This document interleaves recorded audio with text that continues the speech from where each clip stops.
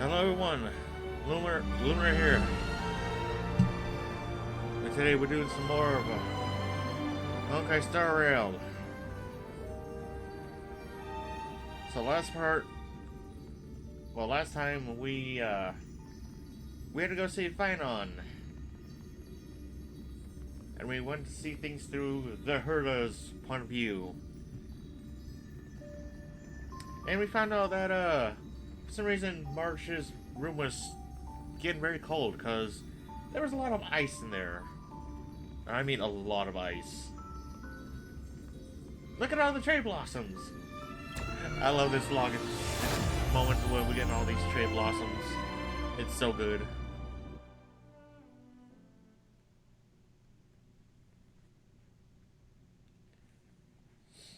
Ugh.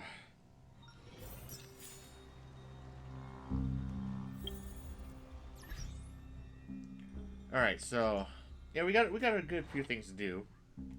So claim that, dispatch that, go to login, grab that.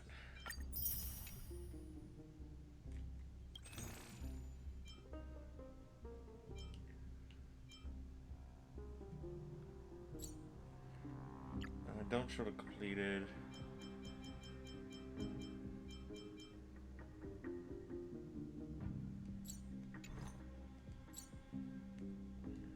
Go back to that. Go to messages. Dribble.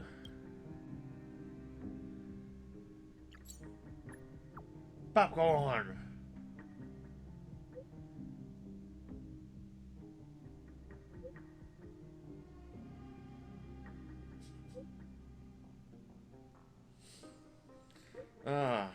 But yeah, and if I do sound a little bit out of it, I just I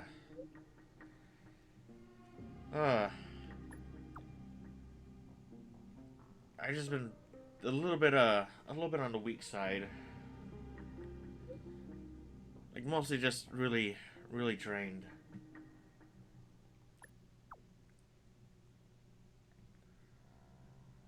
Like even after getting a lot of sleep, I just can't get any energy up.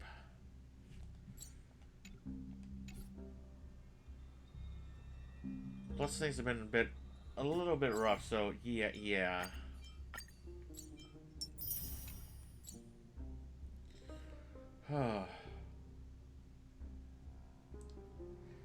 Alright. So how are we on this stuff? Okay. So I still gotta roll for Casterus. So we're still got everything there.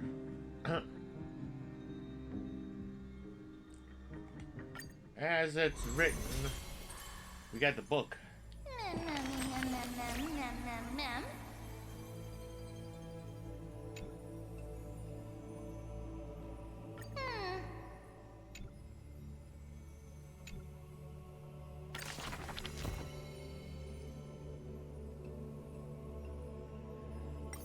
We can write a story.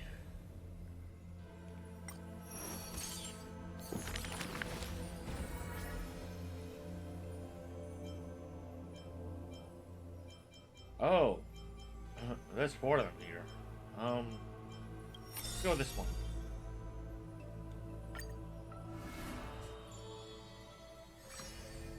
Telltale. That's Castrus. I see a sword that grants death, a shackle of destiny next to the silver-haired girl, worshipped at the Demise's hallow. The sword stained with unknown blood, lying shattered and snapped. The shackle chained pale wrists, dotted in thickening rust. The priest asks with a shaking voice, upon whose fingertips will the butterfly perch? The girl never answers, like death itself, wreathed in silent solemnity. People often say that dying is to meet the palm of the hand of shadow, and dreaming is to be brushed by its fingers a little. In the mirages when the girl petted death, she sees black waterfalls foaming and bellowing, pouring down from a chasm in the sky, where a solitary tower withstands the mighty torrents. When she wakes, she can still feel the water's freezing touch and the cacophonies billow, like the wail of the dead, the howl of beasts, in confusion, delirium, and clamors hollow. The girl's embrace is not meant for the living.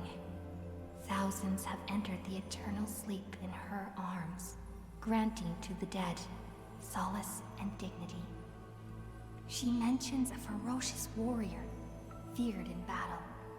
She did not go with a smile, but to me she cursed. Oh, life's end, how ugly you are, how despicable. And from that day on, she adorned herself. Her dress, white as a radiant moon, became always dotted with flowery petals. For if death cannot be avoided, so says the girl, I wish it could contain beauty more plentiful. Among the thousand ceremonies in life and death, the ones she knows with most intimacy are funerals. One burial after another she presided over, from the angelic visage of a babe passed in the cradle to the despairing eyes of the mother drowning in sorrow, from the scars on a war-battered general's torso to the unending tears pouring from his bereft widow. Yet, she remembers not a single living human she had seen. Even in the mirror, she thinks her own face strange, with an alien glow. And the countless words buried in forgetfulness, the only thing she manages to glean is a mockery to fate, a sarcastic whistle. Stay alive. When she cast aside the shackles and stepped beyond Idonia, a déjà vu most violent seizes her whole. Did she, perchance, conduct some previous escape? Illusions dance across her eyes. She had once drifted in an endless river, then drove her single boat out of the deluge. She had wandered in the battlefield, covered in corpses, then recovered the path back to life. Why must she escape? Over and over again. She now knows the answer and quivers, for it is a ludicrous surmise. The woman embodying death walks this world only because she knows she must stay alive. But alas, at that time she knows not that death is not the end. It is only a butterfly landing on a withered branch, utterly meaningless, profoundly trite.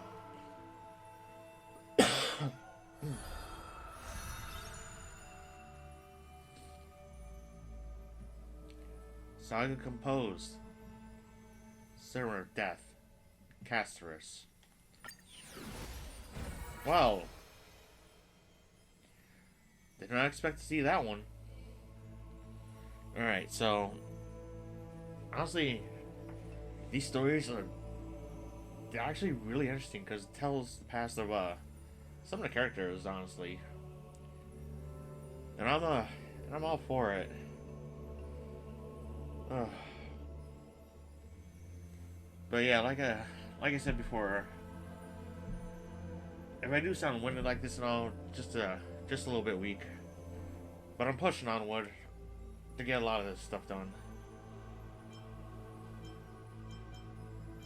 Let's go in order. Is that Aglaya?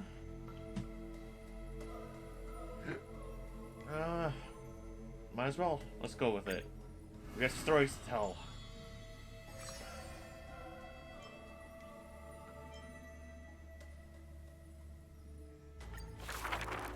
Akima, a city that warriors look back upon before marching toward the battlefield.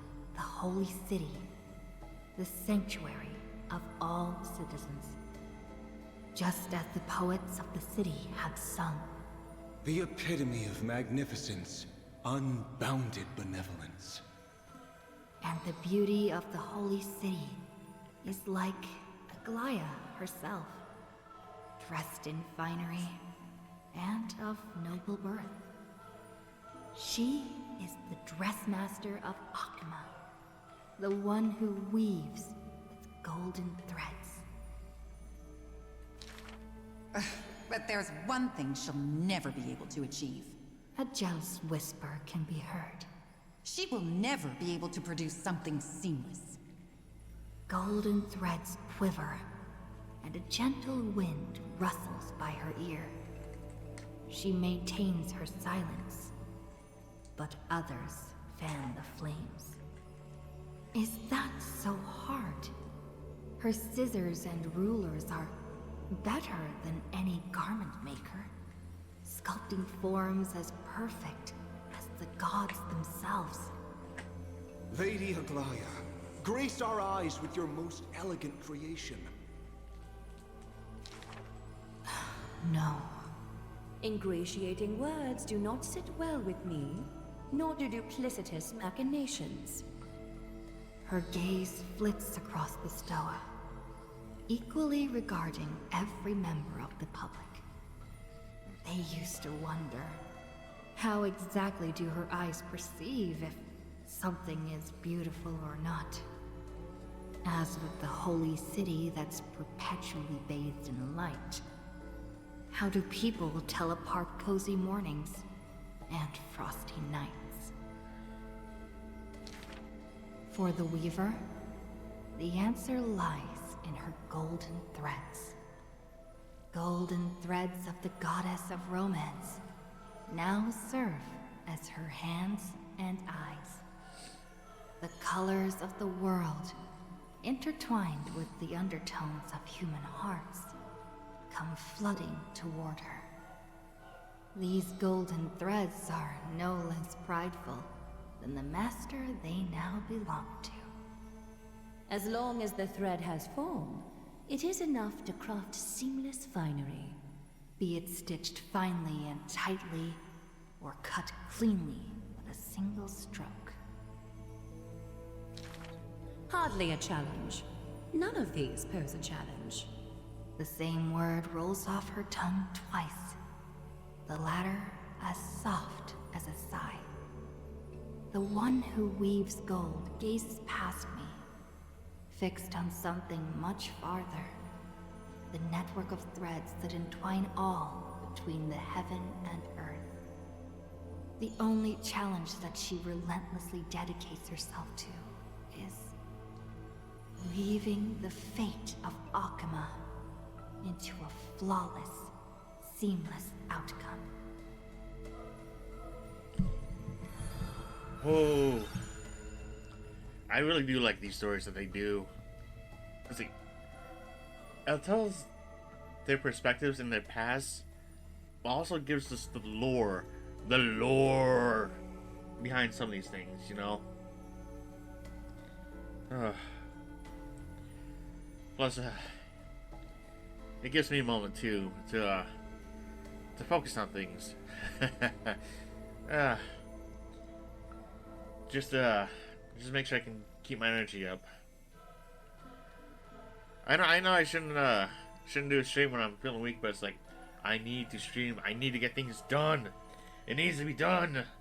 I will push myself as hard as I can. I'm stubborn. Alright? I'm stubborn and I will get things done. Look, I'm a content creator, too, alright? Alright? Because I want to make sure people enjoy this stuff.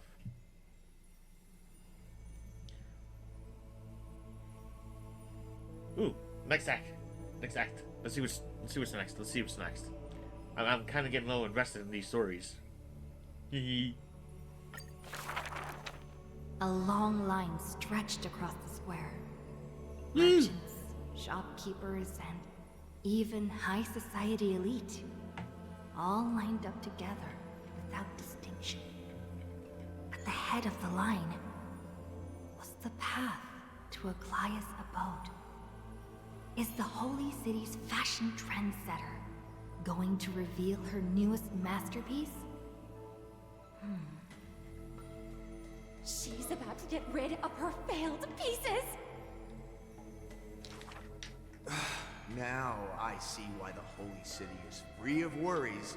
Even as the inn nears, they're still obsessed with lavish clothing.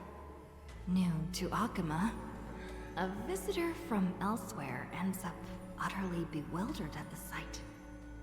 It is said that a family of priests who worship Nestia go way back with the Weaver. But her impeccable gift for weaving isn't meant to serve anyone's pursuit for pleasure. What was once a sacred duty was misunderstood by the beauty obsessed, who mistook fallen shreds for priceless treasures. Are flawed creations really still worth the people's adoration? The Weaver shakes her head. She seems to have forgotten something. It is precisely the flawed hero who walks ahead of the crowd, I can't have it be that who low. casts a long shadow over the world, and who strides toward everlasting daylight. There are, nevertheless, people whom the Weaver is willing to sew and tailor for. Her conditions, though. Beauty sharp as a blade, and the relentless pursuit of beauty. Me! I want to be showered with a thunderous ovation, and lots of flowers. A melodramatic poet speaks out. I want to stir her emotions. The voice of a blushing young boy. Do I fit the bill? My sister and I are refugees from the Abyss. I want to get a pair of shoes for her. A seated child speaks up. Next to him is a barefooted girl, staying silent, with her head kept low. Unfortunately, gold threads are willful things. They are never swayed by sympathy or pity. A tense and worried look surfaces on the young child's countenance. The specks of dirt on his face brought back memories of a past encounter. Go. The Weaver begins. Go to the 3 children in the city. As messengers of Yanis, they will bring him the shoes he hopes for.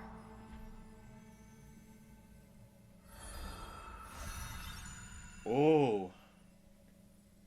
I wonder what happens when you fill up the card. I'm curious. Like, is it something big or what? Huh. Is that Finan? I think it's Finan.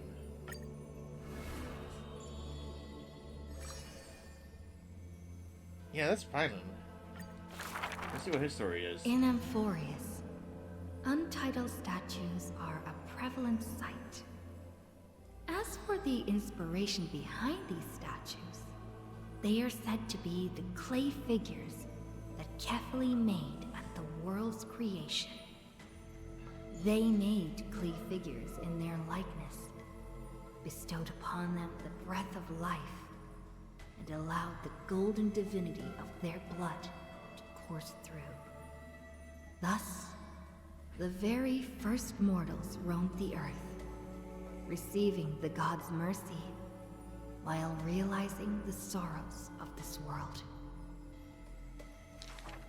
In front of a statue, the people of the holy city beheld a man, Finan of Ides Elysiae. Called it. He never spoke of his origins, only using this name to nonchalantly identify himself. That's not really his name, is it? People cast sidelong glances at him, their minds swirling with doubt. The man merely responds with a breezy smile, neither confirming nor disproving their speculation. Finan is a soldier, one with divinity coursing through his veins.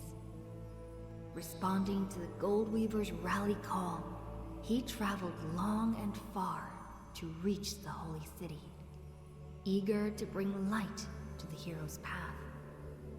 Losses are a constant on the flame chase journey, where life too seems as small as a speck of dust. Ballads reach him through the breeze, as though soft voices meant for him, and he responds in kind. No matter. My existence is of little consequence. Oh. Ides Elysiae, the man's hometown, shrouded in secrecy, just like his past. Some have searched for that distant village, yet found it neither written about nor passed down through song. In every nostalgic reflection, the man crafted a vision of paradise with his exquisite poetry. Yet, within the ancient texts of the Holy City, the history of that frontier village remains more obscure than the days to come. In the far-off future, the land of Amphoreus will bear the marks of the hero's footsteps. With sword in hand, the man will inscribe an eternal mark in the Chrysos epic. Yet his real name may never be heard in this world again. Losses are a constant on the flame chase journey. Some, too, losing themselves at the very beginning of their journey.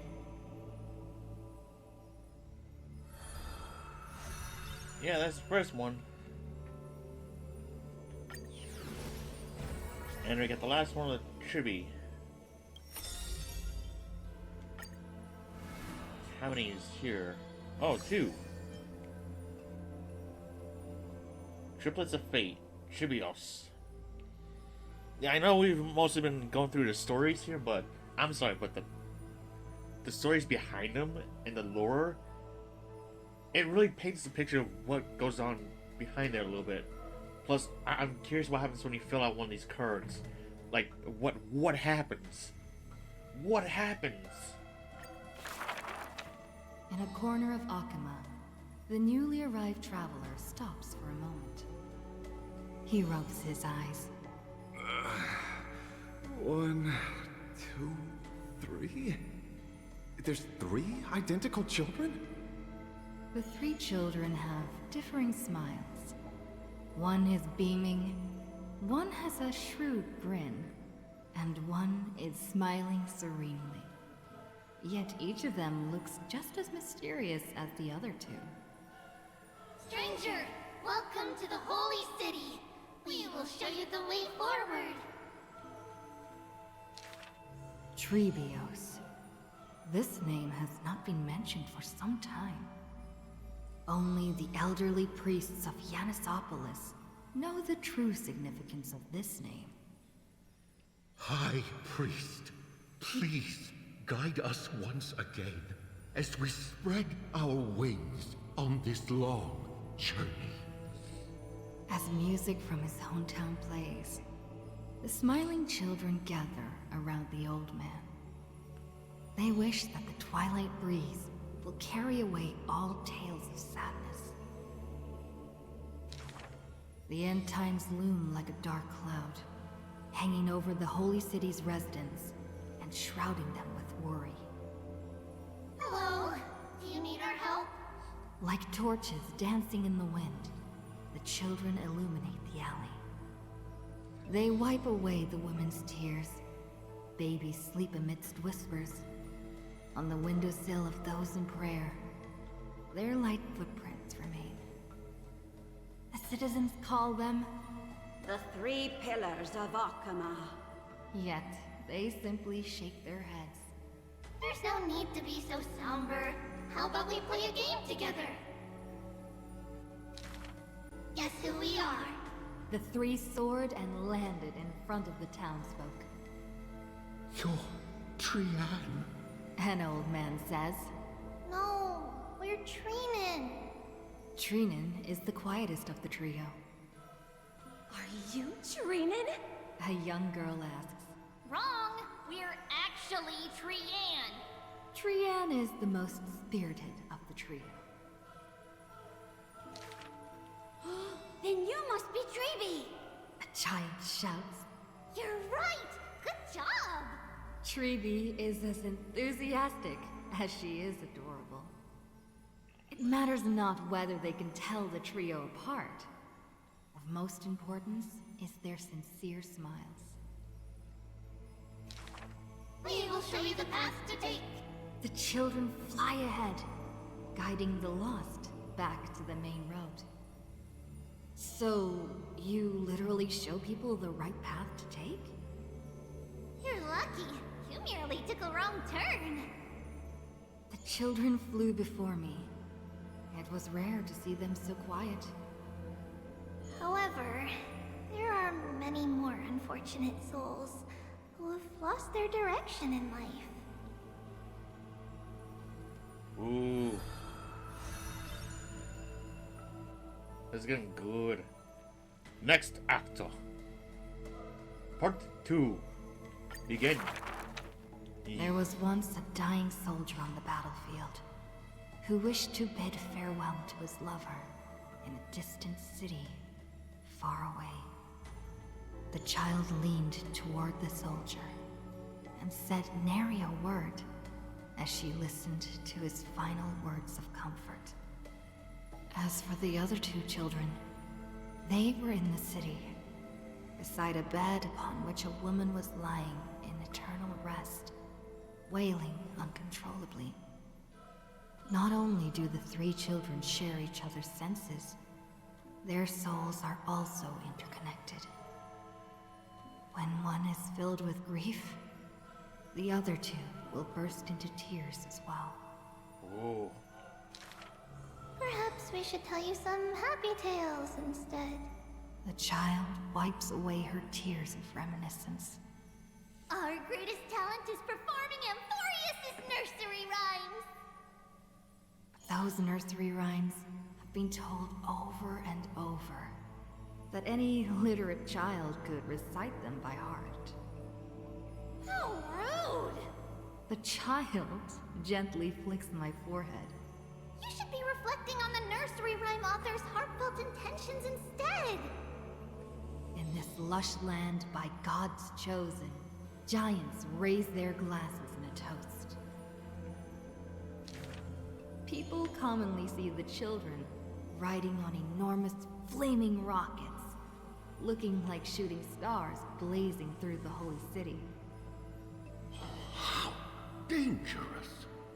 An old man worriedly wishes the children to stop. Not Trinin. The quiet child shakes her head. That's Trianne! The exuberant child raises her hands. Stop! The mischievous child pouts. Can't I just play with something I've created? Every child in the world loves to play, and Trevios is no exception. Every child in the world is afraid of pain. Yet Trevios tries to act tough. Initially, there were many more of us. The others have merely gone one step ahead. The children swore they were already adults. Yet, when they carelessly hit the city gate, they cried out in pain together. The tripartite prophecy is but a distant ritual, and the Chrysos War, a painful dream. Echoes from the Gate of Infinity occasionally jolt her awake, and the distant travels of her identical sisters sometimes inspire uncertainty within her. A new journey only begins when the previous one comes to an end. Despite time marching forward endlessly, the children always manage to stay true to their hearts. They are all that remains of one another. Their senses intertwined, their souls in communion. Yeah, oh, sometimes that happens because of, my reactive moves because of how my new mic is, so sometimes it'll move by itself. I'm still trying to adjust to the new mic, so that's why when my reactive moves a little bit, it's mostly because yeah, the new mic is very, very sensitive.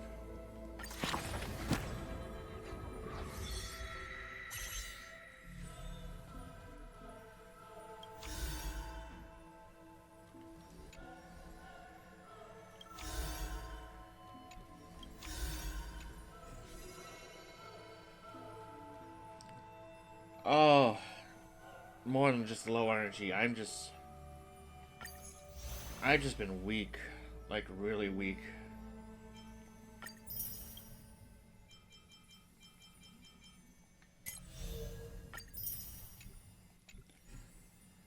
But I'm pushing through.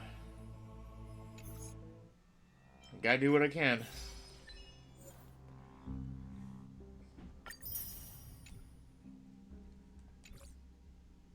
Because I want to do streaming and I want to get things done and I need to do it. So, yeah. Oh, that hurt my head a little bit. Yay. Ooh, item. Alright. An unspeakable thing of unknown origin. What comes to your mind when you put these keywords together? Physically and mentally, both. Just, I kinda may have slept until almost like 1:30 in the afternoon today. And even after getting that much sleep, I'm still so exhausted. Like, you know how when you get a lot of sleep and you wake up and you just got no energy for the whole day? I'm pretty much like that. It's just, yeah.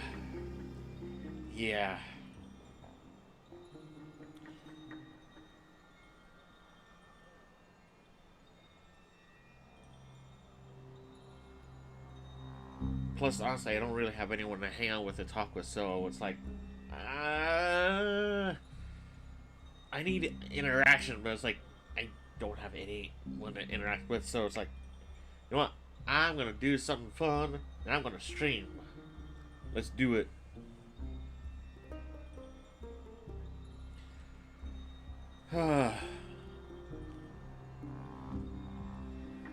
That's right. If you think about the various characteristics of Amphoreus, an isolated world of eternal night being eroded by an unknown power. We cannot discount this possibility. This has been bothering me for a while now. Everything we have seen thus far suggests that Amphoreus wasn't always isolated from the rest of the universe. Be it the birth of the Titans or the encroaching Black Tide, none of these can be explained as a natural progression of a civilization. There must be other reasons for its current state of isolation. It's just... If the cancer of all worlds is truly the culprit, then we should have observed certain phenomena, explicit or otherwise, by now. But that isn't the case.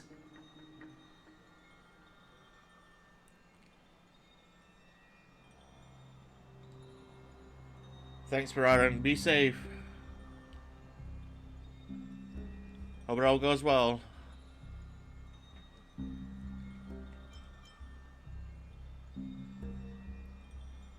Oh, you mean like the voice of the Stellaron? That's what I was thinking too. From past experience, the Stellaron within you should be able to resonate with other Stellarons, but we haven't encountered anything like that here. Oh.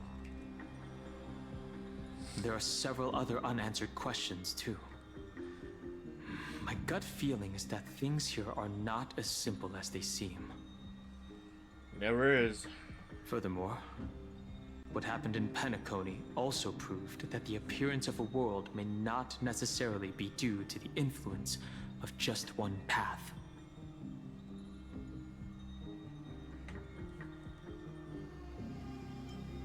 It could be an all-star cast. In another sense, it's Penacony all over again. Oh god. For now, let's just take things as they come. The Black Tide could be a good starting point. Since Nikador has fallen, those who were suppressed by them will no doubt begin to counterattack now.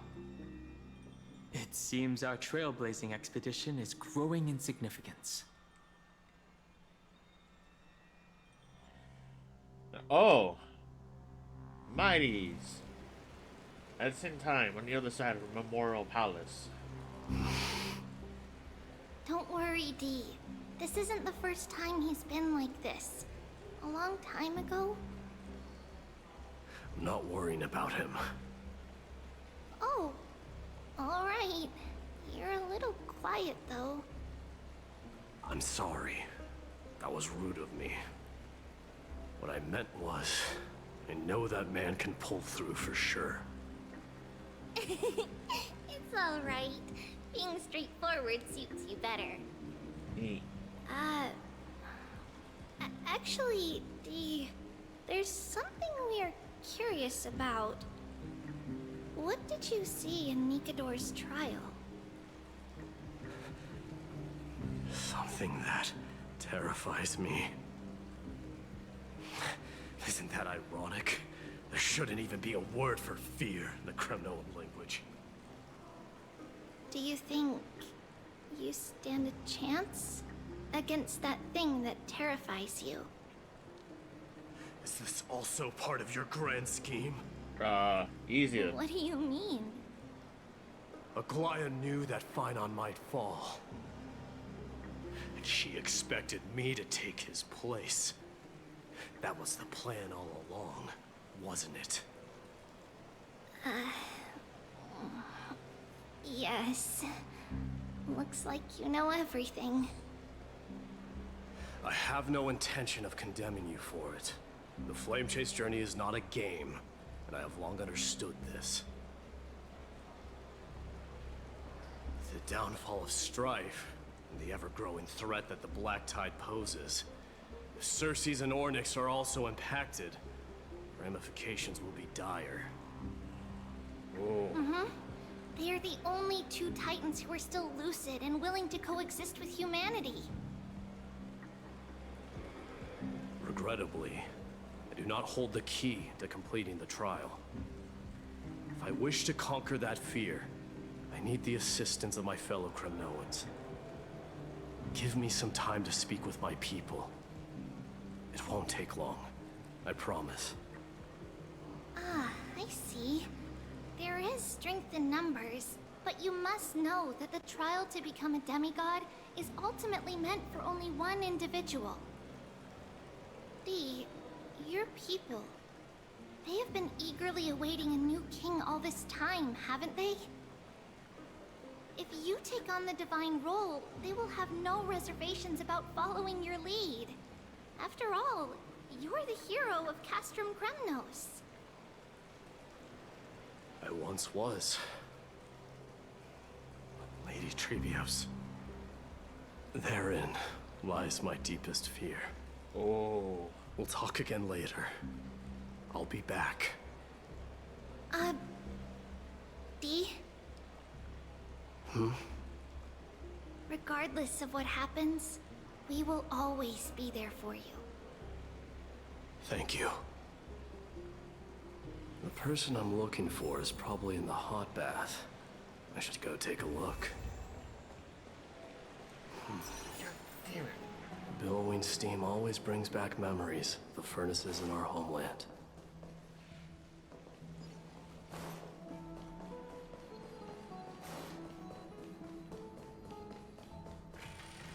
Furnace hot bath. Furnace hot bath. Children left unattended by their parents? That's not safe.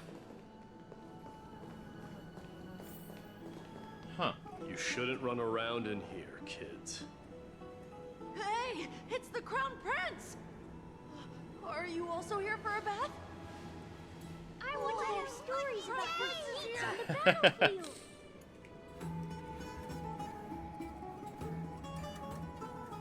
The Crown Prince. Are you Kremnoans? Yeah, we are! The grown-ups said we used to live next to the arena. Well, next to the parts next to it anyway. My dad is a centurion with the Hydra Lancers, and my mom is the bravest warrior in the God Shield Brigade. We used to get tons of silver coins from Mr. Crateros. My parents are serving in the Holy City garrison now. As warriors of Kremnos, they're braver than any Archiman. Why are you kids here alone? Where are the grown-ups? Mom and Dad were asleep, so we snuck out to play hide and seek with Mr. Crateros. That old man can be such a child sometimes. You know where Crateros is? I happen to be looking for him. Sorry, I don't. Come to think of it, we haven't seen him in a while. Did he get lost while trying to find us? No way! Mr. Crateros is a member of the King's Aegis. He's the best at hunting down enemies. He was counting near Verax Leo when we went to hide. I thought about taking a peek, but who knows if it might be a trap he set. It was prudent of you to be cautious. So, which Verax Leo was he with? Oh. It's, just take a few turns after you go out from here. It's close to the backs. All right, I'll go look for him. You should consider the game over and head home for now. And don't play around the hot baths again. Wait, Your Highness! Is there something else? I heard you retrieved Nicodor's core flame. Does that mean we get to go back home soon? Have you ever been to Castrum Kremnos? You were all born in the Holy City, and are living lives no different from the Achaemenids. Everything you know about our people comes only from the tales of others. You've never even witnessed the blade in the sky with your own eyes. How, then, is a city you've never seen your home? Because this place is definitely not home. Mom and Dad told me that the children of Kremnos are born to wield swords and fight on the battlefield. They also said that the Kremnoan detachment led by the Crown Prince is the bravest army across all of Amphoreus. No one can defeat them. kids in the Holy City don't play with us. The moment they find out that our parents are Kremnoans, they shun us. We don't care. We all know that the Crown Prince will take us home one day. Huh. That time has not yet arrived. But... young men of Kremnos, heed my command. Return to your parents at once. From here on, you are to dedicate yourselves to rigorous training and a healthy diet. You must not neglect these two aspects if you are to become a brave warrior of Kremnos. Only by following this path can you be deemed worthy of returning home. Yes, Your Highness! The future of Kremnos. I should find Krateros. That's one way to interact with them. Ooh, puzzle. Puzzle. Oh, let's see now.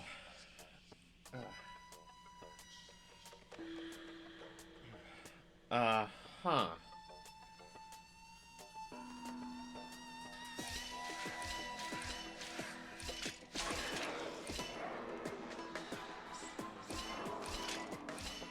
Woo! I figured it out. I'm smart. Gimme. Mine. Yeah.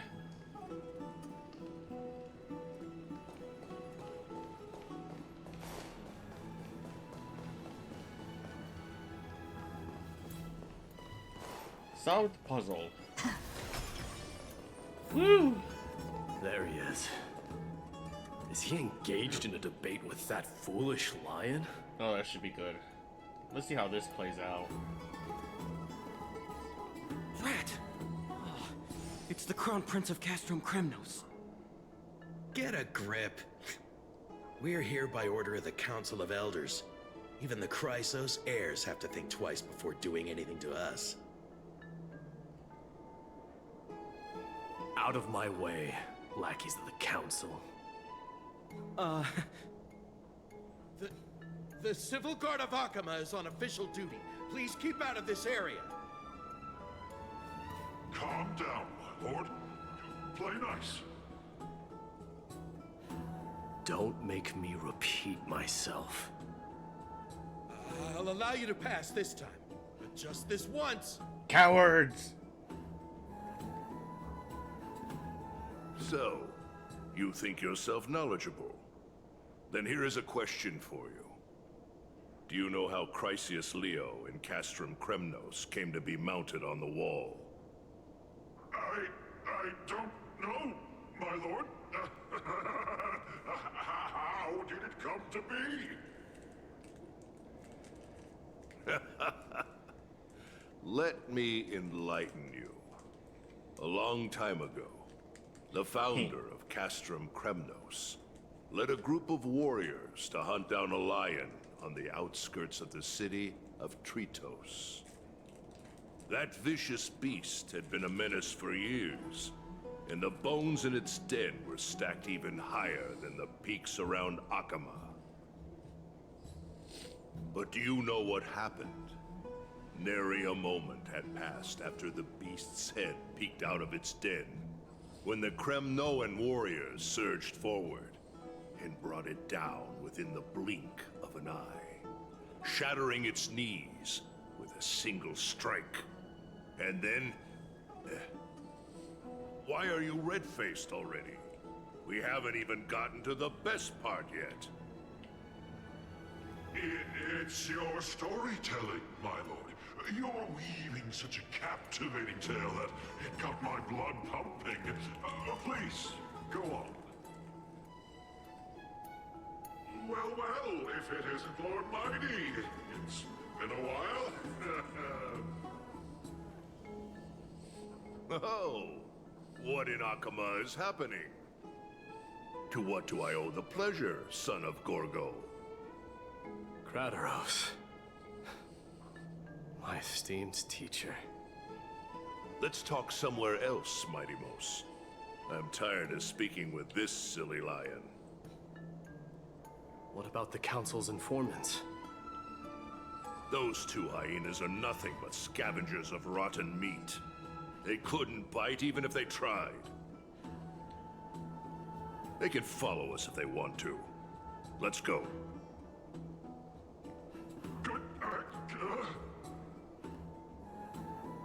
Wait, so how in the world did Chrysius Leo get mounted on the wall? Keep up with us, you hyena. Oh, sorry. I meant officers. Hey, old man, how dare you? Calm down. Calm down. I mean, they are pretty much hyenas. They all bark, no bite. Cowards! Don't fall behind now. Unless you want to upset our friends here. Don't...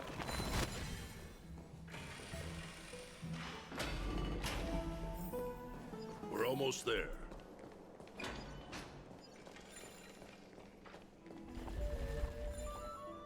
Why have you stopped?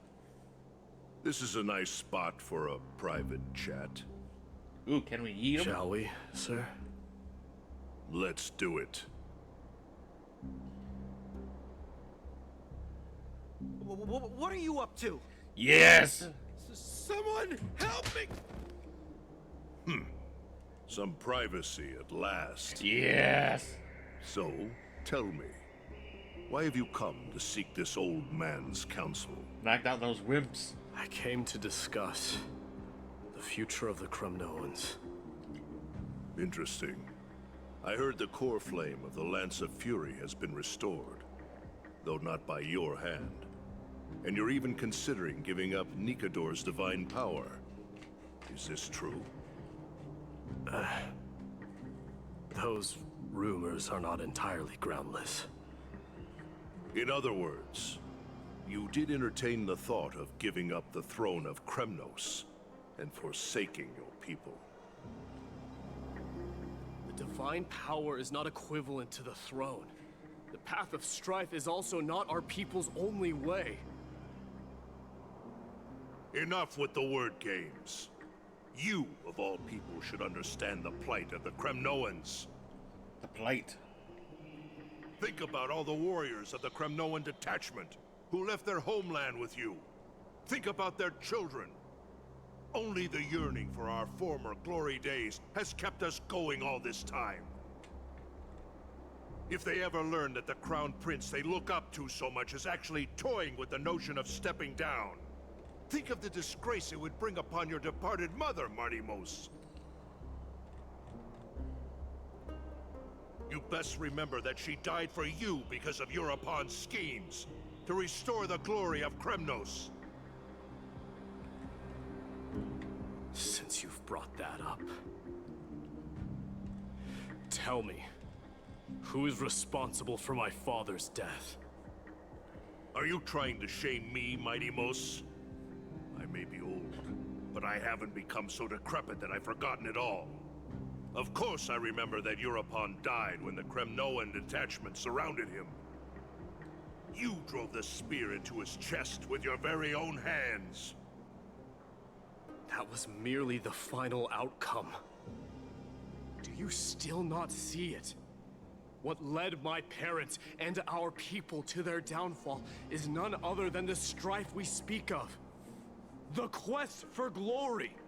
The tenet of valorous death before glorious return. This is the creed of every Kremnoan, no matter whether these beliefs are justified or not. Don't be ridiculous.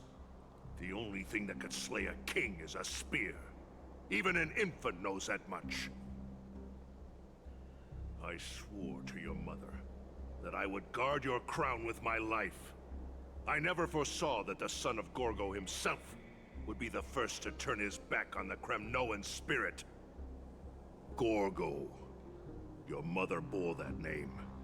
The name of the great founder of Castrum Kremnos. And she upheld that name with honor. If you choose to turn your back on her legacy, like a wretched deserter, do not fault me for withholding my loyalty, Mighty Mos. I came to discuss the future of our people with you. But it appears this is not the right time yet. Go, Mighty. Ha! That's what those Chrysos heirs call you, isn't it? Go down the path you have deemed correct. Deep down, you have always been one to do as you please. And I am well aware that no one can deter you once you've made up your mind. But don't you ever dream of renouncing the traditions of Kremnos. We may reside in Akama now, but we remain eternally bound to strife by blood.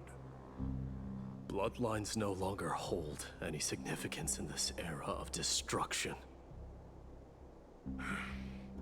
My young lord, always bear this in mind.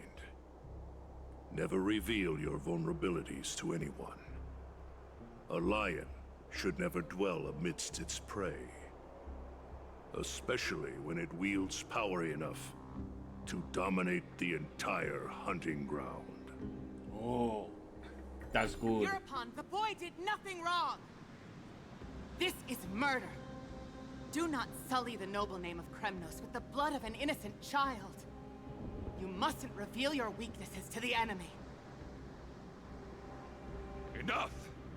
My decision is final. We must use this child's life to preserve the soul of the great Nikador. We must save Castrum Kremnos. Oh. Don't be absurd. Those tiny hands lack the strength to even lift a spear.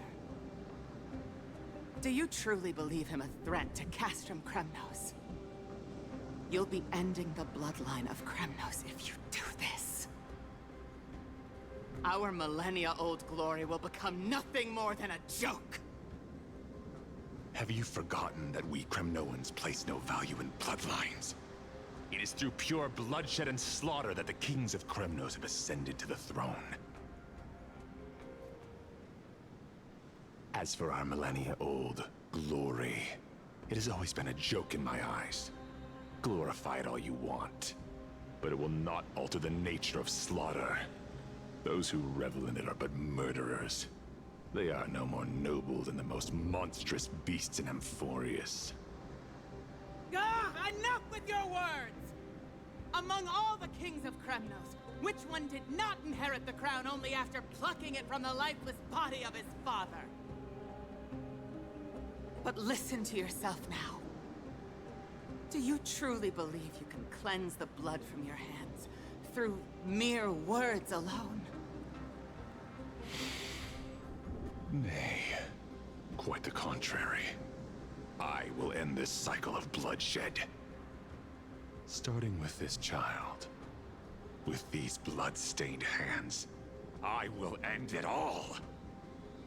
Your failure is inevitable, Hereupon. You are just a coward who can only raise his blade against his own child!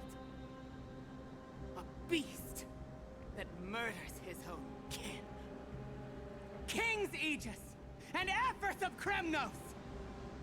You cannot sit idly by and watch this atrocity unfold.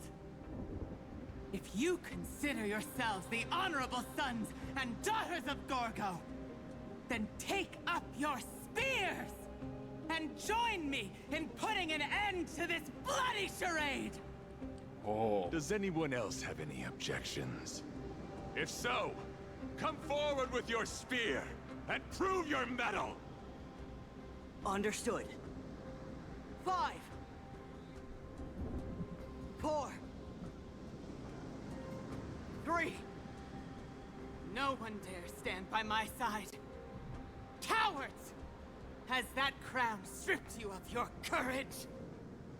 2.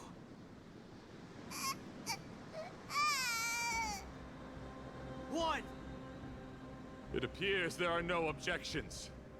Then, in accordance with the Kremnoan Council's principle of tacit consent, the decision is final.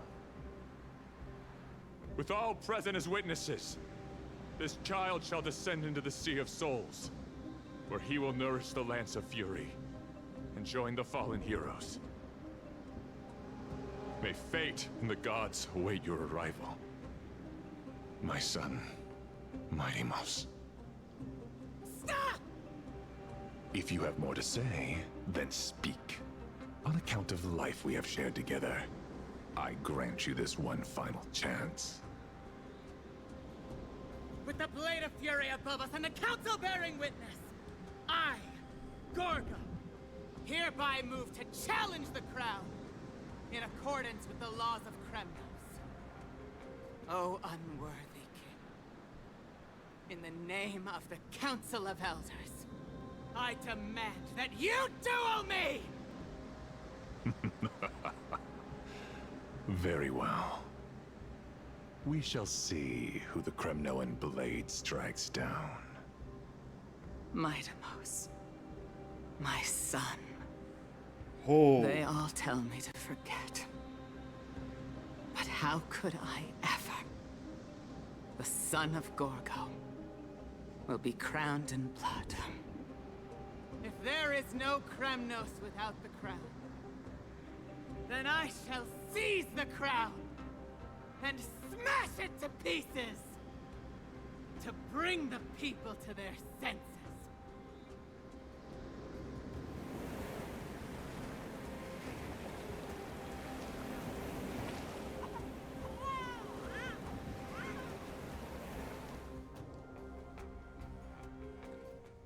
Huh. Wow, that was wild.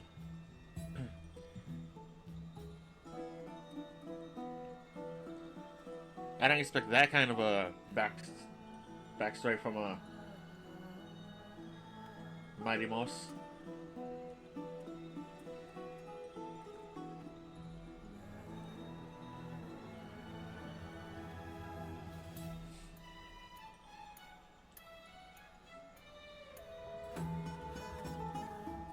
Miss, you're awake.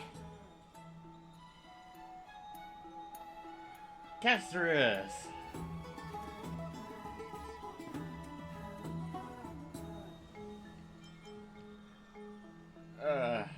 Why are you here? I apologize for arriving uninvited. I saw that you were still asleep, so I took the liberty of waiting nearby. I see no problem with it. I welcome I it. bring a message from Lady Aglaya. She has prepared a gift for you and Dan Hong, and wishes to present it to you in person. Ooh, a gift! Free stuff! Free stuff! A gift! Gimme, gimme, gimme, gimme, gimme. I'm glad you're in good spirits. Alright, let's set off. Woo! Gimme, gimme, gimme, gimme.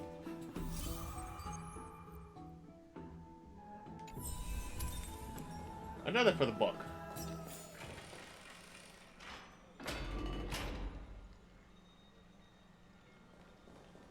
The baths are bustling.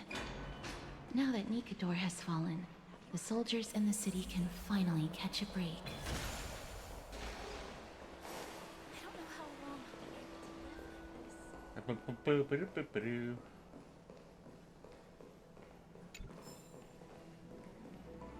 Is that Lady Treby and Lady Trianne? You must have forgotten. This is a precious relic from our hometown. We definitely all saw it back then. Oh.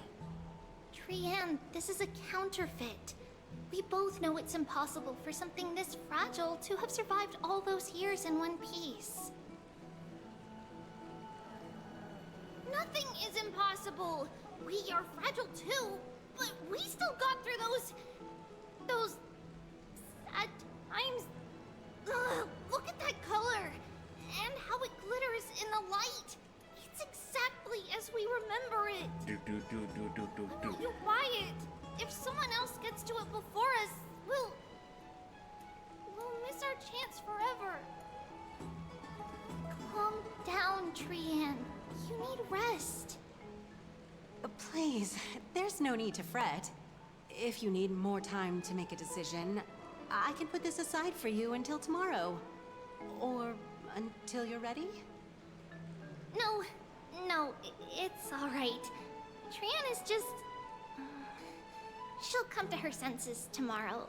We'll be off first. Trian is just... what?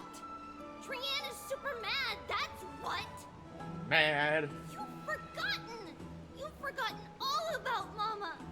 Mama gave us something just like this before! Trian... Oh. And off she goes. See you tomorrow? I hope you two patch things up soon. See you tomorrow. May the winds of fortune bless you.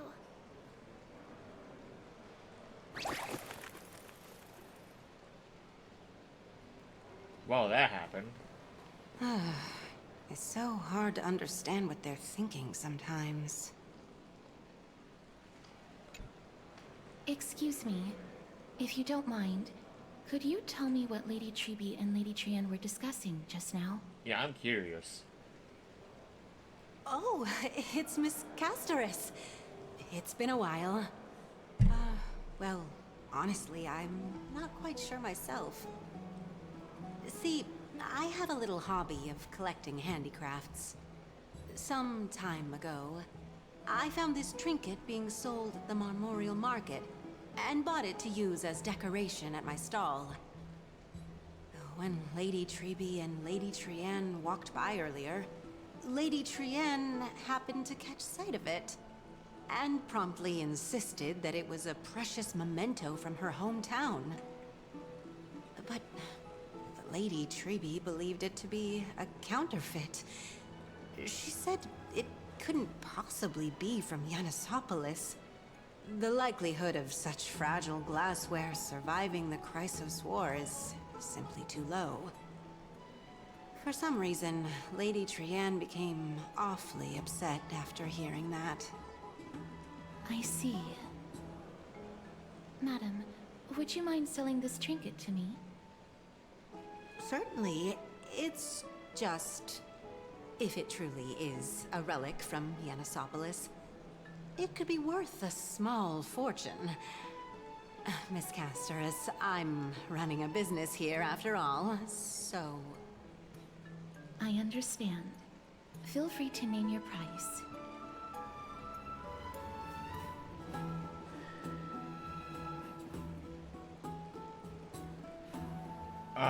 Hold on.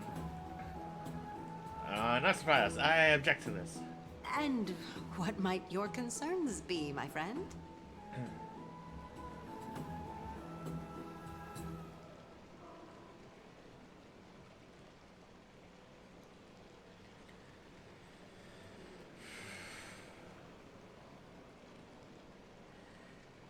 Tribi did call her fake, so... Fine.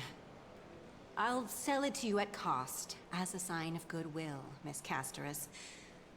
Just promise to support my business in the future. Much appreciated. Thanks for helping me out.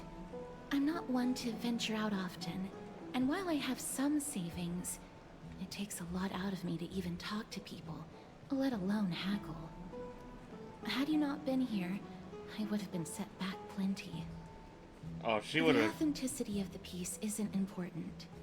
What matters is that it holds special meaning for Lady Trian and reminds her of her hometown. I've long wished to show my gratitude for Lady Trian's care, but I haven't been able to come up with any ideas for a suitable gift. This chance encounter today feels like divine intervention. Perhaps this is the gift I've been searching for.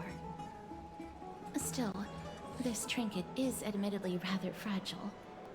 I will have to make some adjustments and stitch it onto wool felt to protect it. That way, no matter how much Lady Trian runs around, it won't break easily. Alright, back to business after that little detour. Let's keep moving. Don't stray far now.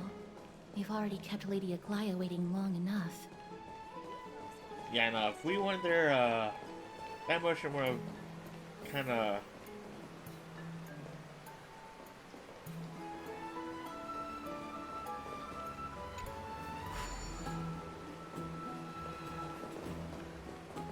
They really would have taken Cassius for a ride.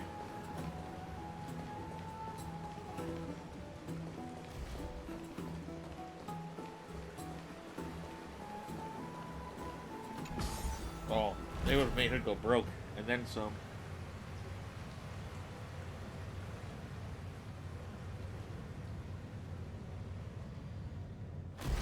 And we made it. It seems your friend arrived before us.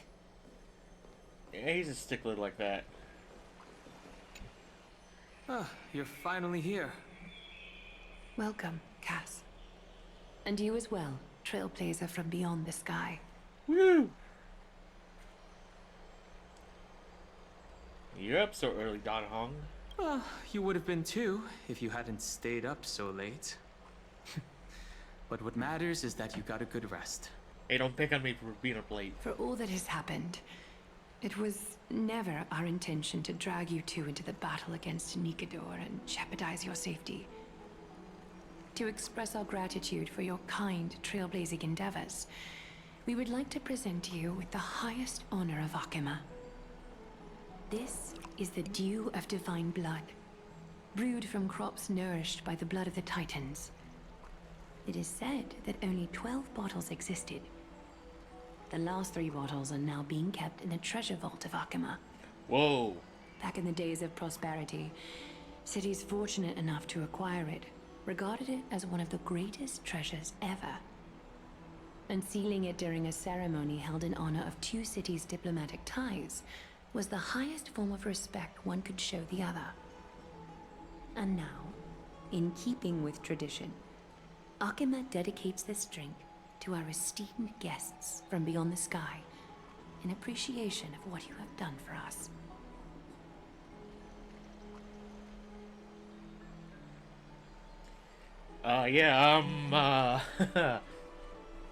My hand is kind of trembling on the weight of this gift because this is a very heavy gift.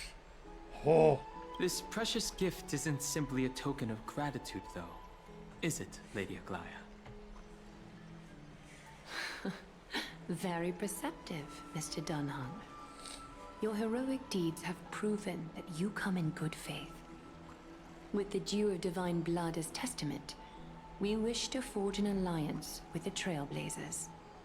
Oh. With all due respect, won't forging an alliance with the Chrysos heirs embroil us in the conflicts within Akima?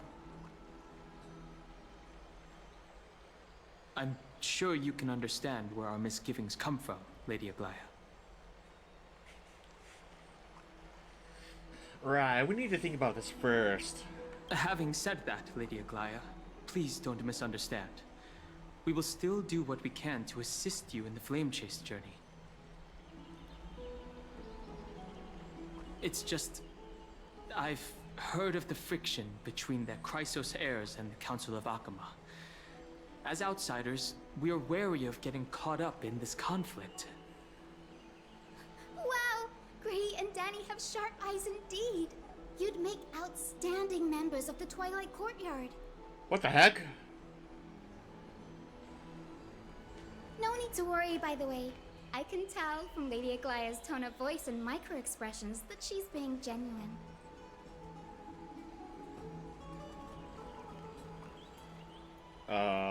Not only are you guests from beyond the sky, but you've also done so much for Akima. You're practically heroes to us all. Lady Aglaya would never subject you to Aquila's judgment. Huh? You are...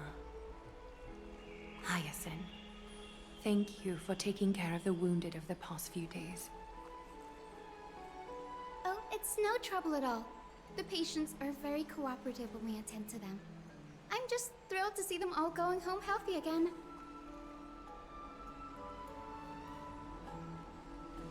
Oh, it's Cassie! Oh, I've missed you.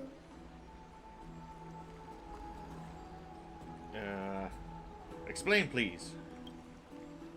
This girl, she's a natural at making friends.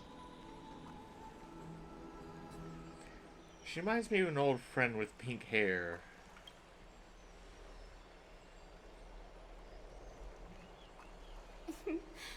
As an Aquila. I'm here to bring healing light to the world. Plus, I've heard you're also children of the distant skies. Fate must have brought us together. Can we be friends? I'd love to hear your tales of the sky. And oh, it's a rare occasion that Akama presents such an invaluable gift to guests. Lady Aglaya, may I have the honor of tasting it too? Of course you may. Esteemed guests of Akama, please believe me when I say that this gift carries no hidden agendas. As for the matter of the Alliance, you need not give me an answer here and now.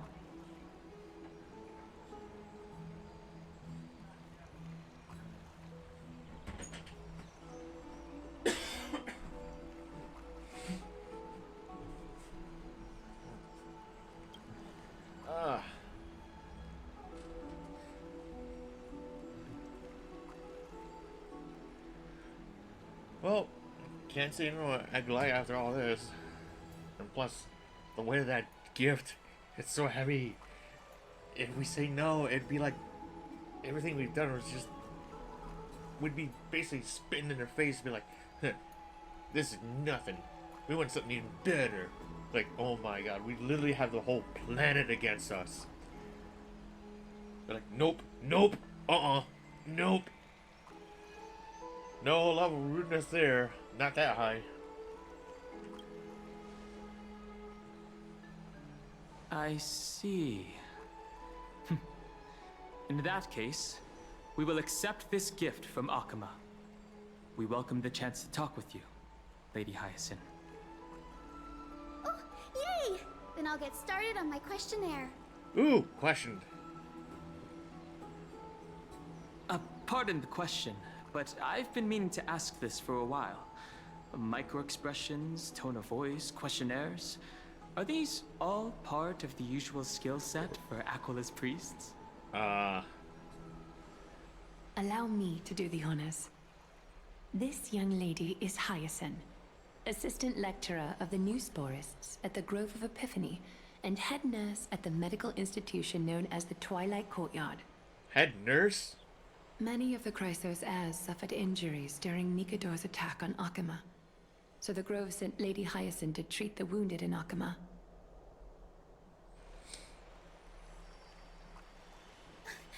But what I'm really good at is helping people sort out what ails their mind and spirit. If you're ever feeling troubled, come find me. A little sunbathing in the courtyard will chase all your worries away. So you're a therapist. Thank you. We will keep that in mind. Oh. Well, it looks like everything's sorted out now. The patients have also all recovered. I think it's time for me to head back, Lady Aglaya.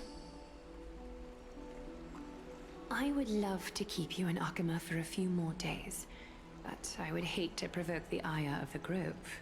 Never mess with medic. As it happens, Akama intends to send a messenger to the Grove for updates about the research on the Black Tide. We also want to communicate our desire to discuss the retrieval of Circe's core flame at the earliest convenience. Oh, that sounds pretty serious. Lady Aglaya, you can't be asking me to... No need to fret. We won't put you on the spot. Trianne will be going there as the diplomatic messenger of Akama, and Castorus will be accompanying her. Oh. I happen to have a few questions for Professor Anaxa as well, regarding the missing Titan Thanatos. Since this involves Akama's diplomatic affairs, we'll give you some privacy. Time to go and play. If you're not keen on just sitting around, Miss Trailblazer, why not go with him? The Grove is a picturesque place, perfect for sightseeing. Well, if you insist. That's a wonderful suggestion. Come visit the Grove Grade. I'd be delighted to show you around. Sounds good. Gaining more insights into the customs and geography of different regions of Amphoreus is also part of trailblazing. In that case, do bring this spindle along with you. This tool, called the weft, is used to spin thread and has been passed down in my family through generations. Though it doesn't see much practical use nowadays, it's become a symbol of great significance. In this respect, it is the perfect token to represent my will. If you encounter trouble at the Grove, just take this out and show it to them. While you're in the Grove, the golden thread of the weft can also render all things around you visible, regardless of whether they're corporeal or not, allowing you to see things as I would. Castorus knows this too. Oh, that'd be so good. Make good use of it. Trian is already waiting for you at the outskirts of Okima, so I won't keep you any longer. May your journey be smooth. Smooth criminal. Better not nah, better not nah, nah, nah, nah, nah.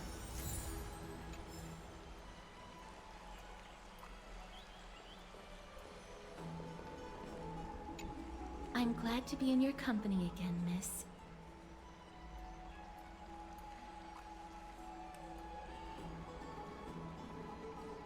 Let's just go ahead. I'm not gonna question things. Oh, I came here with a colleague from the Twilight Courtyard. I've asked her to pack her luggage in advance, so she's already waiting for us by the city gates. Let's go meet up with her. Huh.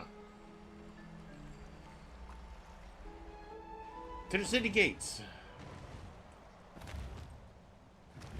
Look, there she is. And Lady Trian. But who's that they're looking at? Did something happen, Clementine? Oh, that's a serious injury. Oh. Miss Hyacinth, this man was discovered by Trian! Trian was in a bad mood this morning, so we went to the outskirts of Alchema for some fresh air. But then we found him collapsed on the roadside. Trian knows the city has good doctors, so Trian brought our new friend into the city to look for a doctor. Doctor? I was waiting here for Miss Hyacinth when I bumped into Lady Trian. But by then, this man was already in critical condition, so I had to perform some emergency treatment first. These wounds, they're caused by the Black Tide. Ooh. This is bad. Clementine, prepare a ward for this man at once. I'll treat him myself. It's a miracle he's still alive, considering how badly the Black Tide injured him. Lily, Cassie, and Trian, would you mind making your way to the Grove first? Once this man is out of danger, Clementine and I will join you. As a healer, I cannot ignore those in need of medical attention. Nah, you're good, you're good. I understand. May fate have mercy on this poor man. Trian believes he'll get better. Everybody, follow Trian! Fly, fly, fly away from Alchema!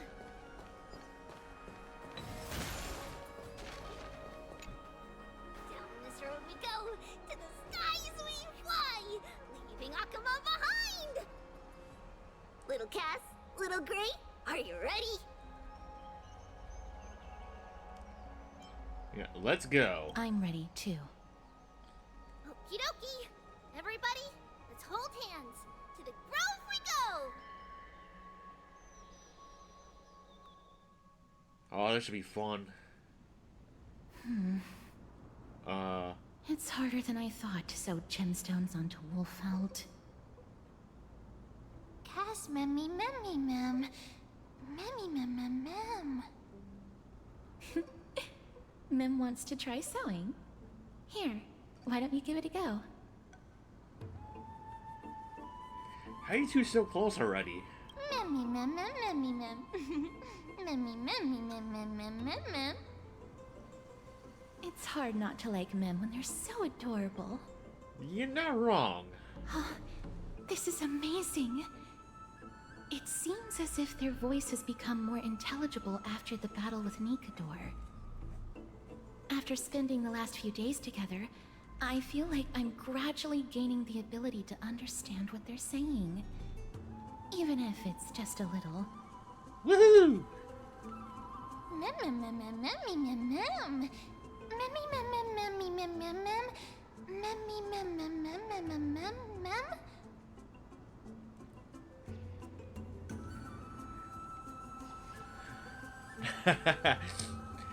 That just sounds weird. And you know I'm just picking.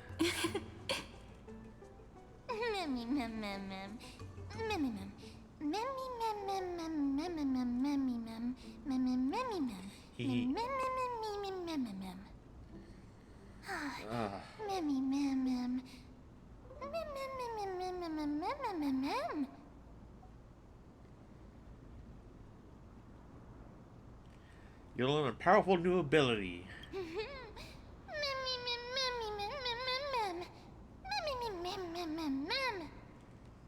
Cute.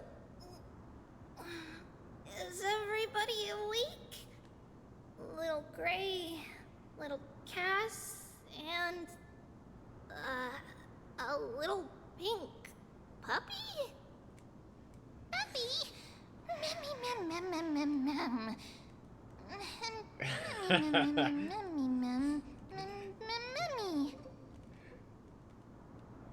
It's already action hour. Lady Trian, I hope you're well rested. Action hour? Huh. You were talking in your sleep. Did you dream of many things? I like that. Sleep talking? What did Trian say? Something like, Mommy, all with sword. Let's fight together. We'll be brave. Ugh, it's so embarrassing.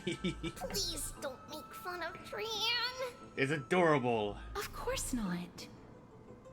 Wasn't Lady Trian's mother also the Holy Maiden of Yanisopolis? Uh-huh. Mama was the strongest holy maiden in all of our history. She also gave us the prophecy of deliverance. And she had red hair that looked like a cute red mushroom. But Trian can't remember what Mama looked like anymore. Not even in the dream just now.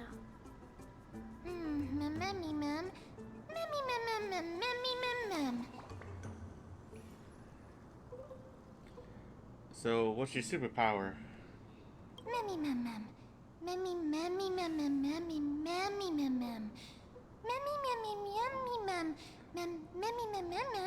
That's right.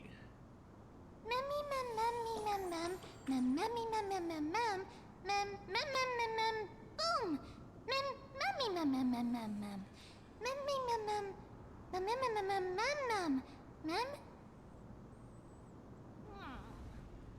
Trian thinks that's a great idea. Can the pink puppy help Trian out? Yay!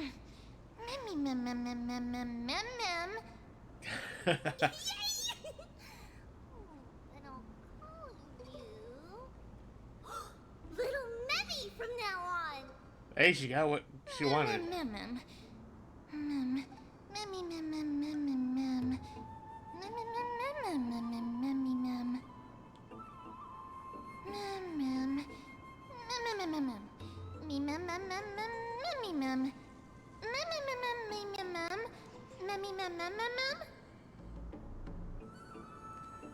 Mem's adorable. Okie dokie. Trian remembers that we need to help Aggie ask the big tree whether Cersei's would be willing to visit Akama.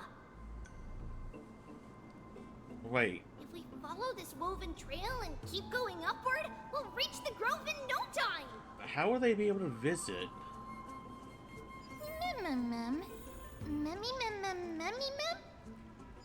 Legend has it that whenever they requested an audience with Cersei's, Nestia would always come to the meeting in a long white dress. As the warps and wefts of the dress came into contact with the ground, they turned into paths and stairs. Got it. Zoom. Look!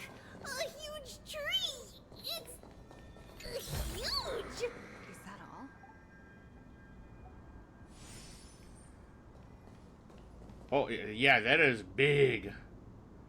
I didn't notice it at first. I was like, wait, what tree? Oh my god. I've seen big trees, but that's just, Ma'am. Ma'am. that very big. Ma'am. Ma'am.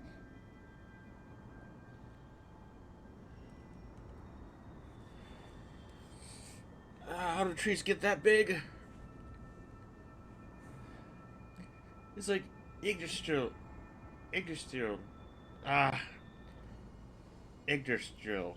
the world tree.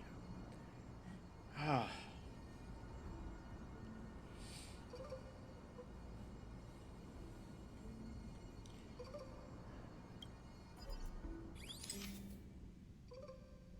Boom.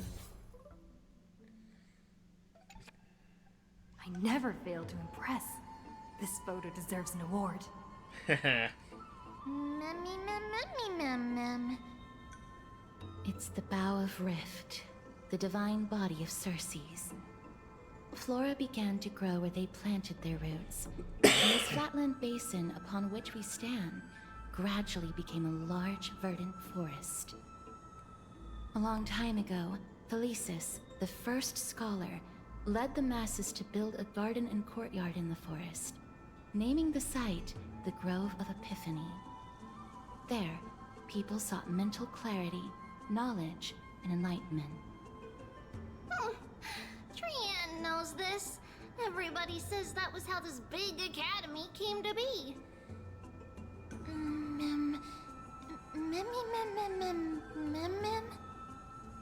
Something feels off. Yeah, The Grove has always welcomed scholars. So too would Circe's give us her delicate leaves and extend her branches in greeting. Yet, it seems both the Grove's messengers and the Titan are indifferent to our arrival.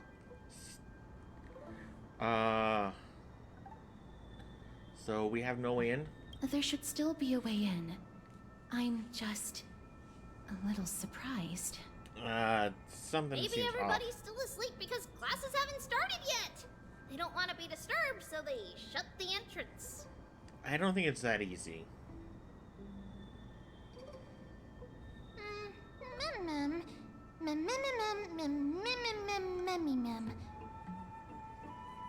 This place is too quiet. What in the world is going on? Only one thing to do. Trian found it! Everybody, fly the entrance on the other side. Where could it be? Here we go.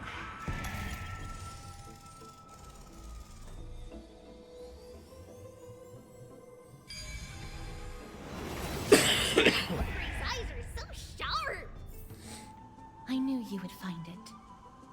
The courtyard of Storgi should be just ahead of us.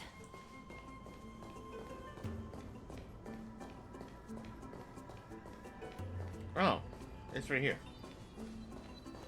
Wait. It's a basic treasure. Mine!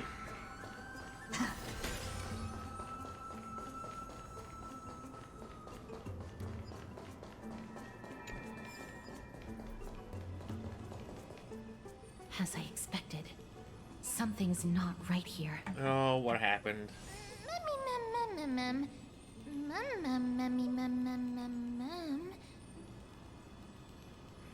Not to mention that this whole place is also eerily quiet. Yeah, we should have seen at least 2 or 3 scholars. Maybe something happened? That's possible. Hello? Is anyone there? That's one way to get their attention. Oh. Huh, no one's here. What should we do now? I have an idea. Lady Trian, could you lend me that golden spindle? Do you remember? Lady Aglaia said this. While you're in the grove, the golden thread of the weft can also render all things around you visible, regardless of whether they're corporeal or not. This is achievable because the grove is not only where the roots of Circe's are, but also where the chrysalis of gold manifests. Thanks for the hydrate, Prata. I needed that. Oh, Nestia, with the weft as my vow, I beseech you, entwine my body with your golden thread and affection.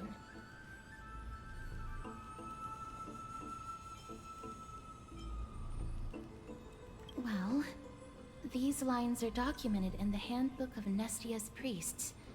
So, if I'm not mistaken, we should be able to draw power out of this butterfly exuvia with the golden thread.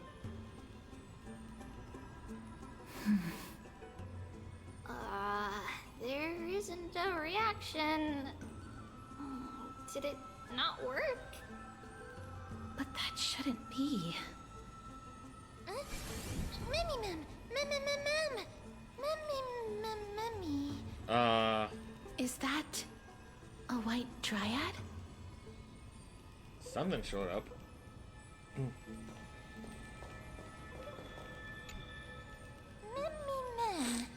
White dryad, huh? Mem. Interesting. No, it isn't a white dryad. It is the shadow of a dead white dryad. Dead me mem. Shadow? Strictly speaking, these white dryads are still plants. They only gained sentience as a result of Circe's blessing of equality.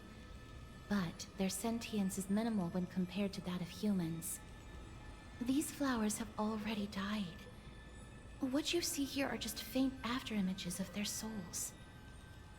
However, this also means that the golden thread has definitely connected with the Titan's presence. Without the golden thread's outlines, we would not have been able to see them at all. But what happened to them? Why are there only tiny shadows of them left? Mem, can you read their memories? Let me try.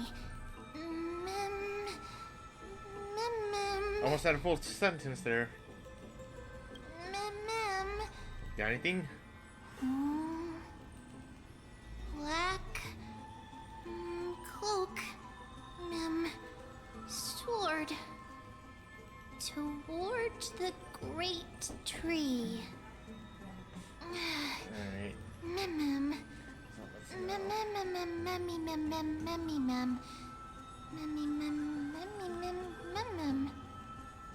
I have a bad feeling about this. Yeah, black cloak The deathly sword. fog of Thanatos is fast approaching.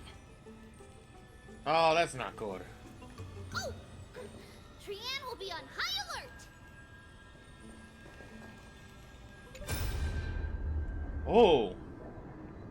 That triggered stuff.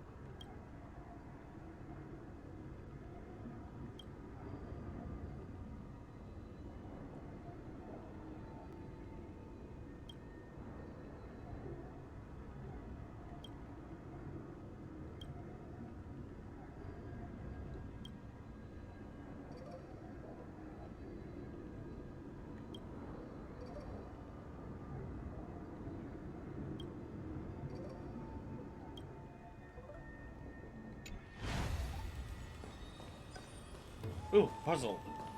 Let's go. I like these things. They're fun.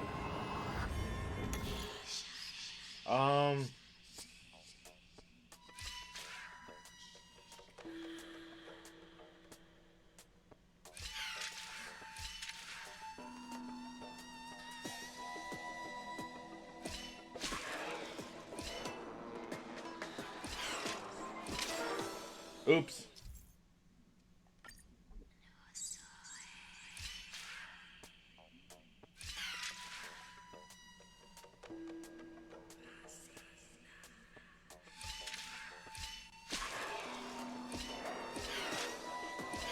Ow!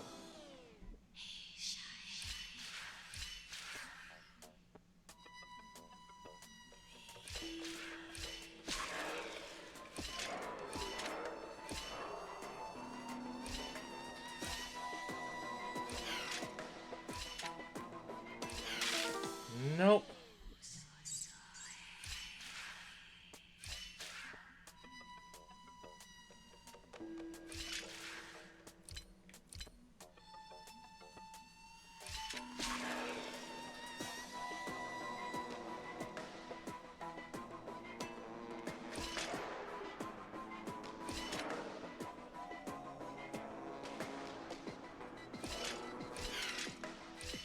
Nope. Hey, hold on.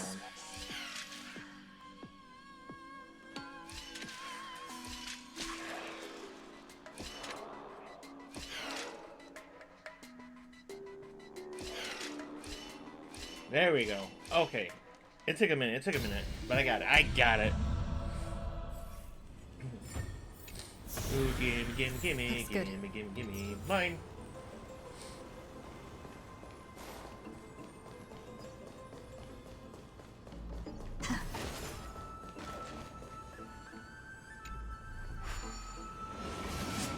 Let's see what we got here.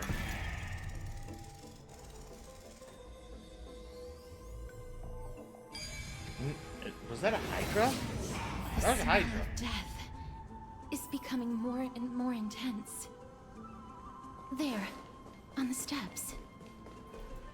Oh, that's not good. That's very not good. This looks really scary. Mem.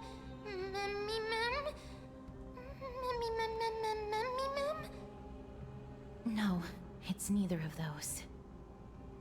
This is a creation of the Black Tide. Such creatures are formed when living beings are corrupted and turned into deformed hollow husks of their former selves. Everybody, stay alert. Regardless of what has happened to the Grove, the fact that we're seeing the remains of a Black Tide creation here definitely doesn't bode well. No, it does not. Should we inform Aggie about this? Mem.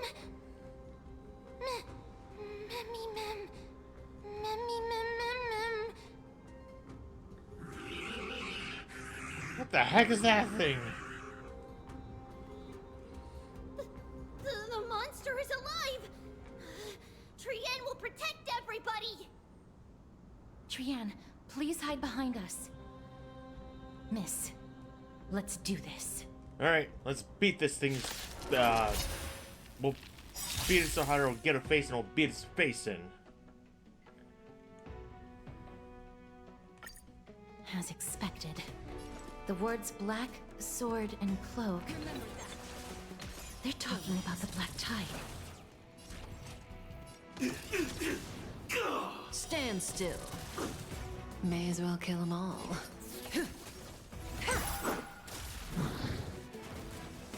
There's more to life than drawing breath. Pay attention. Relax. Attack detected.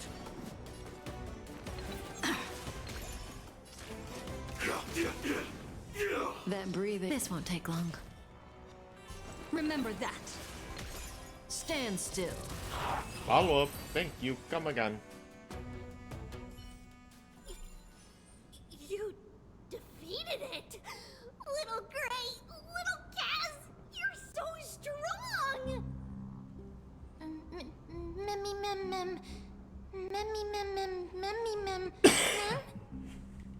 To think the Black Tide has spread this quickly to the Grove despite its remote location. I'm afraid a world where strife has fallen is far more dangerous than we ever imagined. I think... Oh no! Does this mean that Akuma is also in danger? Looking at this mess, it seems the scholars at least succeeded in fending off the first wave of attacks. But at what price? I think, I think the Stellar might be creating the Black Tide. At the same time, Akama. Lady Aglaya, after a few days of surgeries, both major and minor, we were able to save the life of that patient found on the outskirts of Akama. Thank you again, Hyacinth, for your hard work. The scarring of his organs was especially severe, a result of the Black Tide's corruption. It's a miracle he's even survived. I can't say for sure when he'll regain consciousness. Don't stress yourself out over this. You've already done everything in your power to save him. There's no need to hurry to the Grove either. You deserve a good rest now. Tribi, I have some things to tell you as well. There's something strange about where that patient came from. He is not Akaman. The way the stitches on his clothes are hidden is quite unique. Such craftsmanship is undeniably from the Grove. Groovy. Grove? You mean... Now that I think about it, Castris and the rest should have arrived at the Grove by now. Trian just got in contact. The Black Tide has invaded the Grove. We haven't detected any survivors, even with the help of the Golden Thread. What should we do, Aggie? The Black Tide is posing an even greater risk to us now. I did not expect the Grove to be the first to be impacted, though. Can they tell where the core flame is right now? It's going after the reason. That's why. We see it. The core flame is still there, but... But... what? But they can't say for sure whether the Titan has also been corrupted by the Black Tide. Please let them know that for now, the most pressing task is to identify the core flame and transfer it to a safe place as quickly as possible. We must also search for survivors and find out exactly what happened to the Grove. Yeah. Oh, and find Anaxa. Unless something went terribly wrong, he should still be alive. They've set off. Please, stay safe, everyone. I pray for their safety too. Anaxa, Atraxa. Aggie, how do you know that Anaxa is still alive? I know that man all too well. If that blasphemous performer knew that he was not long for this world, he would most certainly try to seize the core flame and drag the Titan down with him. Is this a joke as well? No, I'm being serious this time. We're facing threats from both within and without Akama. The merciless carnage may have ceased, but Akima's nemesis continues to sharpen their blades even now. They may have even prepared the gallows from which to hang us already. You mean... Even if the divine authority of strife is as yet unclaimed, the Black Tide is advancing more rapidly than I expected. I fear this tragedy is more than a mere natural disaster. Alas, it's too late. The Council will likely take this opportunity to do something... I will try to keep this under wraps for now. But you must also take care and be prepared for anything that may happen. All right. Should I inform Hyacinth about this? Not for now. She must be exhausted after performing surgeries non-stop for so many days. I don't want to overwhelm her with this bad news.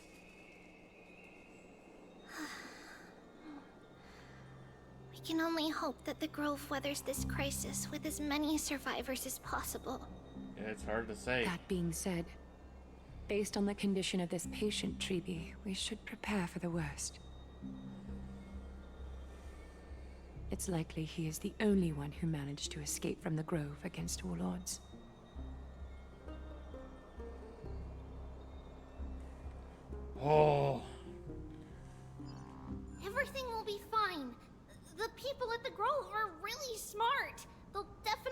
able to chase away the black tide. True.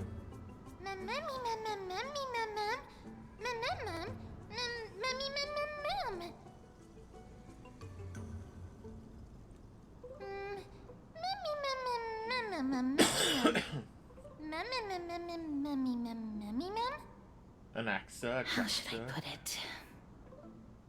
Lady Aglaia doesn't trust Anaxa at all, I'm afraid. That makes complete sense. It's like leaving a lit match with a stick of dynamite. Boom. Yes. Believe me, she is far nicer to the two of you than she is to Anaxa. Despite being a Chrysosaur, Anaxa resolutely believes that titans and prophecies are a load of nonsense. During our regular citizens' assemblies, he always votes to oppose the Flame Chase journey.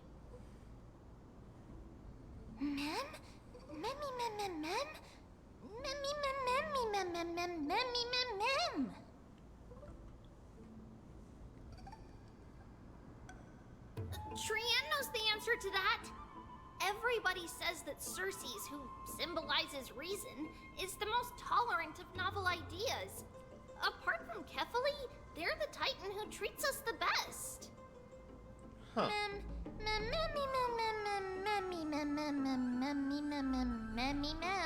Novel idea. Yes, that is how we formed an agreement with these Titans who bear no harm toward humanity. If they agree to support us on our Flame Chase journey, we will wait till the final moments of the journey to restore their core flames. With the exception of Orynyx, that is. They didn't lend us their power willingly.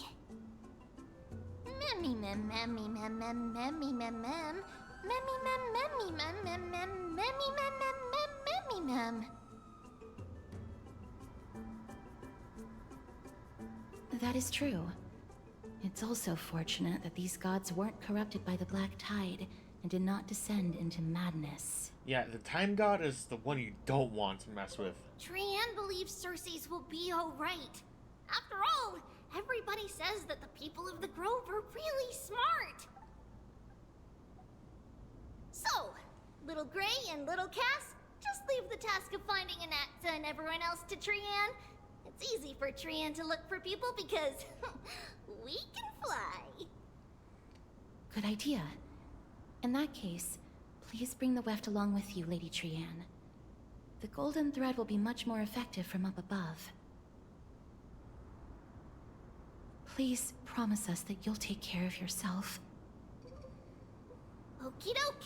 If Trian gets in trouble, we'll look for all of you. In return, if you get in trouble, remember to call for Trian, okay? We'll come right over and open the gate for you. That's the other thing I wish to mention. Do not open the gate unless you have no other choice, Lady Trian. Your body is not in good shape at the moment. Okay. We will keep that in mind. Trian was just trying to help. Of course, we know that. After all, Lady Trian is a demigod, the most powerful among all of us here.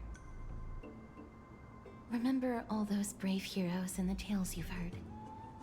They would always save their strength until the very last moment. That way, they could ensure that nothing went wrong with their plans. Isn't that right? Mm-hmm. In that case, brave Trian shall clear the way for all of you. Memmy mem memmy mem mem. Memmy mem mem mem. Memmy mem mem mem mem mem mem. Mem mem mem.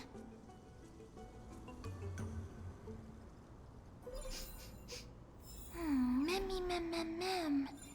So many monsters. Memmy mem mem memmy mem. Memmy mem. Oh, I fixed it. Only to break it. Oh, that could be fun. Fix, break. Fix, break.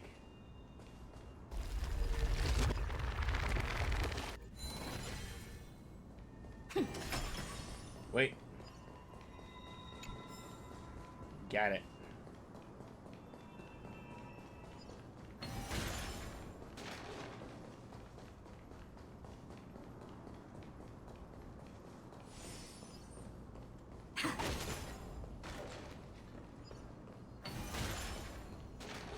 Treasure. Looks good. Gimme. Mine. It's locked. Why is it locked? I can't open it. It was probably sealed in order to ward off the black tide. Great. Yes.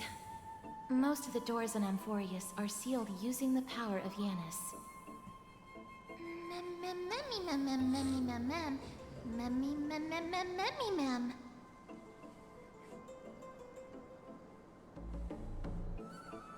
Are you serious? Just a mere door, and your first instinct is to call on the gods?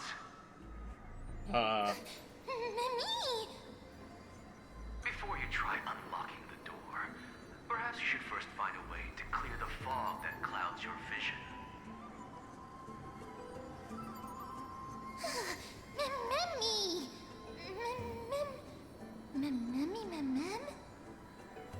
My name is Anaxagoras, one of the 7 sages of the Grove of Epiphany, and the founder of the New Sporists.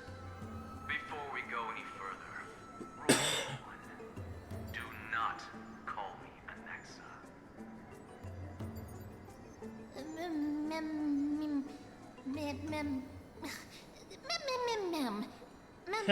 Still call him that either way. Rule number 2. Never interrupt me. Silence is golden.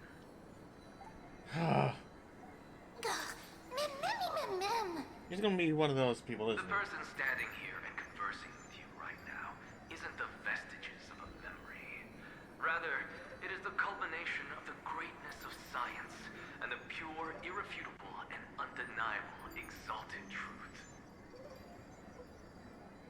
Through the wonders of alchemy, I have shattered my soul and transmuted it into gold before burying it in this spot. I have recorded these words so that visitors may learn where their next destination lies.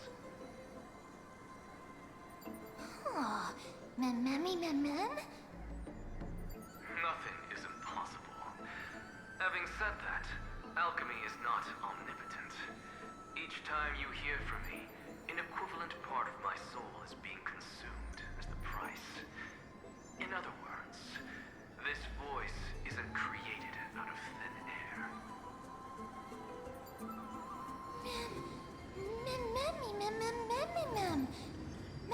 Echoes. That's because my precise calculations account for every possibility. I also know that you have already discovered the cause of the calamity at the Grove, the Black Tide, and that you mistakenly believe that the scholars have been white. But that is where you're wrong. While the Black Tide was still approaching the Grove, the sages found a way to evacuate the vast majority of the scholars. They are heading toward the holy city of Akama as we speak. Only a small fraction of the scholars stayed behind with me to defend the Grove. If all goes well, Circe's core flame will reach Akama before long. But since you have accessed this message, something unforeseen must have occurred. For now, you should continue onward to the Luminary Throne, where you may retrieve the core flame. And our mortal remains. And now, the objective is complete. That is all.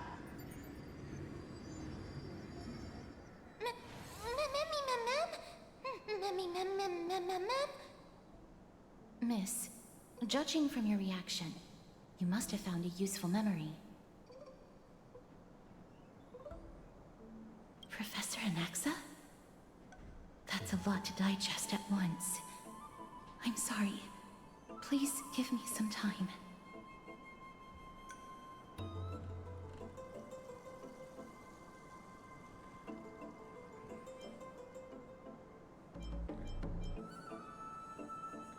We have to go to the Luminary Throne.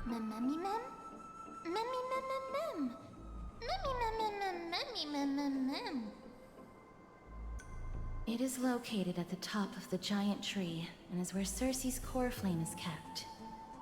According to Anaxa, the core flame should still be there. But making our way there won't be as simple as the professor made it sound.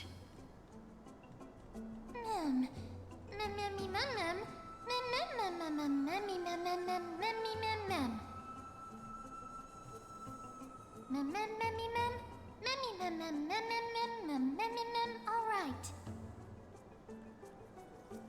Huh. Right. Let's see whether he left any similar directions for us along the way.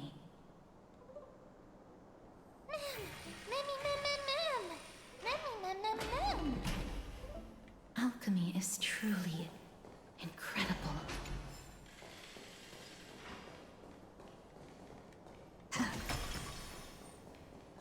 I'm speed. I break things.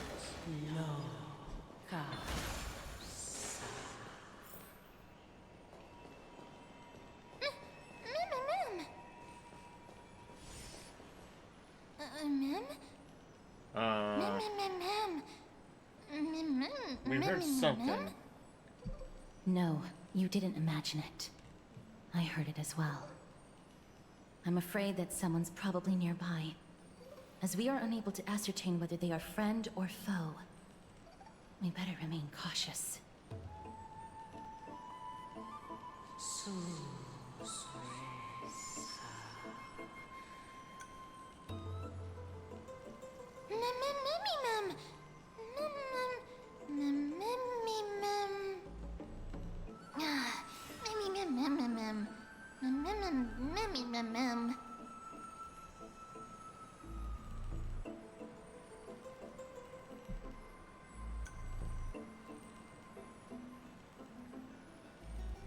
That's why you're supposed to keep quiet in the library.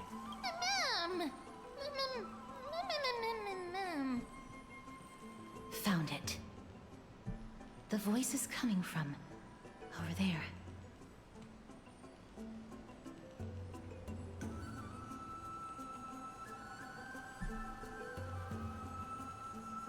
The heart?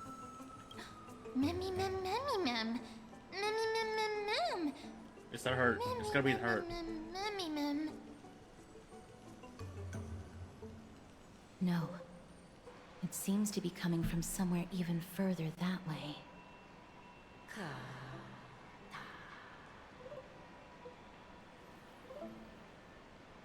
Let's go check it out. The Dryads?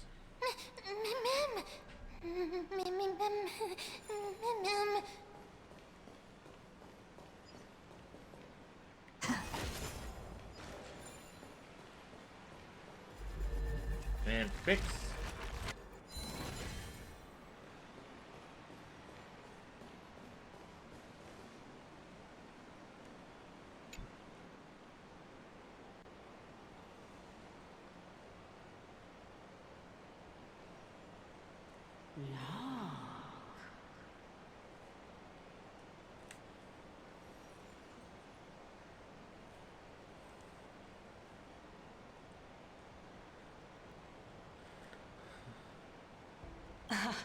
Regardless of what you do, a stone won't be able to speak.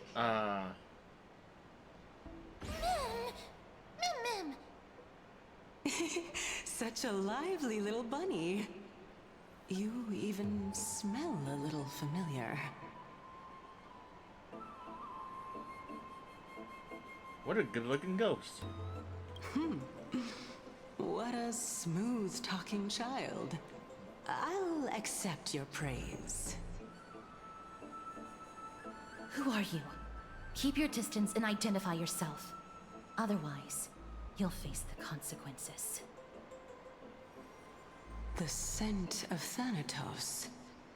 I recognize you. Idonia's renowned goddess of death. Since you are aware, stop provoking the authority of death. Answer my question. Wait, is she the Titan? Baring your fangs at me. How cute.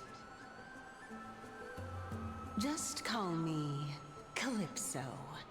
I greet you on behalf of the Seven Sages and the Litophagists.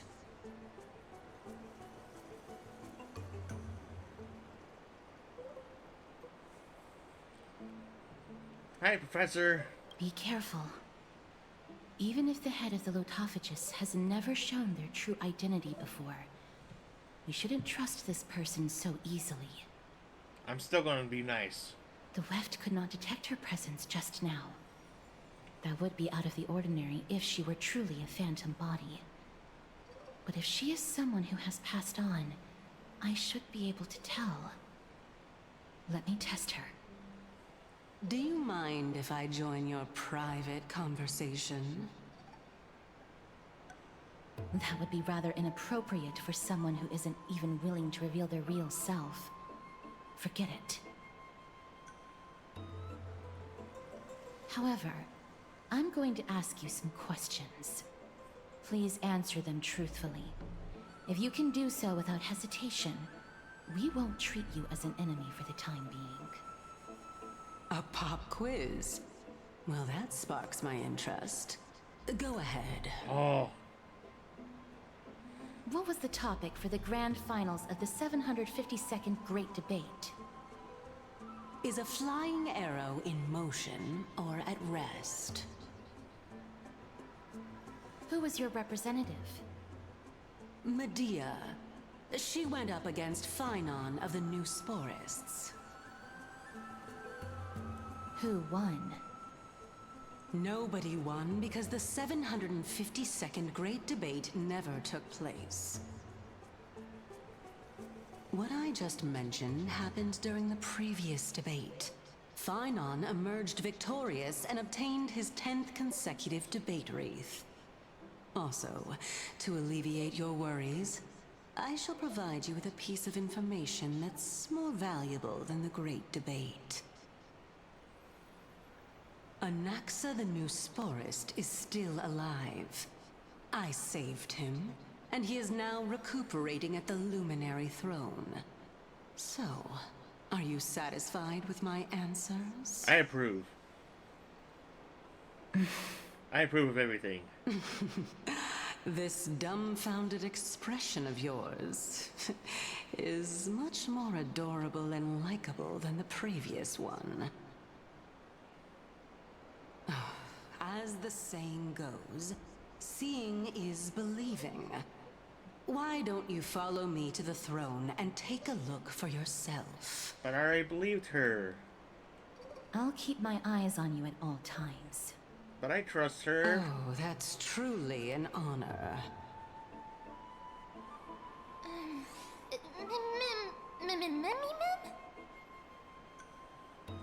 Aww. As long as we can get the water wheel turning, we'll be able to use it to ascend. So, the solution is to awaken this heart.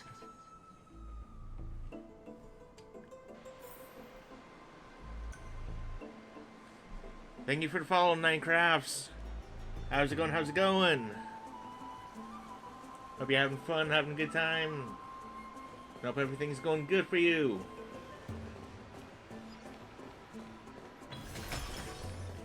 I'm Speed. I found treasure. Looks good. I found a tablet. A rock slab. I found something. Brian Burbage feel accomplished. That's good. That's good.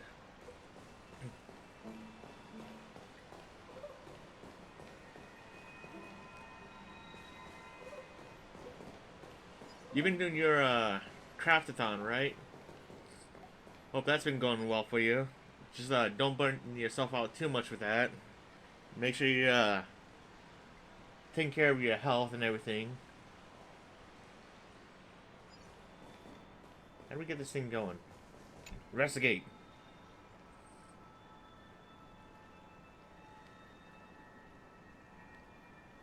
Where's the water?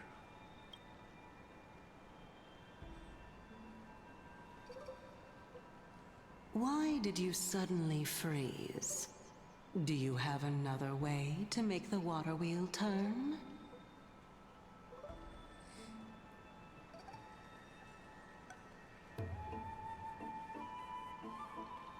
That's good, that's good. Taking a day off from stuff like that is always good. Video editing, ooh, that's good. 'Cause, you don't wanna burn yourself out too much with doing too much of marathon and stuff. Especially if it's for a good cause. I mean, yeah, good causes are good, yes, but if you kind of keep going to where you burn yourself out, yeah, your body is gonna be mad at you, and some people will be like, no, rest, no, you rest. Can you really do it?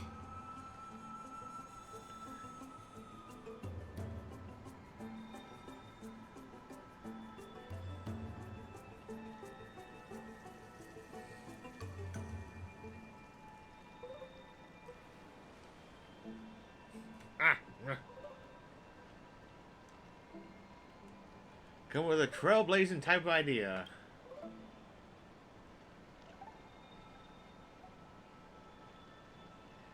I'm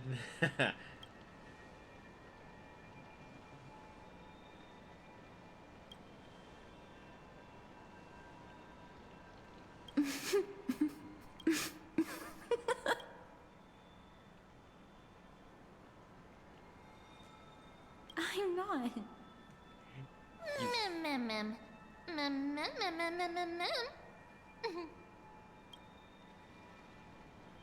There's gotta be something here.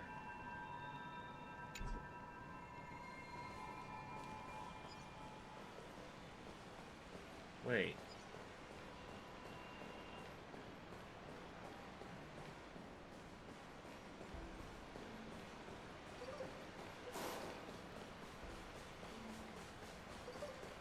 Why is it over here?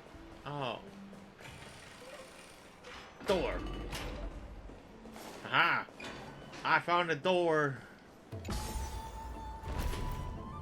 Oh no, wait, we're going down, we're going down. We're going down. Is that the Chamber of Purifying Tears? You have a good memory. Why exactly did you bring us here? Oh. My intention should be obvious. See that shallow pond over there? Water lilies grow there. Initially, Circes watered them with their tears, while Nestia nurtured them with affectionate love. They are a token of the eternal companionship between the two gods. All the two of you have to do is to cross the deep well and retrieve the golden bough of vows for me. Okay.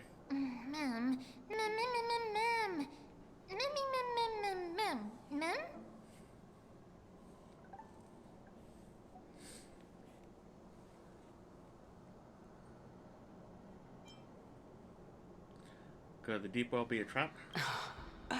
You're making it sound so ominous.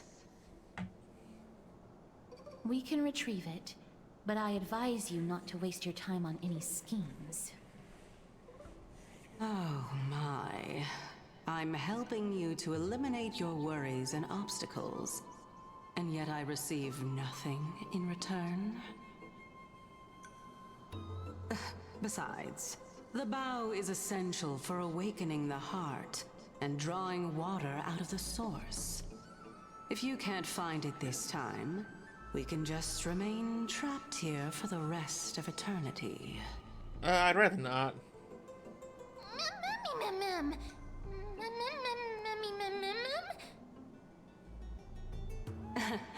You're overthinking things. We're all in the same boat. Although, it would be absurd to say that I have no other motives. Since you've brought it up, I might as well take this chance to explain. Yes, please do. I'm simply making use of this opportunity to see what you two are made of. So, is that truthful enough for you? You know what? I'll take it.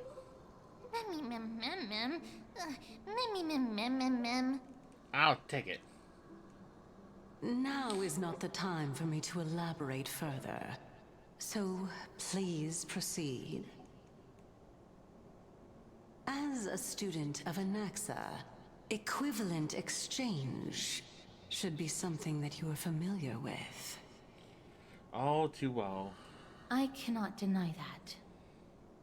Miss, since our interests are aligned right now, it's better for us to do as she says. Besides, she knows about my past. Even though I'm not able to elaborate much, I can tell you that she has reasons to fear me. If you unfortunately turn out to be her ultimate target, please don't worry. I will promptly intervene.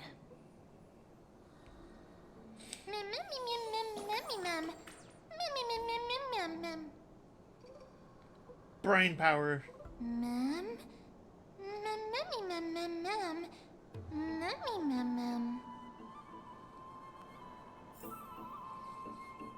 Alright, let's see what we can do.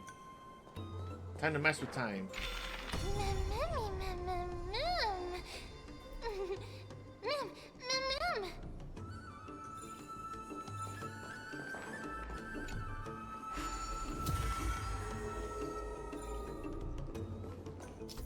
Oh.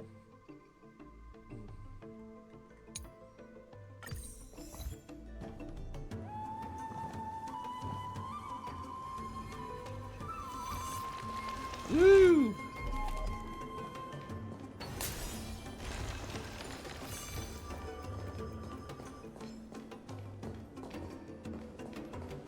Neat tablet.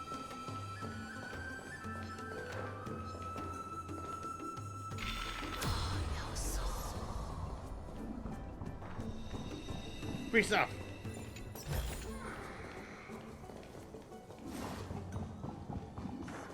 Huh? There are Ichor vessels stored here.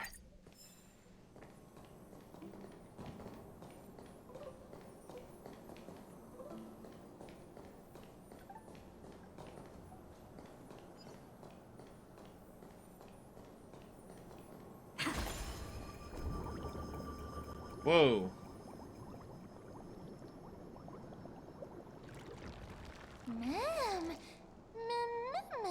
Flowers, ma'am. So that's how you get the flowers going. Okay.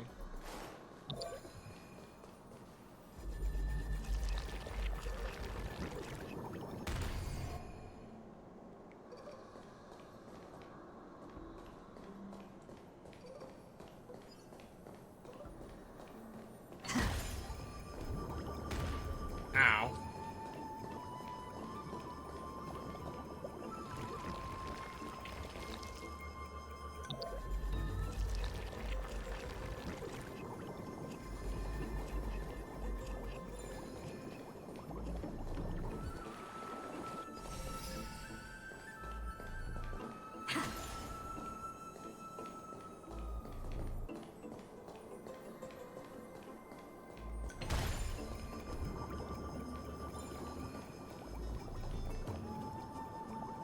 Oh, wait.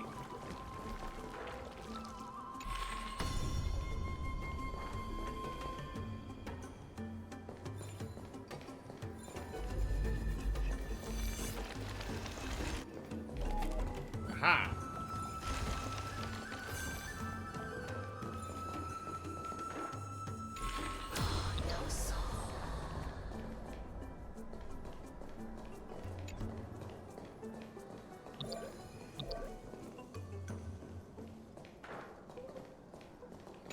Oh, this is gonna be confusing as can be.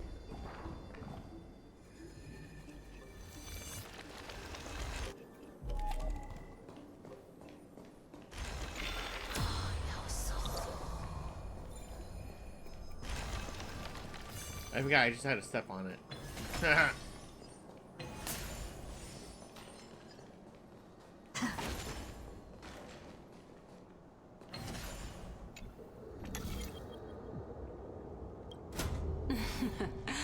How smart.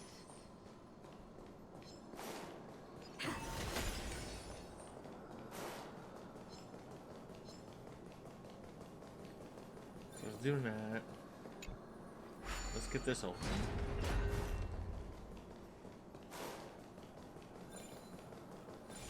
And we'll do this. Rewind this backwards.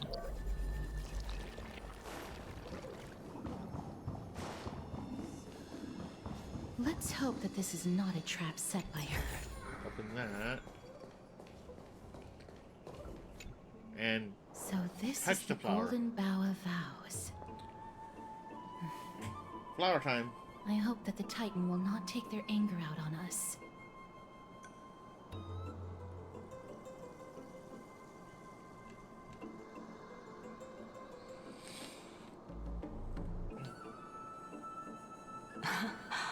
So lustrous and beautiful.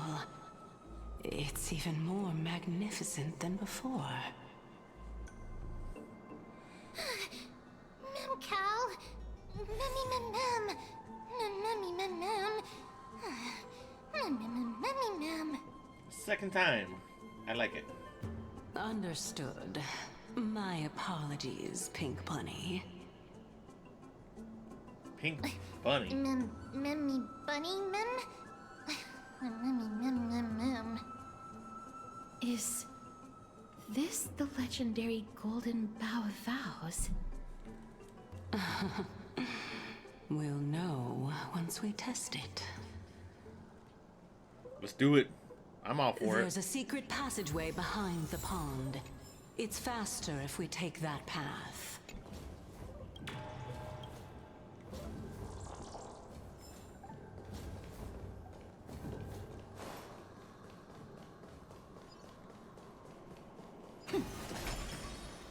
Woo! Up we go.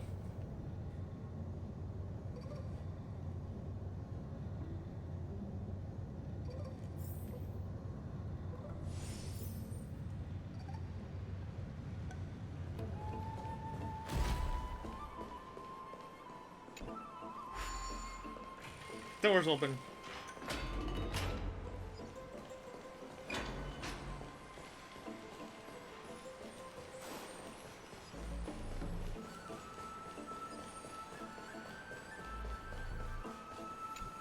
And offer We're up. here. Could you kindly pluck a petal for me and place it into the pool? Okay. Now, can our little goddess perform that again? Huh? That being the oath of Nestia's priests. Youth. Right. Got it. O Nestia, with the weft as my vow, I beseech you, entwine my body with your golden thread and affection. Ma'am, Memmy lit up.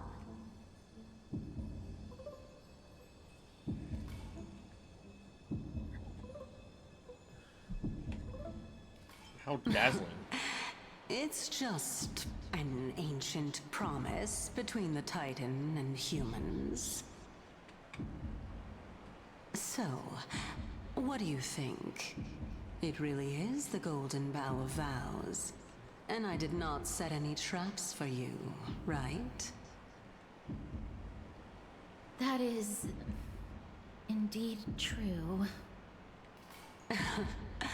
You look like a sad, lost puppy. Even if this is indeed a scheme to get you to lower your guard, you don't have any other choice but to play along, do you? Therefore, why don't we just put everything aside and work together? We can always determine who's right and who's wrong once we overcome this. Yes, I agree. Great. Then, let's ride the water wheel. However, giving us half-truths is not the right attitude for cooperation. Furthermore, according to the principle of equivalent exchange, since we have passed your so-called trial, isn't it time for you to make your intentions clear to us? I really can't bear to look at your sad expressions. Although you only cleared a simple trial, I'm willing to make an exception and treat you with sincerity. Ah. I'll allow each of you to ask a question. But not the little bunny. So, ask away.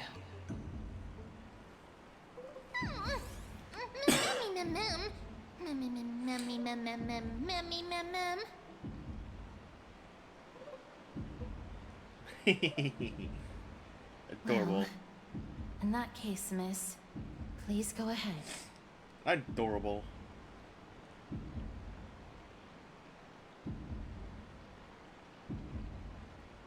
Okay.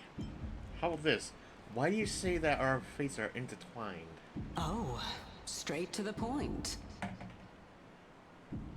The Titans have cast a net over this place because of the black tide. If we want to escape, I'll require your help to reclaim my true form. Oh. Well, it's your turn now, little goddess of death.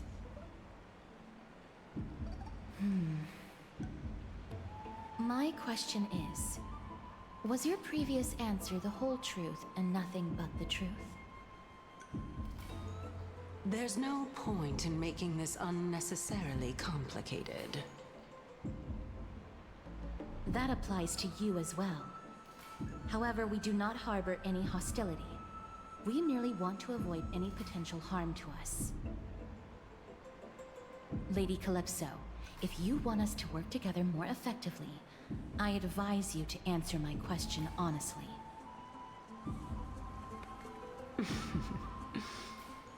All right. I was completely truthful in my response just now. I have not deceived you, nor will I. Nice. With all due respect, omitting facts can also be considered deceit. Is that so? Regardless, I still stand by my previous response. Then please lead the way. After all, facts speak for themselves. The truth will come to light once we arrive at the Luminary Throne. All right, all right. I originally thought that you were just a beautiful flower planted in the mortal realm by the hand of Shadow. But now, I see you have some prickly thorns, too. I'll just consider that a compliment. Indeed. I'm complimenting your charming naivete. Her All face right, just looks like go she's ride the so water done. wheel. I'll wait for you up there.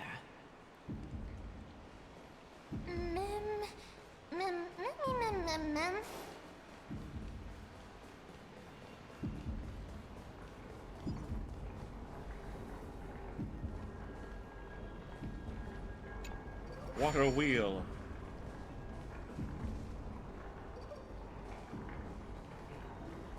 Woo!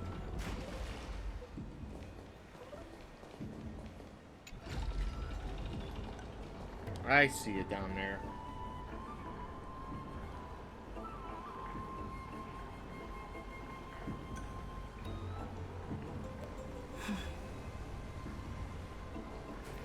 Let me off, let me off, let me off.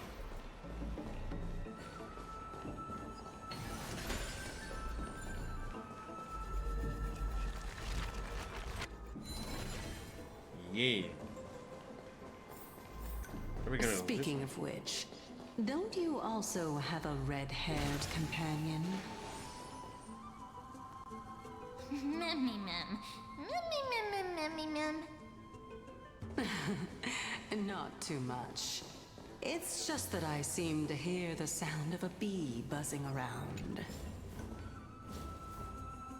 Lady, your metaphors are not worthy of praise at all.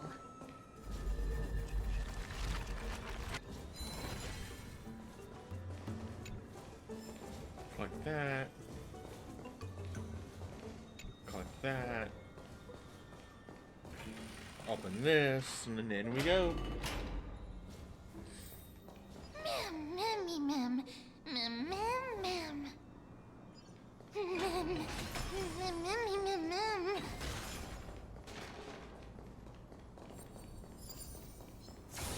There we go.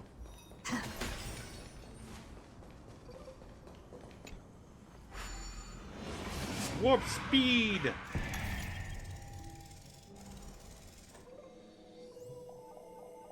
Oh.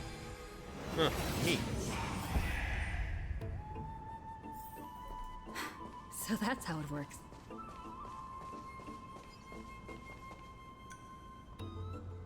Whoa! It's little Gray, little Cass, and the pink puppy!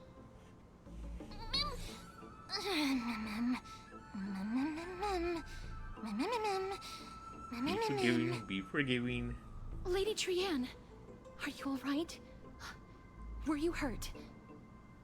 No, Trianne flew high up into the air so the monsters couldn't reach us.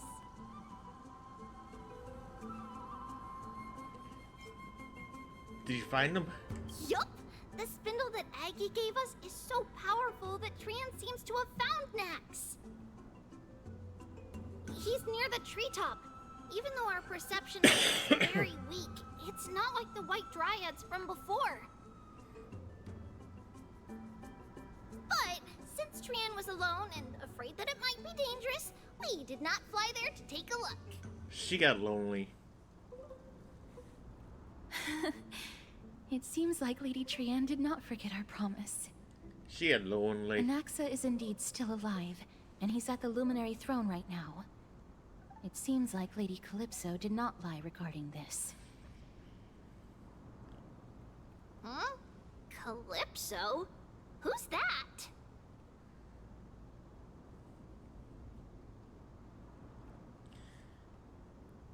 Oh, so you found a survivor! But the golden thread doesn't seem to be able to sense the person you're talking about. Mem! Mem, mem, mem, mem, mem, mem. Mem? Mem, mem. Yeah, where'd she go? Coming and going without a trace. She's such a strange person. I like her. Oh! Actually, Trianne also found this. Could this be related to the person you're talking about? This is a piece of burnt cloth.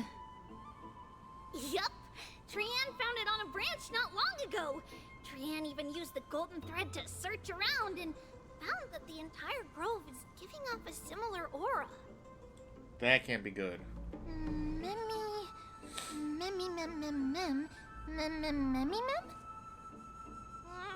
Trianne doesn't think so.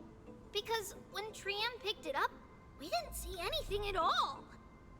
And judging by the golden thread, the aura seems to be all around.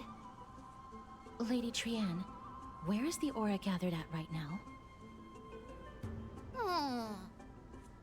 It seems to be... Oh!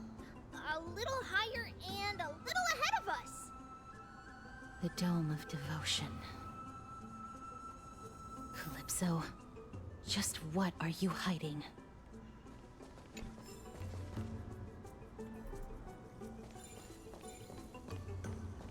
Just gonna fix that.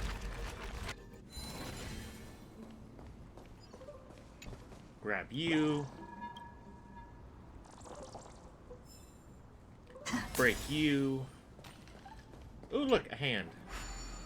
Anyone need a hand?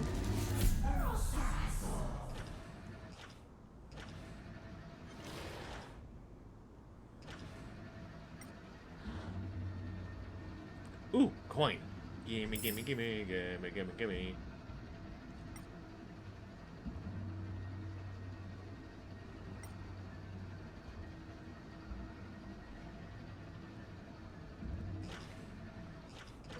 There it is.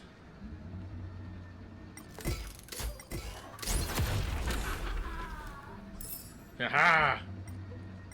Can't hide from me. I found your coin.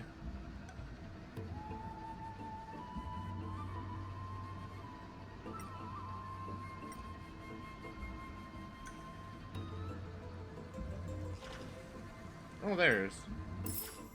Got it.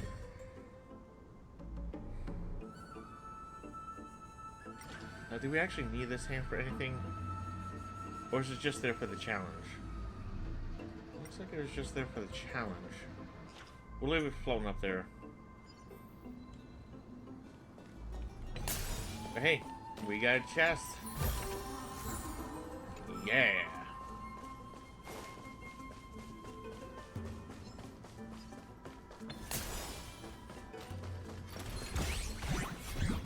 Hey! You get back here with that.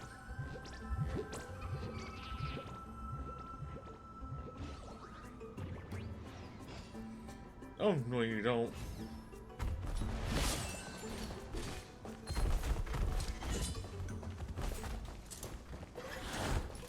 You get out of the way first. Ain't nobody got time for you. Don't worry, I'll do it. Trust me. Together, we can do anything! Stand still. Relax.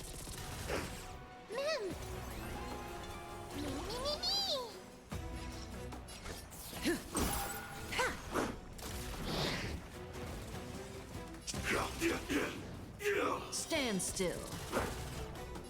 You'll do. Yeah.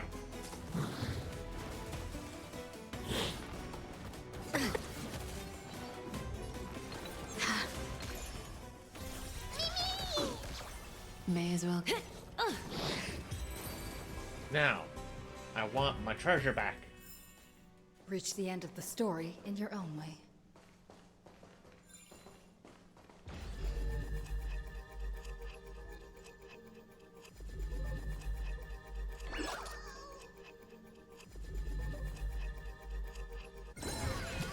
Gotcha.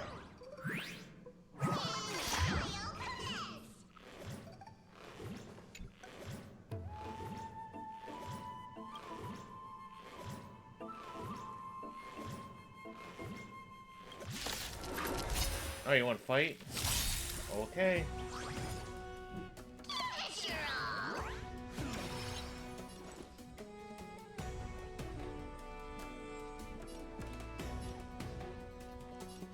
Remember that. Relax.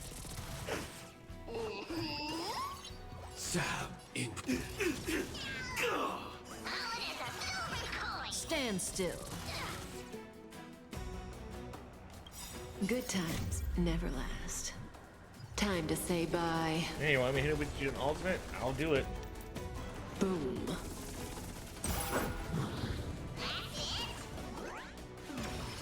That breathing sensation.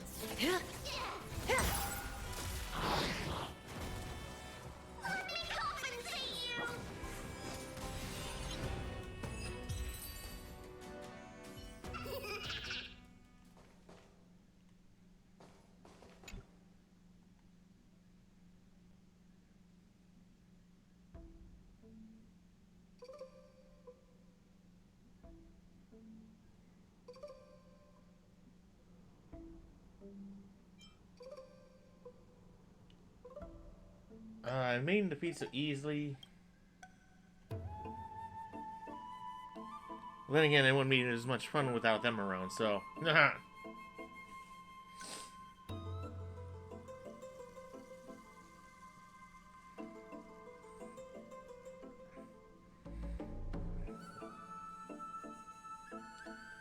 doesn't sound like them.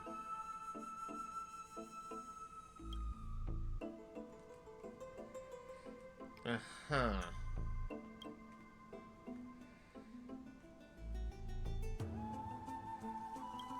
Well, either way, we got the treasure back. Mine.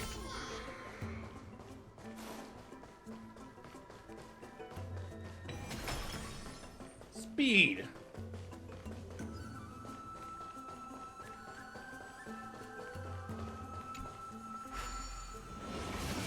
Throw me.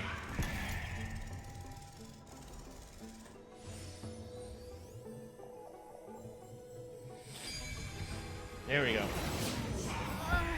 The golden thread is vibrating more and more violently. Everyone, let's be even more cautious.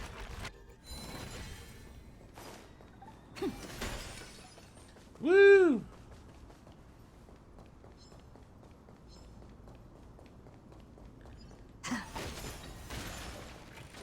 I break stuff. I get stuff.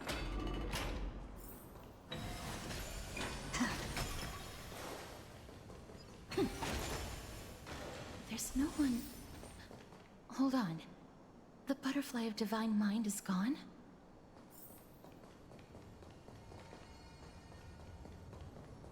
That can't be good. That can't be. Was it for fending off the black tide? Or perhaps... What exactly is this butterfly of divine mind? Is it a very powerful guardian monster? No. How should I put it? It's considered a safeguard for the Titan's core flame. This butterfly is created from Nestia's remaining divine mind and bears the responsibility of guarding the core flame. Legend has it that someone can only pass the trial of the butterfly by proving they possess pure and unselfish love within their heart. Only then can they awaken the great tree to open up the path to meet Circes. But how are we going to prove it? Mem mem mem mem mem mem mem mem mem mem mem. Sorry, but even I don't know how. After all, this is a secret among secrets that only a select few in the entire grove and even Amphoreus know. Rather than worry about this, Lady Trianne, did the golden thread react to anything around here? No. That unknown thing seems to be even farther ahead and higher up.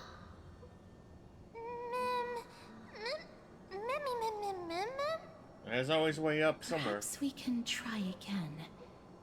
Let's see if the butterfly will still react to the golden bough of vows despite having dissipated. If it's indeed the token mentioned in the legends, there should be a reaction. Here we go.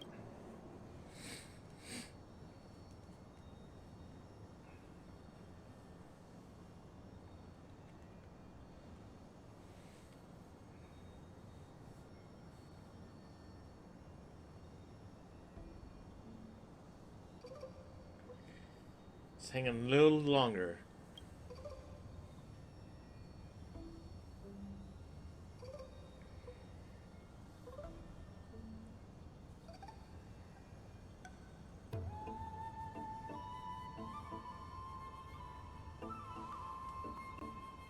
Ah, darn it.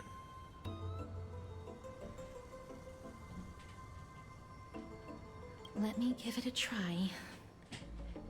Oh, Nestia, with the weft as my vow, I beseech you, entwine my body with your golden thread and affection. I don't think it worked.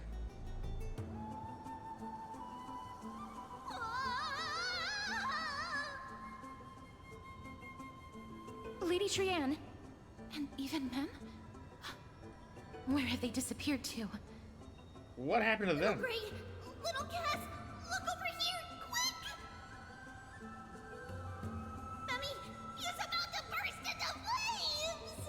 Wait, what? The voice seems to be coming from the Star Chase atrium.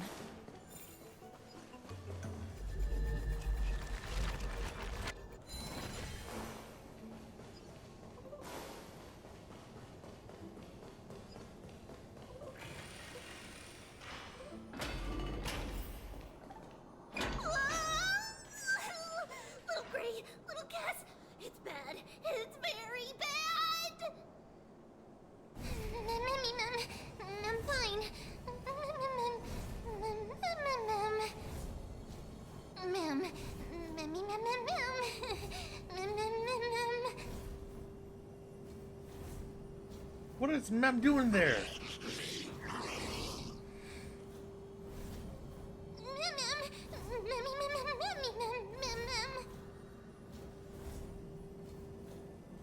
Lady Trianne, what exactly happened just now?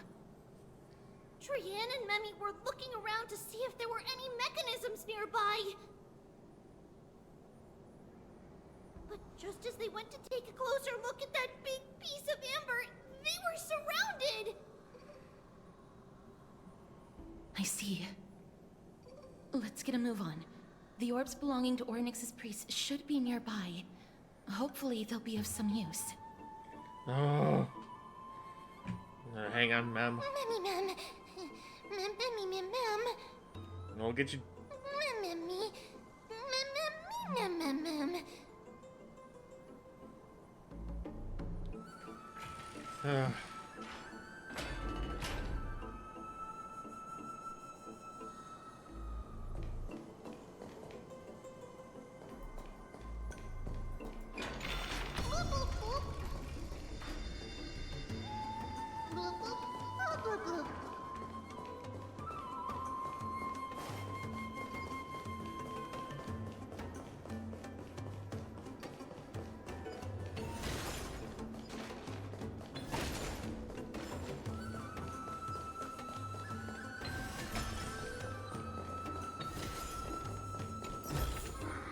Looks good.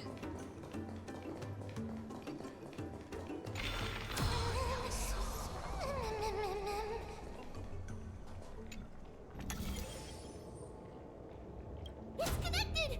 Let's hurry! Memmy is already bouncing around due to the heat! Mem.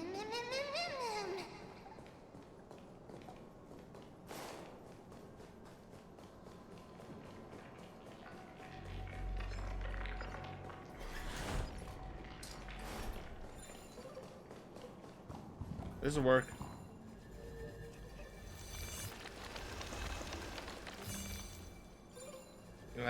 Hold on.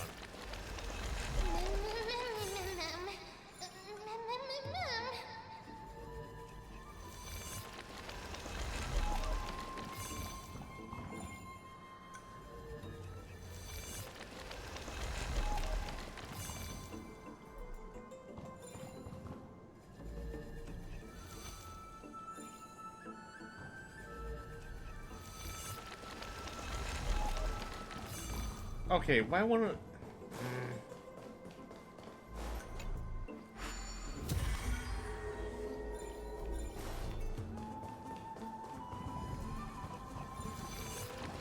That's why. That's being dumb.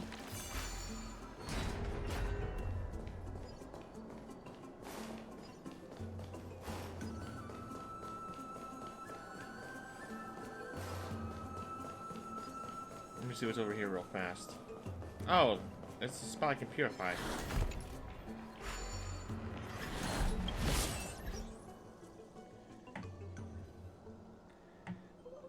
Way to go, Pirata! Getting a 95 out of 100.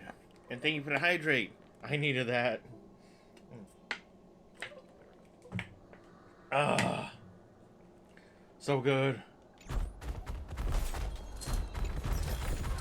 Ah, you missed. You missed again. Can't touch this. Da-na-na-na. Da-na-na.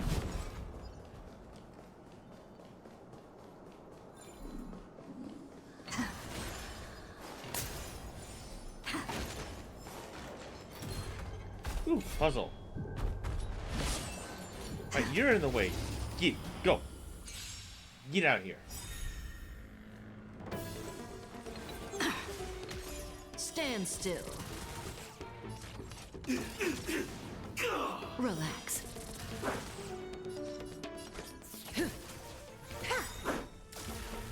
You hold some academic value. You'll do. Stand still.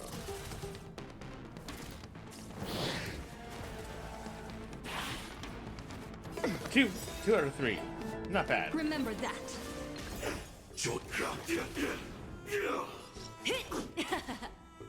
Don't.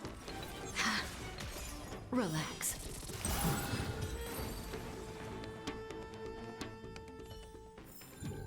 Reach the end of the story. Now let's get in this your own puzzle way. going. Oh, how are we gonna get this one figured out?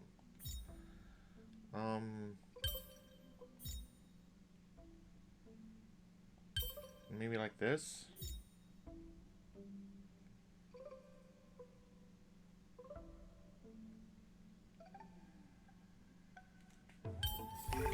Oh, that worked.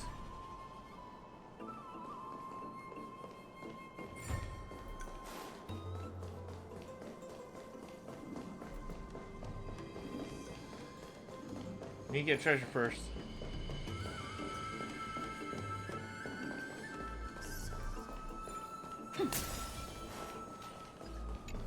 Get that purified.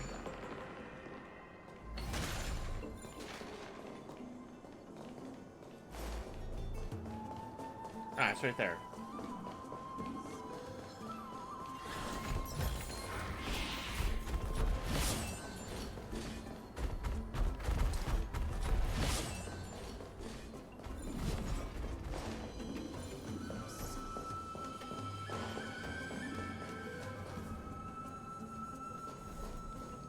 Oh, there's one more missing. That's what it is.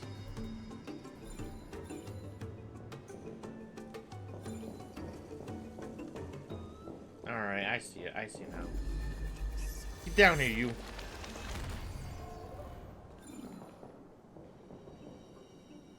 Oh. Huh.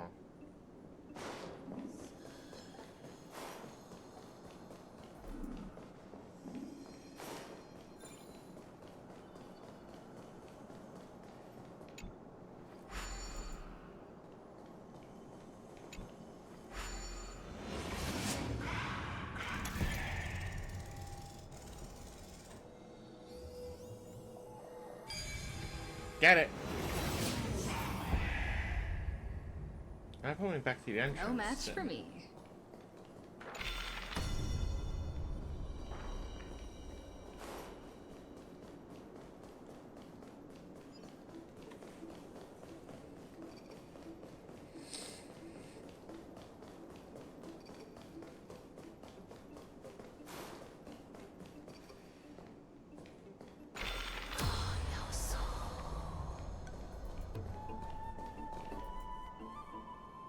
It's over there. We gotta get over there.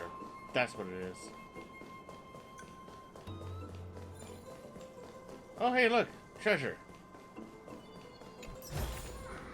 Looks good.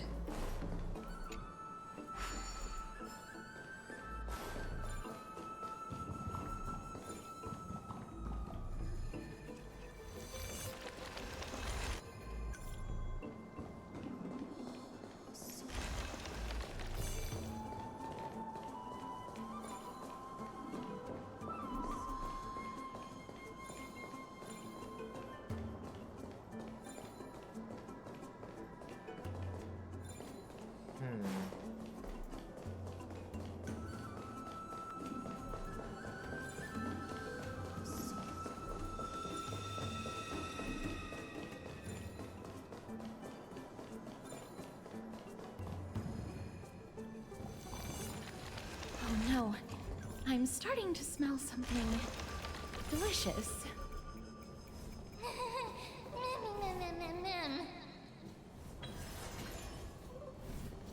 Alright, we made it. We got to her before she got cooked.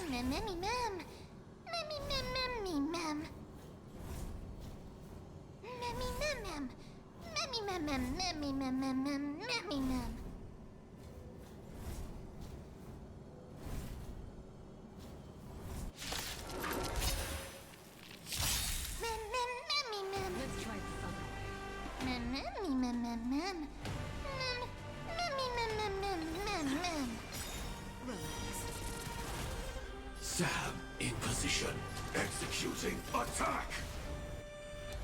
Actually, you know what? Let's go all out.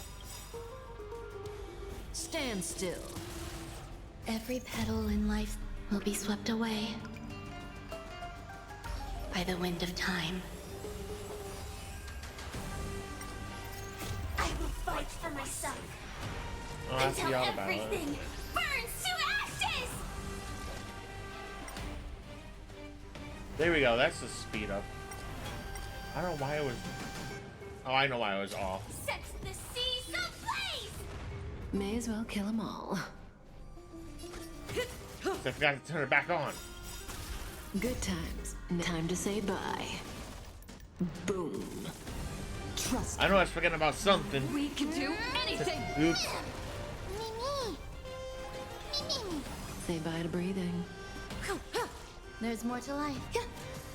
Relax. Yeah, I knew I was forgetting something.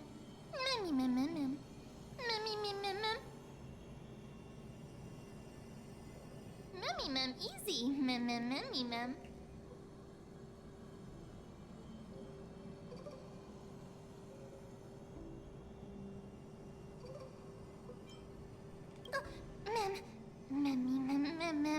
Yeah, don't forget, there's 4. It's alright. Trian only just flew down. I'm glad that everyone is all right. Speaking of which, this piece of amber is... A remnant of Nestia's core flame. To get to the throne at the treetop, gather the embers before you with the golden bough of vows, and present it to the divine butterfly. Whoa, where did you come from? There she is. You finally appeared, Lady Calypso. Yes, it's been some time. The battle just now was a true delight, and I feel quite elated. It seems like I'll really be able to rely on all of you to reclaim my true form. Lady Trian, how does the golden thread react to her? Oh. Huh. There's no reaction at all. Obviously. After all, the fragment that you picked up just now is completely unrelated to me. All right. Just do as I say. If you're able to pass the trial, I will tell you everything truthfully. Oh. And another trial. Mem. But we have to go to the treetop to find Nax anyway, right? I've got a hunch. Come, let's collect the embers and go confront her.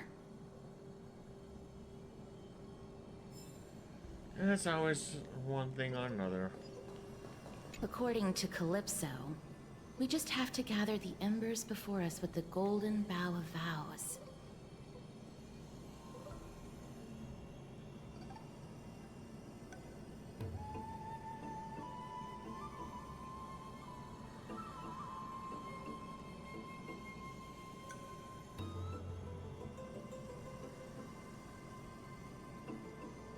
Hopefully it's not a ridiculous How amount. incredible.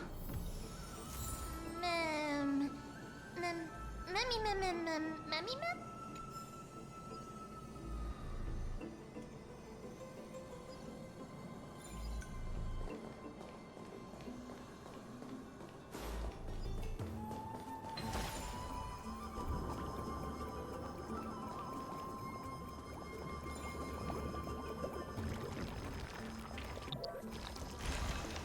Shortcut. Aha.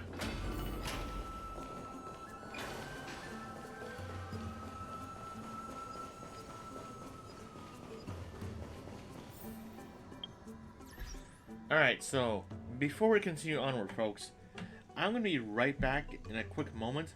I needed to use the restroom because it's been a good 3 hours already, so yeah. Be right back.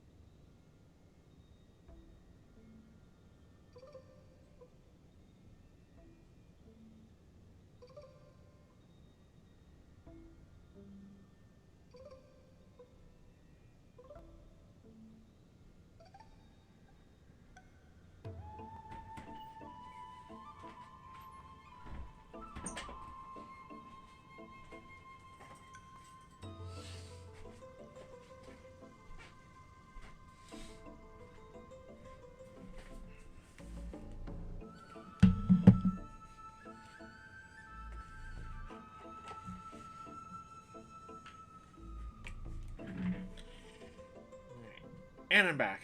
Sorry about that, folks. So, let us continue onward, shall we? Time to see what's going on. Off of the embers. It seems like you managed to gather the embers.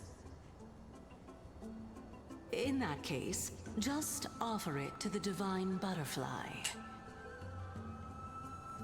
It'll be fine. Let's just do as she says. Easy peasy.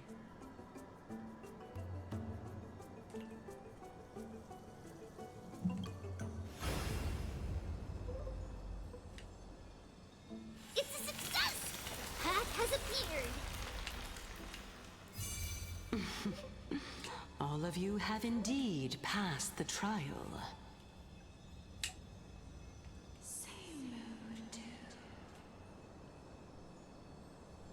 Hmm?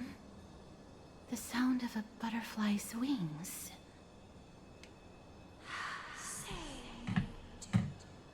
Why is it making sad noises? I'll be back shortly.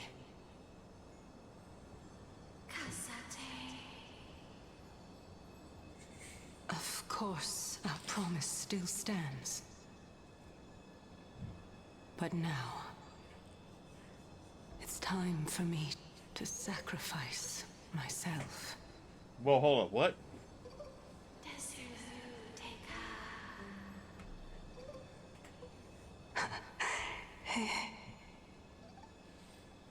If the West Wind ever ends, let that be the place where we reunite. Farewell, my love. Lady Calypso, this is...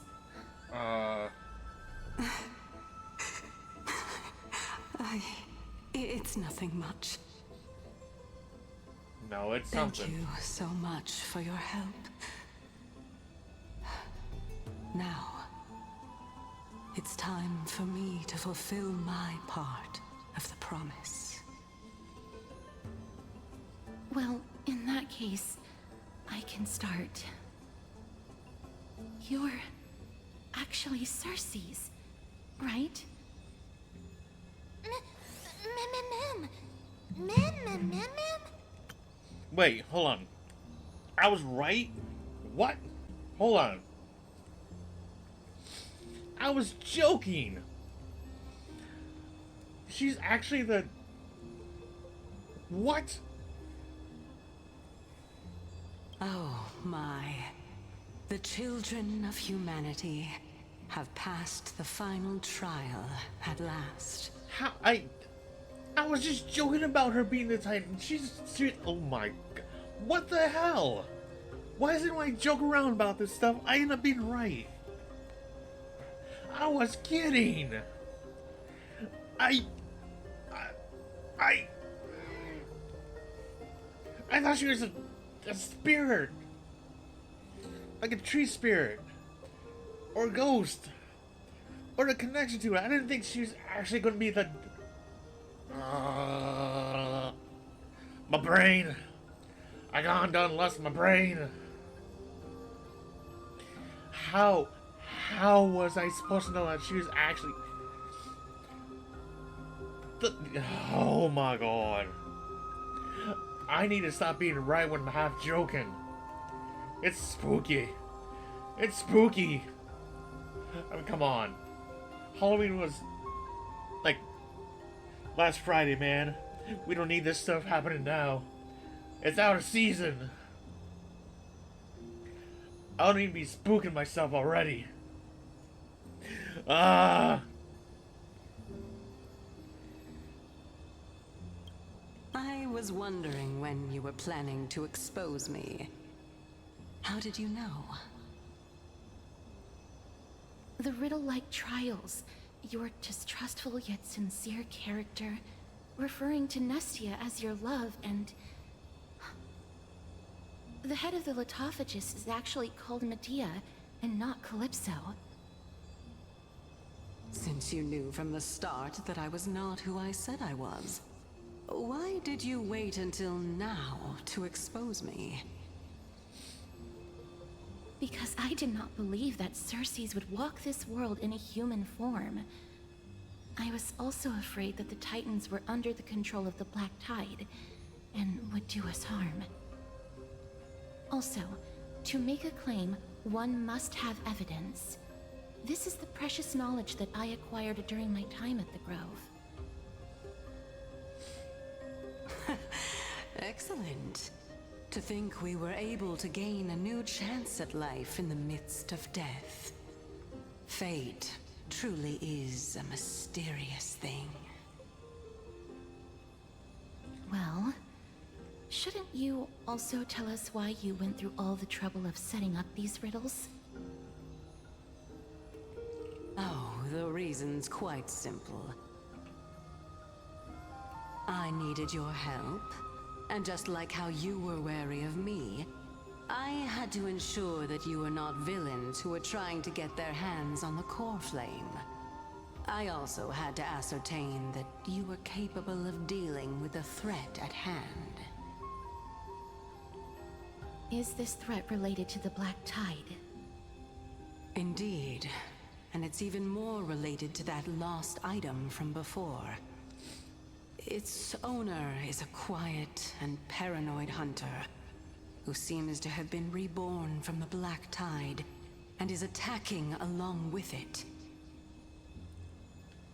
As I could not do anything about them, I split my body up and escaped to avoid harm. I bided my time for a chance to seek assistance. Unfortunately, this was not a sustainable long-term plan.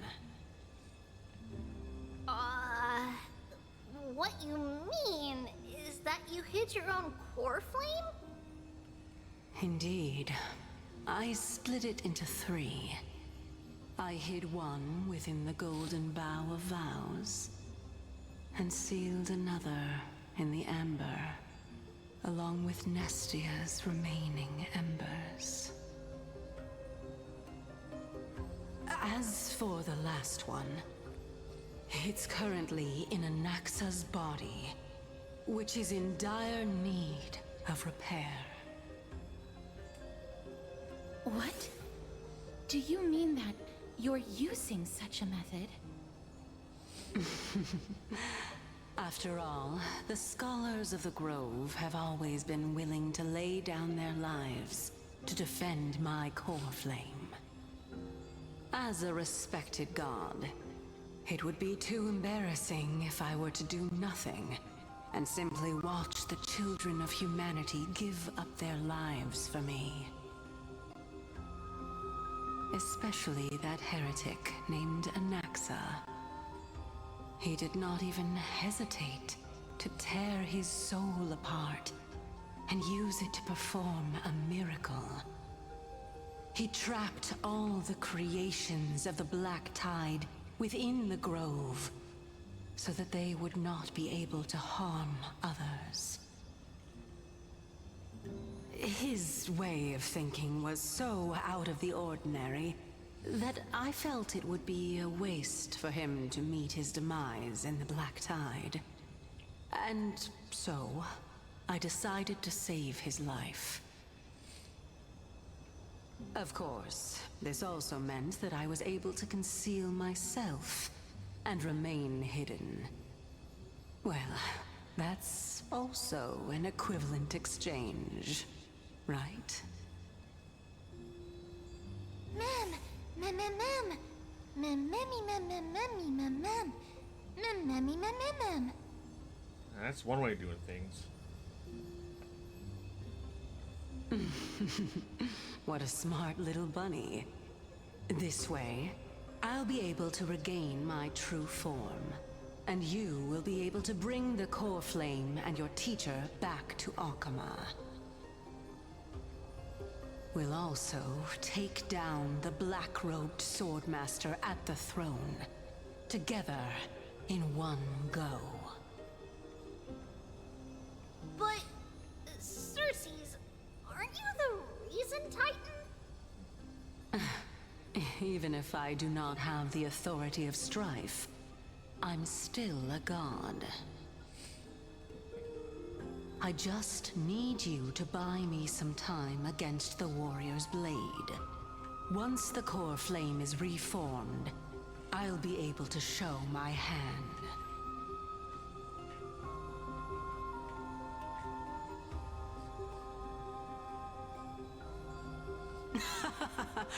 Excellent.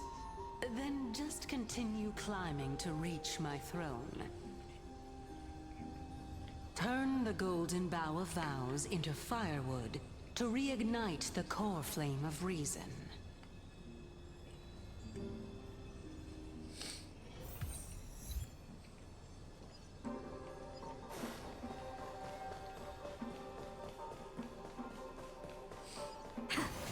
I'll leave it to you, children of humanity. May you be blessed with good fortune. It seems like a fierce battle will be inevitable.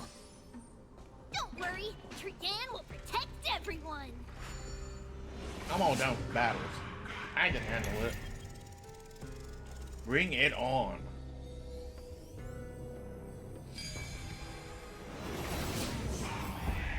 Ahead lies the Luminary Throne. And also, the battlefield that we're about to step onto. Mem, me... Mem? Memmy, mem? Memmy, what's wrong?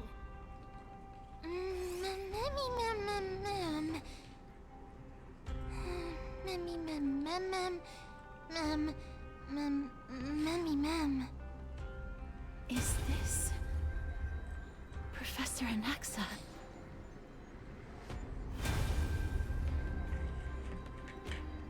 Oh, that can't be good.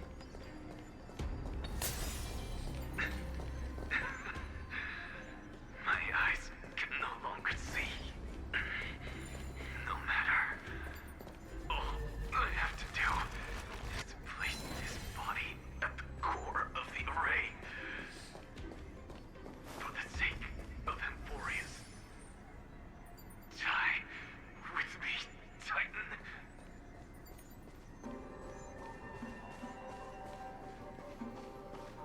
Wait, he wants to tighten it. What? Oh, you gotta be kidding me.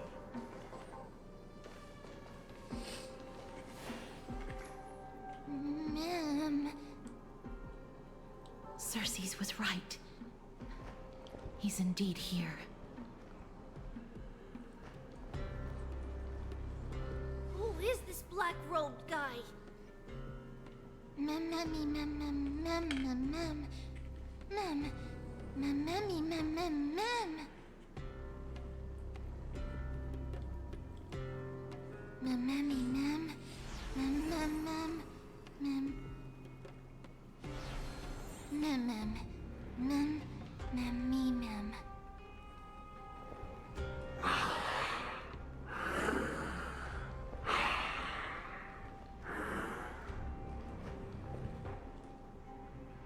Everyone, brace yourself. This must be the hunter reborn from the black tide that Cersei's was talking about. Oh, here we go. Here we go. The black sword and cloak. The owner of the piece of cloth. The north wind that sent over the deathly fog of Thanatos. Big fight, big fight. You're not demigods. Stand down or die. Mem, run. Mem, mem, mem, mem, mem, mem, mem.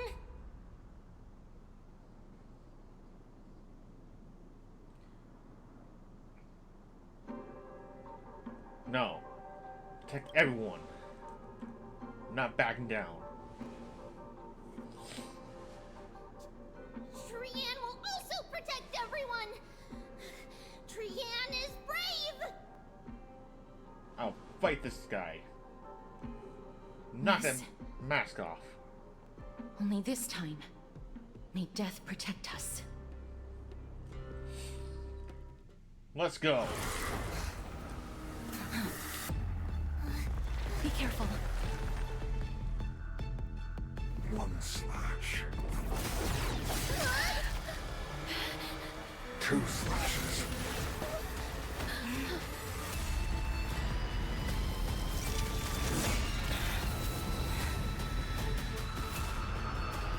Three slashes are enough. Who exactly are you? Let's try it this other way. Stand still. Executing attack. Relax.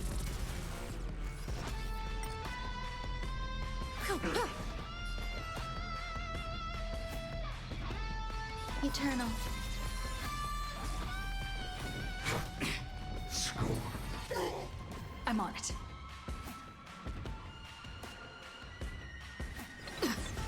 Stand still. Like fire until everything Here we go. burns to ashes! Set the seas ablaze!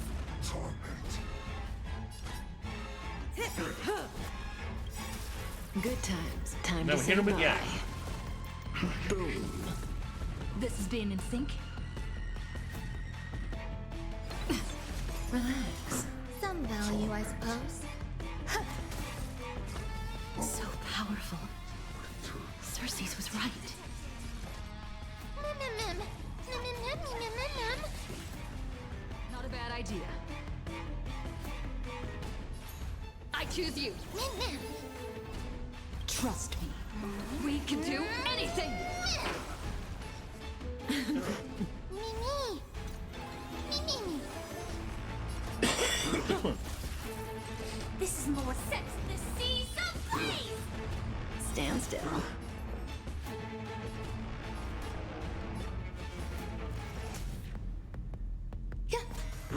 Relax.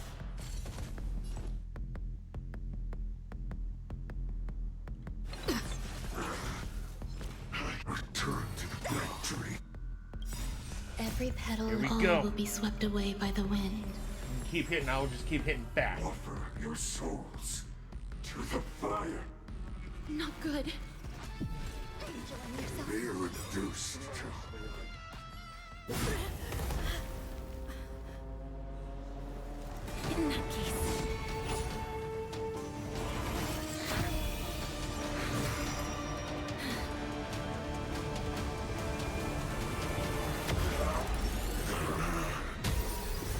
Whoa! That was awesome. Can't be killed in a single blow. You are indeed no ordinary human.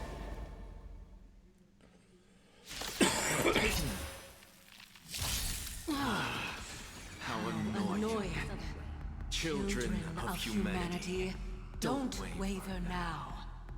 let's just destroy them. One, since the ambush failed, it'll be difficult to find another opportunity.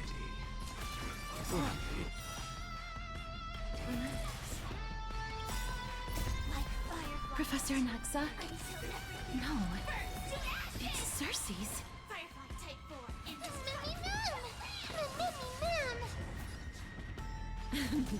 There's more to life. Eternal. Good times. Time to say bye. Boom. Boom.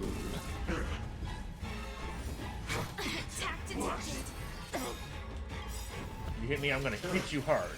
Trust me. We can do anything. Stand still.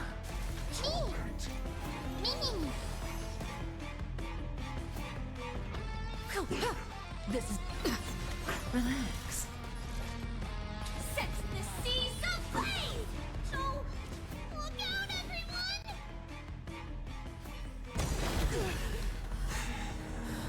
This is bad.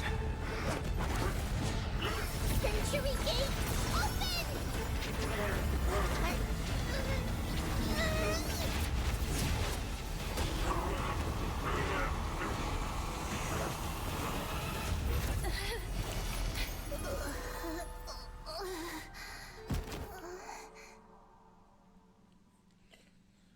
No.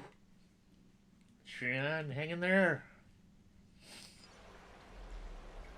Shortly after, Akuma. Yeah. That was a close call. Thank goodness that we returned to Akuma unharmed.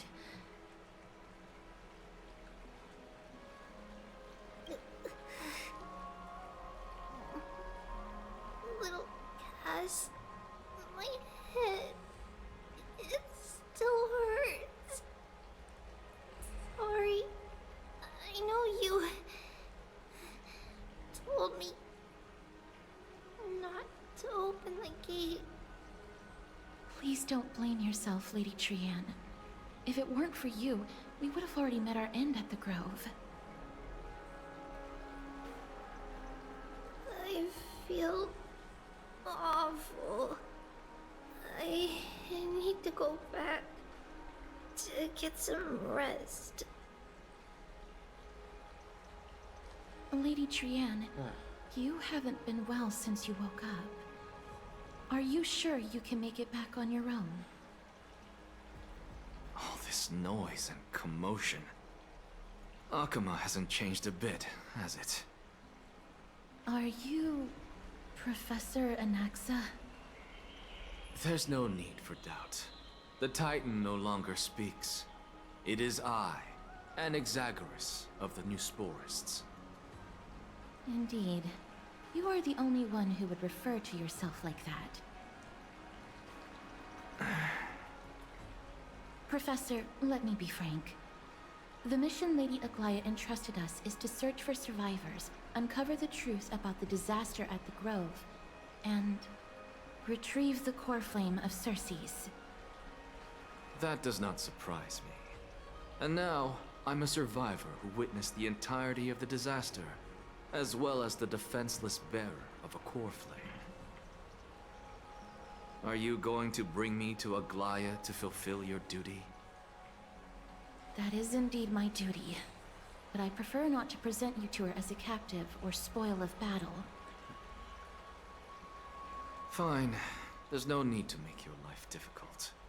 I'm not against meeting that woman. No, thank God. But I have some things to take care of first. The families of some of my fellow Grove scholars live in the Holy City. Before we meet Aglaya, I want to visit them. You know what? That's fair. Because Lady Aglaya, will probably be against it. Let me guess. That woman will not only prevent me from visiting the families of the deceased, but will also suppress any information about the Grove.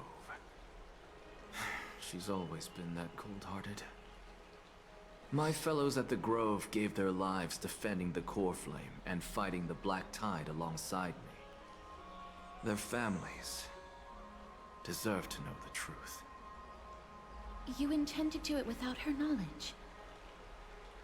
Do you really think that woman would treat me well, even if I behaved and proved my loyalty? I wouldn't mind seeing a bit more anger on her face. Are you going to stop me, Castorus?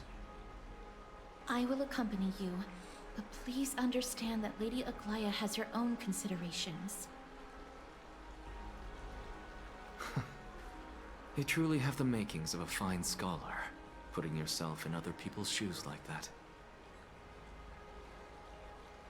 Let's go. I won't go overboard. Those two are like water and After oil. all these years, you and Lady Aglaya are still... Neither of us is narrow-minded. You should know the root cause of our conflict. Is that all?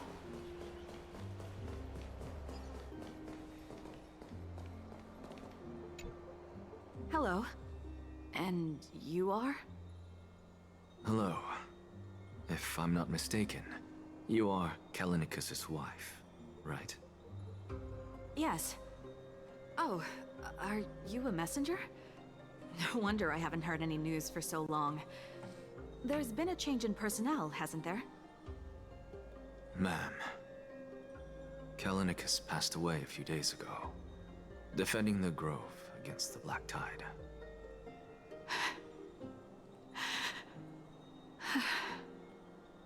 So...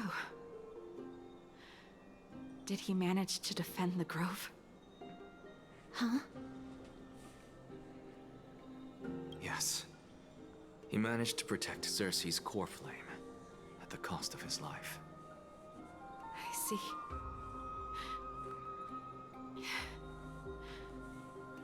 I'll select some of his possessions and pick a nice resting place for him. Please let us know if you need any help, ma'am. I come from Kremnos. Death and sacrifice are things I've learned to face with composure.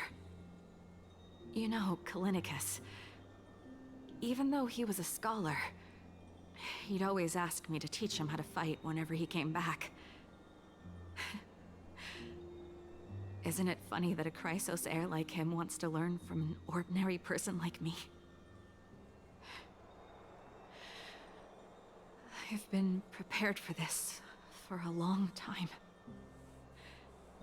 In times like these, any ordinary goodbye might just turn out to be a final farewell. I'm really sorry. There's nothing to be sorry for. I was once a warrior, and I'll find my way back to the battlefield someday. With the coming coronation of the new king of Kremnos, I'll take up my lance against the creatures of the Black Tide, and seek vengeance for my husband.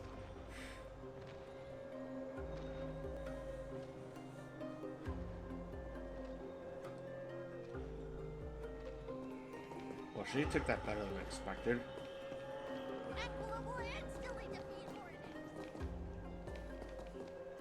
Here we go.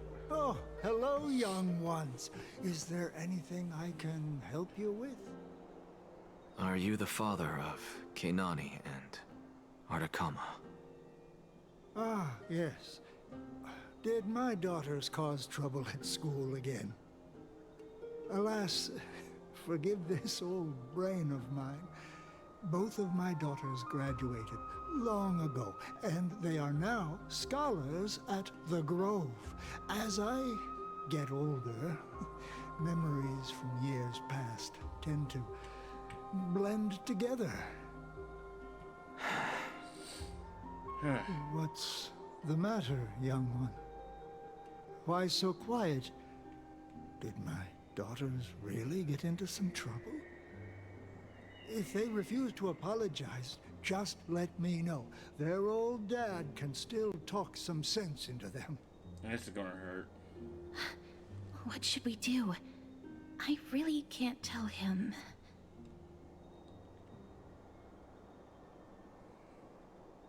Mr. Fabio, the Black Tide took Kenani and Artakama. What? They fought until their last breath against the Black Tide to defend the Grove.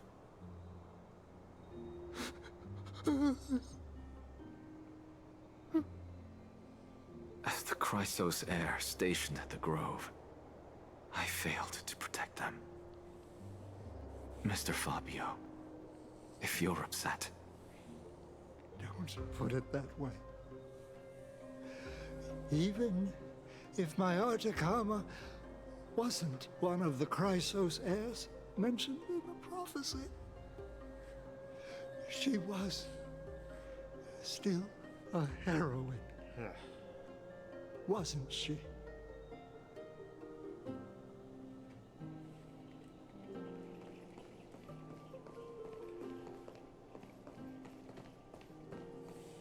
Treasure. Now for the last one. Here we go. What's Dad talking about? What's wrong? I'm busy. There's a lot going on in the city, and I've got my hands full. Mister, we're sorry to bother you, but... No, wait, Lady Castors, did Lady Aglaia send you because of some mistake I made at work? Keep your cool, Titus. I'm Anaxagoras from the Grove of Epiphany, and a colleague of your father, Old Titus. A few days ago, your father passed away. Wait, what? My old man died?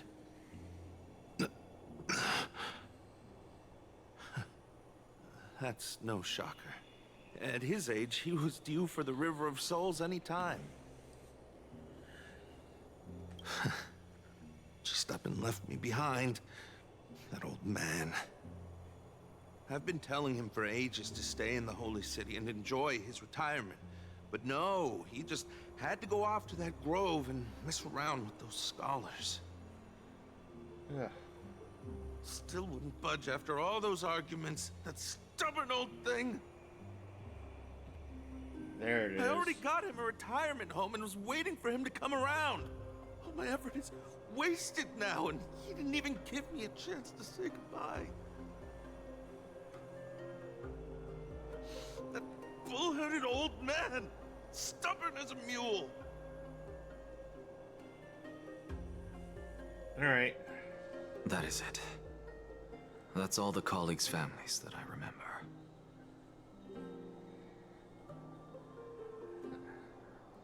Good work, Miss. And Professor Anaxa. Let's go. Take me to see Aglaia. All right. I'll lead the way. Now continue on with the story.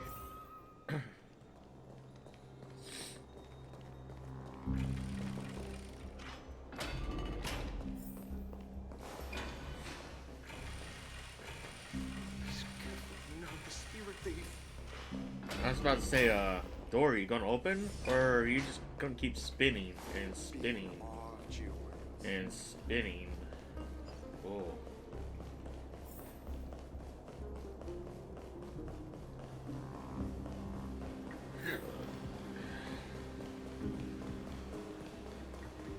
And spinning. Whoa. Brain!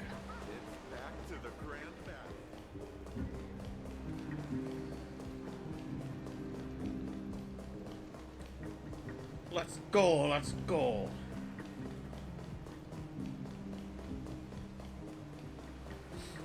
We always have to call this thing down. I don't know why it keeps getting stuck up there. Okay, actually I do know why, because we keep getting teleported away from there. We can bring it back down. Ah! Up. And up we go.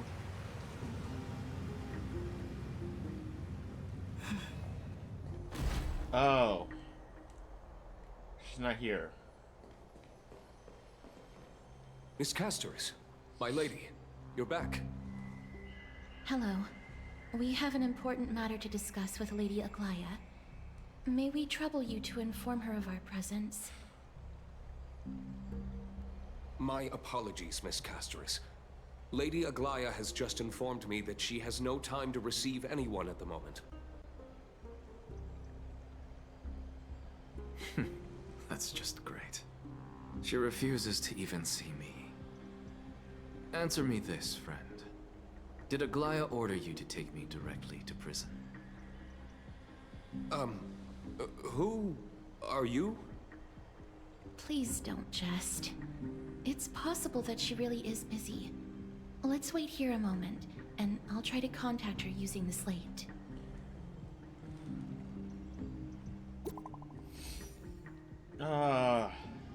Let's see how this plays out.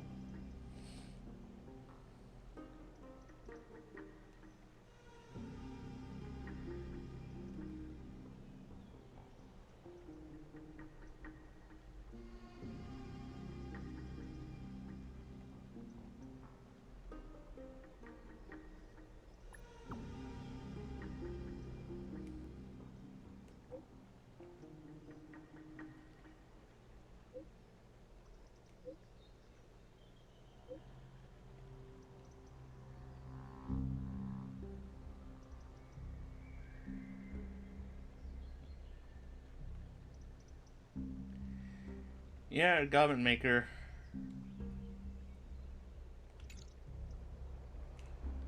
It's fortunate we don't have to confront that woman while I'm hauling around this sick body. Castoris, and this friend I haven't gotten the chance to know, I'll take my leave for today. That Titan made a myriad of adjustments on their own. My head still aches from that. I don't want to stay a second longer in this noisy city if I can. Please be careful. Akama isn't the Grove. This place is covered by her golden threads. I know. That woman is extremely confident I won't escape her grasp. Don't worry. As I said before, I'll mind my behavior. Miss, so many unexpected things happened on our journey to the Grove. We truly had no intention of putting you in danger, let alone face the Black Tide head-on. Trouble's my old friend by now. The Black Tide is not just an enemy of Akama, but all of Amphoreus. Even back when the forces of strife coveted the Holy City, their warriors still undeniably halted the Black Tide outside Castrum Kremnos. Nikador's core flame now sits vacant, and the Black Tide has returned. The Grove is an academic city with the best understanding of the Black Tide. It shouldn't have fallen so easily, and yet it was taken overnight, leaving the city in blood and tears, haunted by the spirits of departed heroes. The trial of strife is imminent. I pray Mighty will be able to steal his resolve soon. Lady Treeby once traveled across thousands of cities in Amphoreus to repel the Black Tide. But even they have no recollection of this powerful enemy in all their journeys. Perhaps the fall of strife has triggered even more terrifying events in unseen places. As for me, I detected a strong stench of death from that entity. But it wasn't because it had a connection with Thanatos. I'm afraid it's purely because it has sent countless others to their deaths. Speaking of Thanatos, Miss, there is something else I wish to verify with you. You must have an idea of the curse I bear by now. I was born as the shadow of death, a poison shunned by all living beings. Yet when you caught me in the grove, I'm curious why you weren't affected by my power, Miss.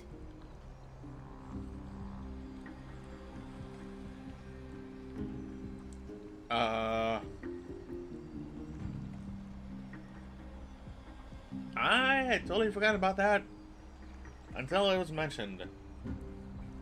My apologies for the abrupt question. For all my life, I've always wondered, what is my connection to death? And why am I inextricably linked to Thanatos? Miss, you must be tired after being on the move these past few days. Please set aside the tragedy at the Grove for now, and rest for the day. Castrus is right. I should get some rest. Mem is probably exhausted too. She hasn't made a peep. Yeah, we haven't I wonder heard. how Dan Hung has been holding up these past few days. Yeah, we haven't heard anything from Mem in the last few days. Oh, hey, we can actually ride the elevator down. Yeah, we can actually get that back in place. Down, down, down, down, down, down, down, down, down, down, down, down, down, down. I've gotten some energy back, but it's still not much. What are you The reason I'm lasting these last few hours is because, mostly because, not from having the energy, but endurance. I'm stubborn. When I want to get things done, I'm gonna power through it, alright? Even if it really knocks me for a loop and really wears me down. I don't know how long I'll be able to live like this. Ugh. Have you heard? I'm as stubborn as they come. And when I want to get things done, I will get them done. Oh, he looks like he's been well. Oh.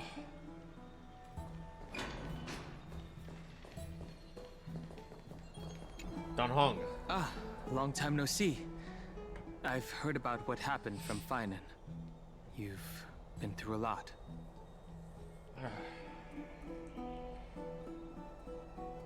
It's all in the service of the Trailblaze. I wasn't expecting Amphoreus to temper the will of the Nameless. What were you doing while we were gone? I was organizing logs. I also asked Hyacinth for some research material from the Grove. I discovered something interesting. Do you remember that Amphoreus' sky was sealed away by a Titan?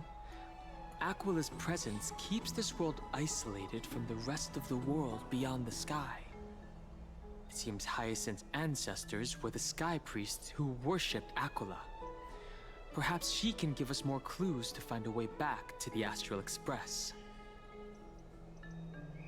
Nothing out of the ordinary happened in the Holy City in the past few days. I didn't have to talk to anyone either. It was kind of nice spending time alone. Just you wait, your good time's coming to an end. After what happened at the Grove, there's sure to be unrest in the coming days. We should rest for now. You look tired. You should get some sleep before we set off tomorrow. Oh, by the way, I heard some rumors. If you're going to wander around, I suggest avoiding the hot bath. Eh? Sometime before, in the Memorial Palace. Trianne? What's wrong? Is there trouble at the Grove? Yes, I sensed something. It was fleeting, but very strong. It feels like they're in some big trouble. Trianne used the Century Gate again. Can you see what's actually happening? No, it's fuzzy like always. But the enemy's aura has disappeared. Maybe they've moved to a safe place. Let's hope that it's just a false alarm. We should place our trust in her and Castorus, teacher. They will keep Trian safe. Peggy, you're talking like we're little kids. One day, Trian will reach her limit, and Trebi will take on the role of gatekeeper from her. We are all aware of that. I am just a little concerned about her state of mind. Trian was already unable to speak, even in short sentences when they left. We want to say a proper goodbye at the very least. I will pray with you. Thanks. And Aggie, it looks like we will need you to come with us to the baths this time to unwind. It feels like neither of us have laughed for a long while. It's time to head out with the west wind! All right. Huh.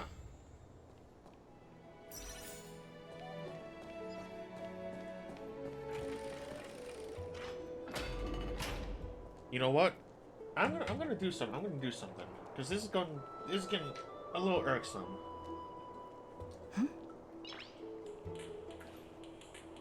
Nice.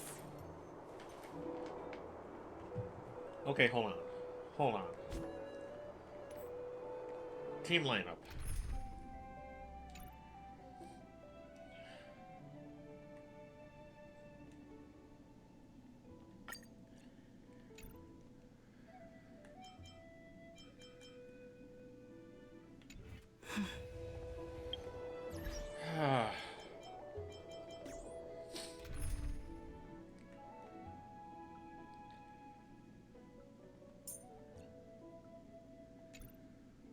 Oh, come on. I thought I'd let you have more than one team.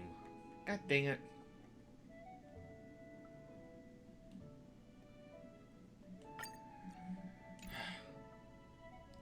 So what I was going to do is, I was going to make a second team, so that way I can switch to that team and have whatever character needs to be there for their point of view for a story.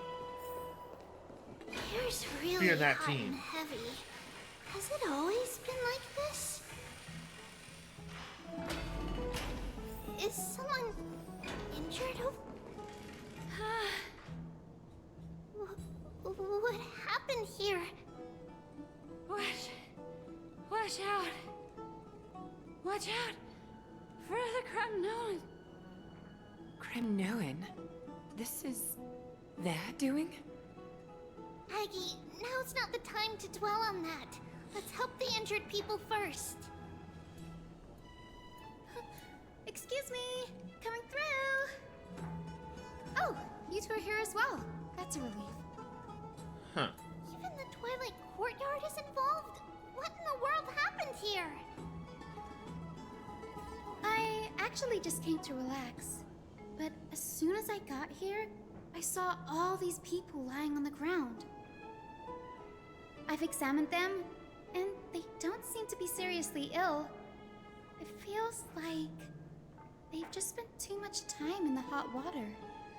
Too much hot water. Multiple individuals fainting simultaneously from the hot pool steam? Where is the manager of the baths? He disappeared, and no one knows where he's gone to. Some people have been saying that the Kremnoans are behind this. Lady Aglaya, what do you think about this? Let these people rest. The two of you, please come with me. Have you thought of something, Aggie? Yes. While their intentions elude me, it's time to bring this farce to a close. Ooh. This should be good.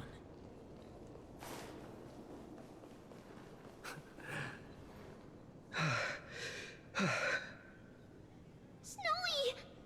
Even Snowy! The culprit. The culprit is Mightimos. Oh. Dee, what did you do to everybody? It's just another duel where I claimed victory.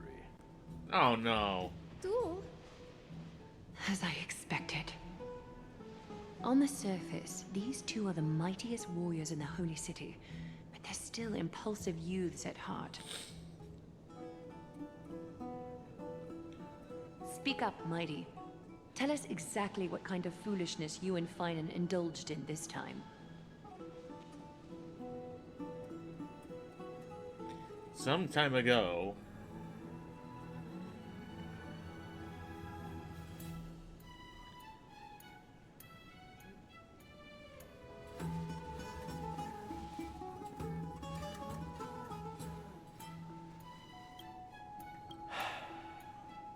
No, none of those sound right.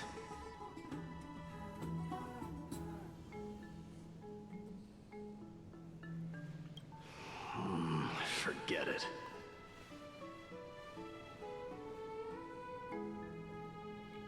Am I seeing things? Is the magnificent deliverer finally deigning to step outside? Ha! Got him!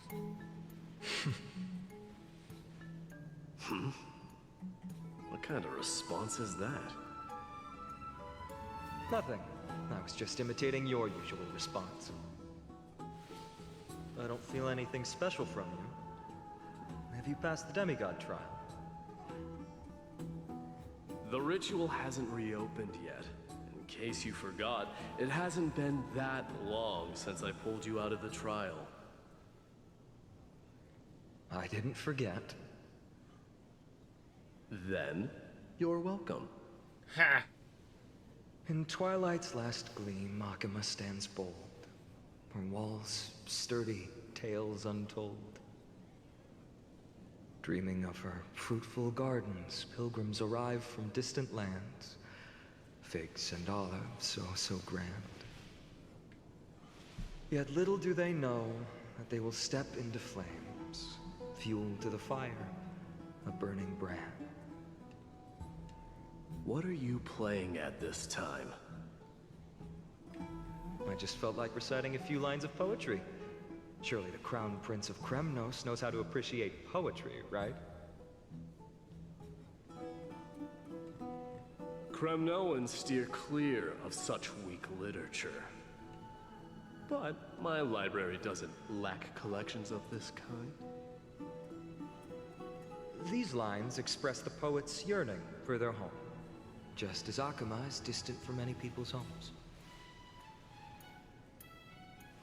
I know how to interpret poetry, Haikis. Oh! There's no point in pretending to be profound, my friend.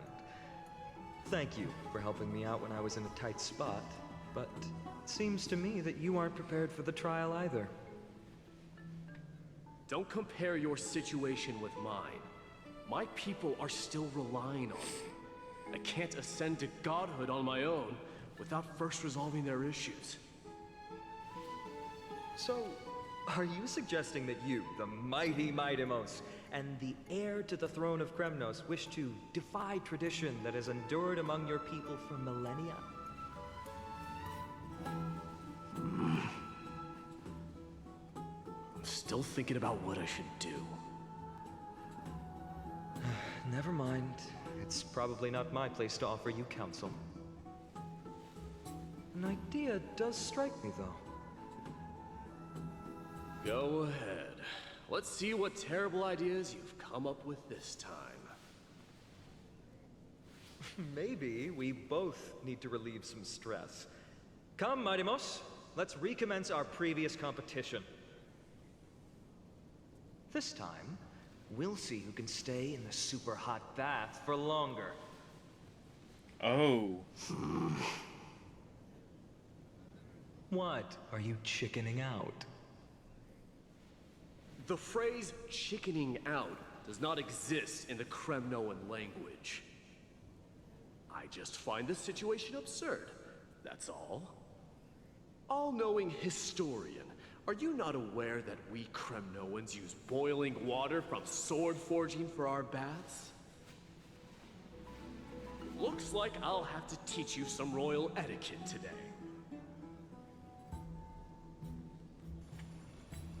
And thus, an unprecedented sauna battle commences! With unparalleled resolve, the two warriors' determination even alters the very hue of the steam. Flames intertwine with scalding vapor, reaching toward the heavens, shrouding the sky in the sun. The spectacle is so magnificent that none dare gaze upon it directly. Since we can't see what's happening in the competition, why don't I regale you with a tale of kings to pass the time?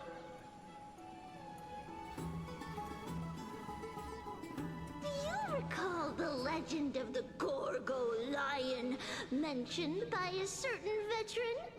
The central figure, the main character, was not the sole sovereign of that land. An Oryx stood as its formidable rival.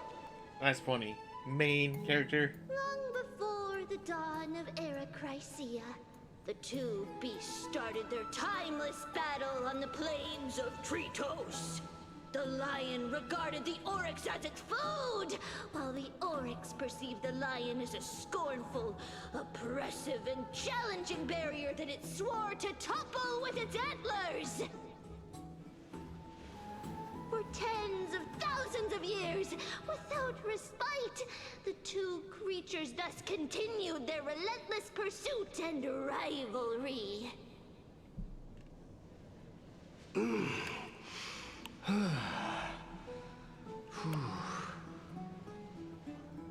It fixated on its rival's fleeing form in the chase.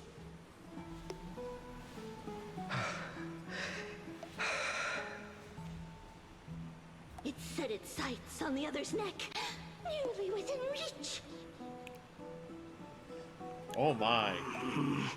Is this becoming an ASMR? It was stuck in a corner. Somebody get the tickets. We need to sell tickets for this ASMR. It had nowhere to escape. On the land of Amphoreus, some lives meet their end at dusk, some at dawn, and yet others are fated to perish under the blistering sun at noon.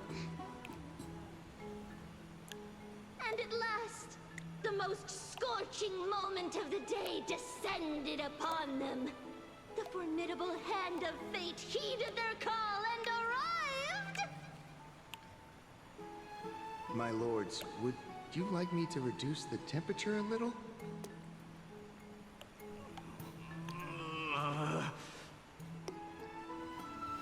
What? You're chickening out already? Get lost. Are you asking me to get lost, or...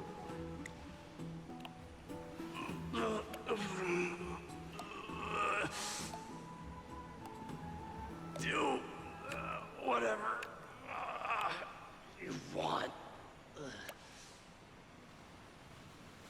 Oh, please forgive my presumptuousness, my lords.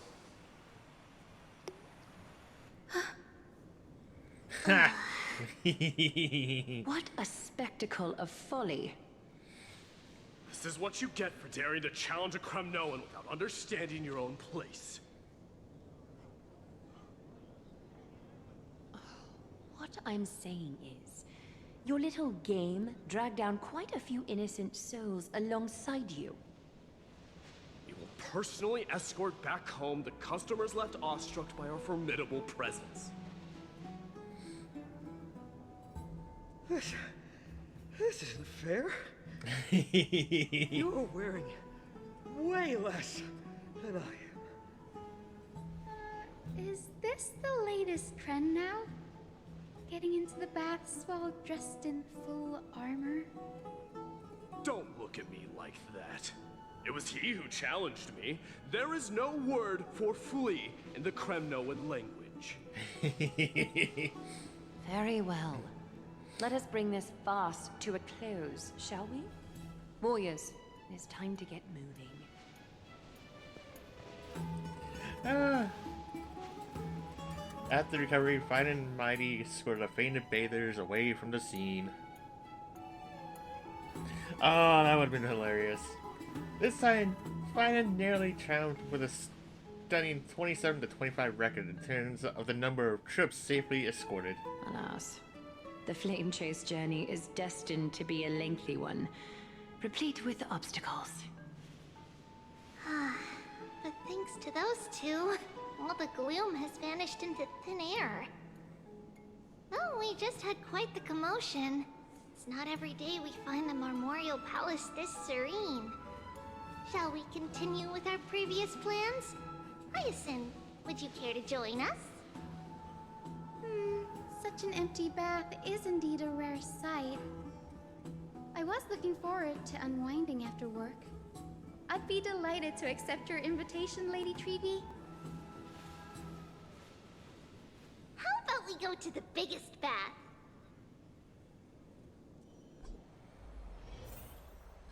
Oh, that was funny. Take a bath. Splish, splash, take a bath. Let me check. The water temperature feels just perfect. So, how is the feeling of having the entire bath to yourselves? It's so good. But, Lady Treeby, aren't you going to soak in the bath with us? We will have to pass. After all, we've become children. Please understand that she can no longer endure the heat of this pool due to the blessings of Yanis. Oh. Are you curious about us, Hyacinth? I am, but something tells me that it might be better to change the topic. Don't get all nervous. It's not something we can't discuss. The truth is, a long, long time ago, we were a mature adult just like Aggie. Wait, what? Then, because of reasons, we inherited Yanis's divinity and gained the power of passage. And in return, the price we had to pay was the splitting of our soul. Each opening of the Century Gate intensifies the strain on Treeby and the others. They are gradually regressing towards infancy, both in body and mind. We don't know what awaits us at the end either, but anyway, that's why we've turned into children. Oh. In that case, when you opened that giant sentry gate above Akama during the battle against Nikador... Well, there's no way around it. We all know that the flame chase journey won't be a smooth ride.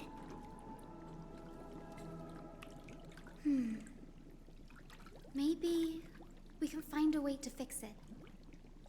The primary research focus of Noosporists is the soul. We explore its depletion methods to restore dispersed souls. As long as research continues, there might be a breakthrough that can help. We will do everything we can. So your first reaction is in fact denial. You're indeed an Access student. I look forward to your good news, Hyacinth. Now there's another reason to look forward to tomorrow.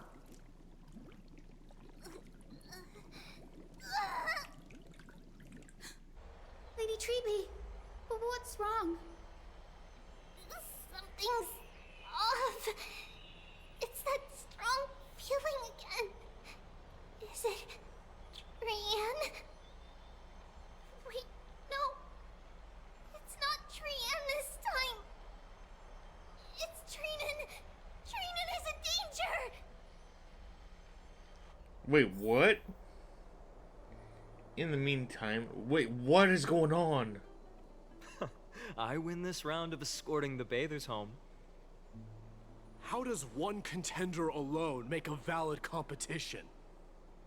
Offering a compliment or two wouldn't be the end of you, you know.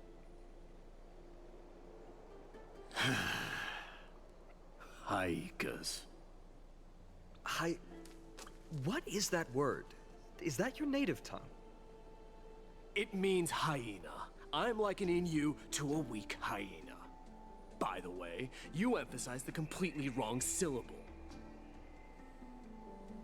Though we've been acquainted for some time, I have rarely heard you talk in the ancient tongue of Kremnos. It's because I'm not exactly a master at it either. I can listen and read just fine, but when it comes to writing... You can write? Oh. You speak as if you don't have a brain. Shots fired. That was in jest. I understand. After all, you spent all your childhood wandering far from home. Worry about yourself first, Deliverer. You also never mention your hometown, apart from when you need to introduce yourself.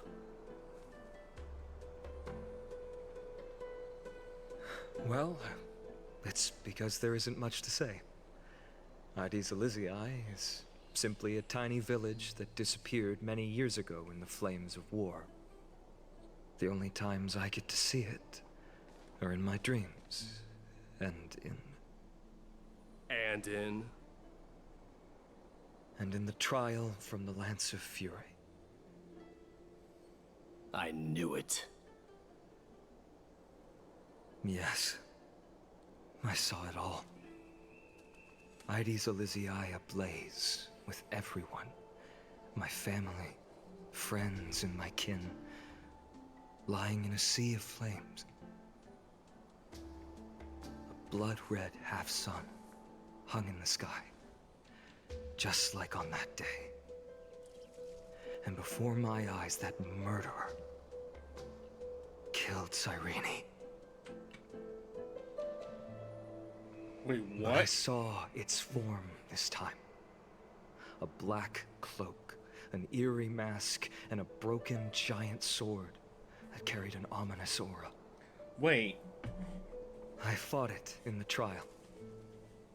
But even though I've been fighting, improving, and resolutely getting stronger all this time, I still couldn't defeat it. You were blinded by hatred, and almost lost yourself in that trial. Oh. That's right. And that's why I am truly thankful to you, Mightymouse. You finally picked up some manners. Better late than never. Then what about you, Mighty? What did you see in that trial? What do you fear? There is no word for fear in the Kremnoan language. I'm getting the feeling that your language has no words at all. But to answer your question, I saw Akuma in the trial. As well as... my old comrades. Hephaestion. Perdiccas. Ionius. Ptolemy. And Possesta. Ever since I returned from the Sea of Souls, these five have been by my side. We faced life and death together during our days in exile. Those 10 years were arduous, yet filled with moments worth treasuring. Each night, we would gather by the campfire, savoring honey brews and singing our hearts out. The wind in the wilds of Amphoreus smelled like rust. Hephaestion would always tease me about adding goat milk to the honey brew, claiming I ruined the blood-red color of the drink. He had a scrawny figure, but was a relentless force on the battlefield, dispatching foes without so much as a blink. Perdiccas was an expert in concocting medicines, delving into all those strange folk remedies. Ionius was a swift runner, and our most reliable messenger. Ptolemy was a real bookworm, always spouting off in chapters and verses. When we left Kremnos, he made off with a stack of ancient tomes from the Grand Library. Not like it mattered, as my family owns the library. And then there was Possesta. He was the silent type, but a truly masterful musician. This is the first time I've heard you mention these five, and their names. They died on the battlefield before the Kremnoan detachment managed to join Akuma.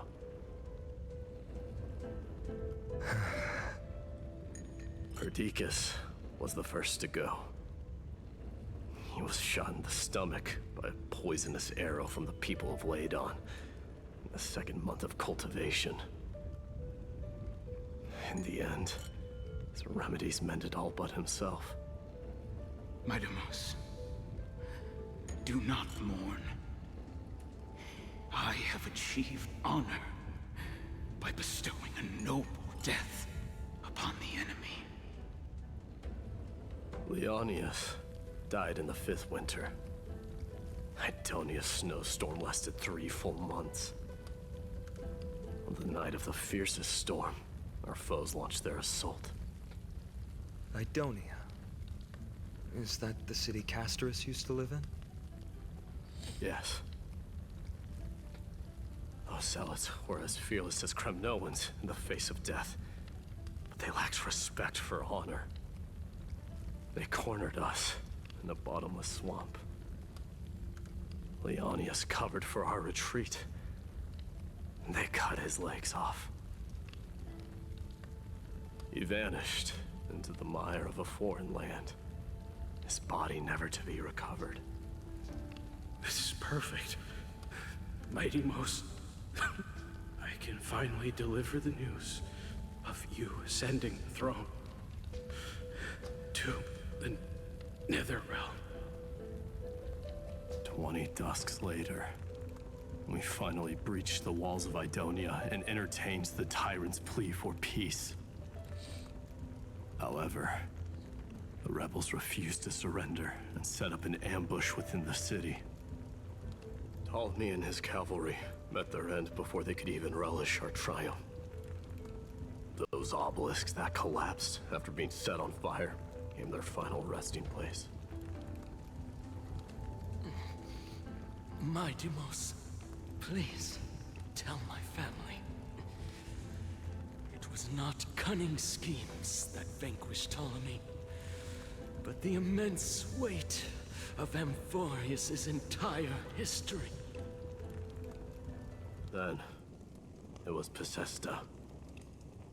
He lured the enemies into the city of Aenionis with his melodies, buying us invaluable time. Our enemies, consumed by indignation when they discovered the trick, set the entire city and my soldiers on fire. His final words were recorded on a small clay tablet, fractured by the flames. Midamos, don the crown. And at last, my most trusted friend, Hephaestion. He was supposed to stand by my side through it all. But a sudden relapse of his illness hit him on the eve of my duel against my father. He hid his condition from me. By the time I returned victorious, he had but a breath left in him. A Kremnoan dying on a sickbed. I would be a laughingstock to everyone.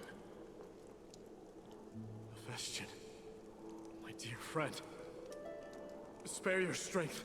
I'll go get a physician. No need.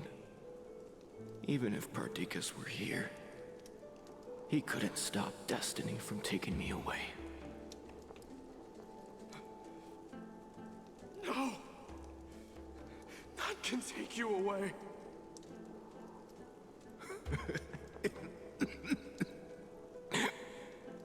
Midamos, our king, do not shed tears for me. It's not befitting of your status. Farewell, my dear friend. You must lead us back home. Oh, that's a heavy backstory right What there. a grave trial indeed. Now I understand why you see immortality as a defect, or even a curse. My father threw me into the sea of souls to break the wheel of karma. But little did he realize it would grant me an immortal body and summon a fated revenge on his head. Following his demise, I considered leading my people back to our homeland. Kremnos had already turned it into a wasteland. Only darkness and insanity thrived there. Against the dissent of many, Krateros included, I made the Kremnoan detachment stay in Akama. But I know that their glory will never be doused out. The instant of strife shall inevitably arrive. If you take over Nikador, then you must begin the journey back to your homeland. So, you hesitate because you think leaving your people in the Holy City is a better choice?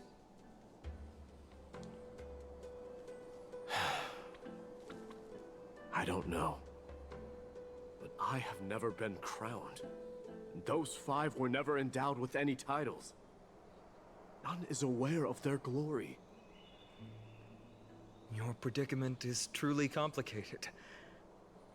I don't know how I can give you any useful advice. Maybe you could seek counsel from more people, such as the Grand Craftsman. Cartonis' people seem to have been through comparable dilemmas. And that teacher of yours, Krateros? Dee, we've got a big problem! Big problem! Lady Tribby, what's making you so flustered? Now we get to it. Hurry up and go save Trina!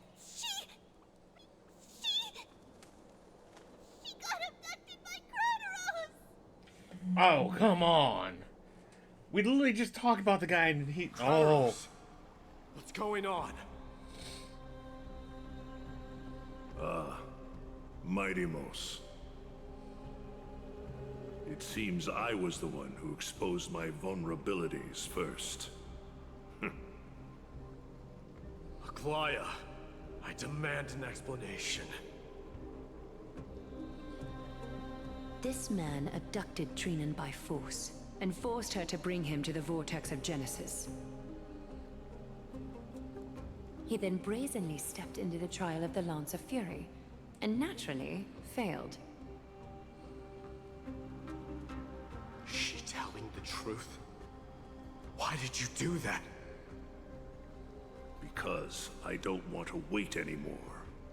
Your hesitation made me desperate. If you want to run away from your destiny to become king, then keep running. Someone will eventually stand up and fill in the gap left by strife. Then they will lead our people home. Age has blinded you, teacher. Can't you see that I'm hesitating because of this very recklessness seared into your blood? Krateros, do you truly believe you're worthy of entering the trial? To blaspheme against the prophecy? Does the mission we Chrysos heirs bear seem like child's play to you? Do you know how the Kremnoans see you, Aglaya?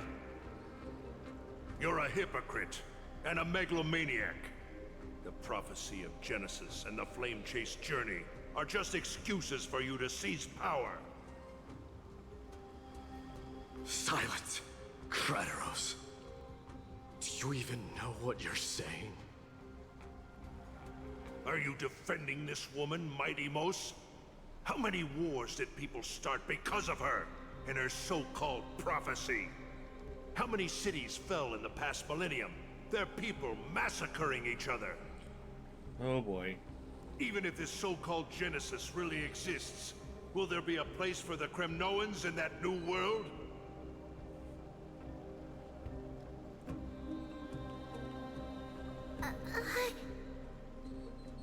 Are you done talking? By agreement between the Chrysos heirs and the Council of Elders, those who trespass upon the Vortex of Genesis need not be tried by the Council. I am allowed to pass judgment alone. Krateros, your actions are unforgivable. I hereby sentence you. Aggie, wait! We have a proposal! Someone has to resolve this conflict between the cities. Lord Krateros did not use violence to harm us. We can sense that his anxiety stems from his concern for his people's future. Please, Aglaya, hear us out first. I'm listening. I'm sorry, Lord Krateros. We were so preoccupied with deciphering the fragments of prophecy that we neglected those of you not favored by its message. Your accusations were harsh, but justified. We wish to earn your trust, and those of the Kremnoans. I think the best way to do that is to take you to witness the source of the prophecy for yourself. The source? How are you going to show me something that has no form? You've heard about that Outlander, right? She has somehow made a connection with Orynyx and can completely replicate scenes from the past. We will ask for her aid. Tomorrow, at the Abyss of Fate in the Temple of Yanisopolis, we will show you everything from that distant memory, Krateros. A fair proposal. I accept. Until then, you will be stripped of your freedom. That is my one condition, and I will brook no argument. It is not the first time I've been made someone else's prisoner. Do as you please, demigod. Teacher, why did you do this? Forgive me, young master.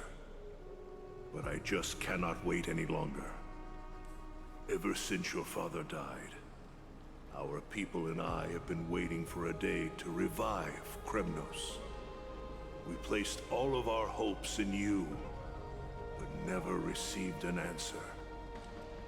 This obsession for returning home has become a sickness for our people. Wise as you are, I refuse to believe that you can't see the truth. You have a clear head, which is why you're also incomparably alone. A smart person can only choose to tangle himself with the mundane of this world.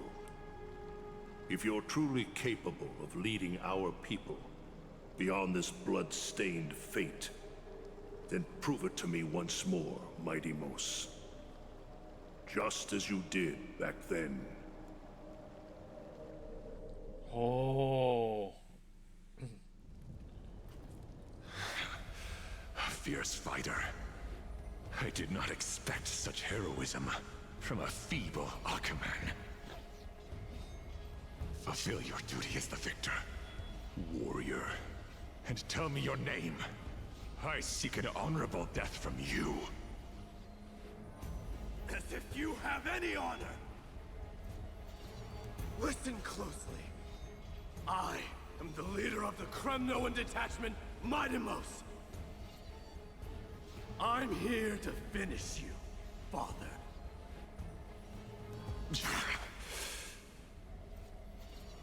It's you. The beast spurned by all. So you did defy death. The prophecy was true. You will bring an end to my Kremnoan dynasty. Defy?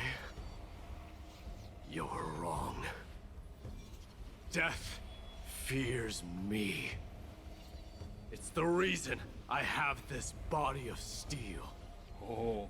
As for you, you already stand at death's door, father. You were the one who threw me into the Sea of Souls. The one who tried in vain to enslave a Titan. And the one who desecrated the body of a god.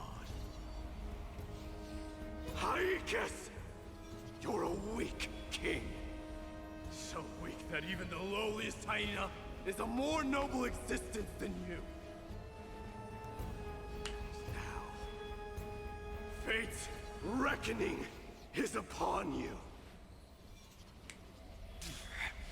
Then swing your blade. Take my crown. Coronate yourself with an old king's blood. And inherit it all. Become the new rightful king of Kremnos. No. I don't want the crown. Listen. There's only one end for the kings of Kremnos. Then the crown means nothing to me. All I want is your life.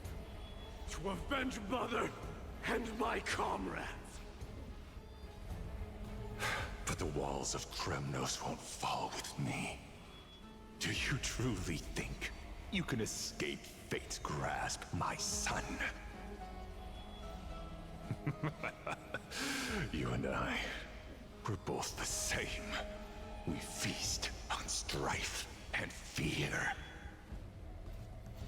Now kill me! The son of Gorgo is destined to be crowned in blood! Ugh.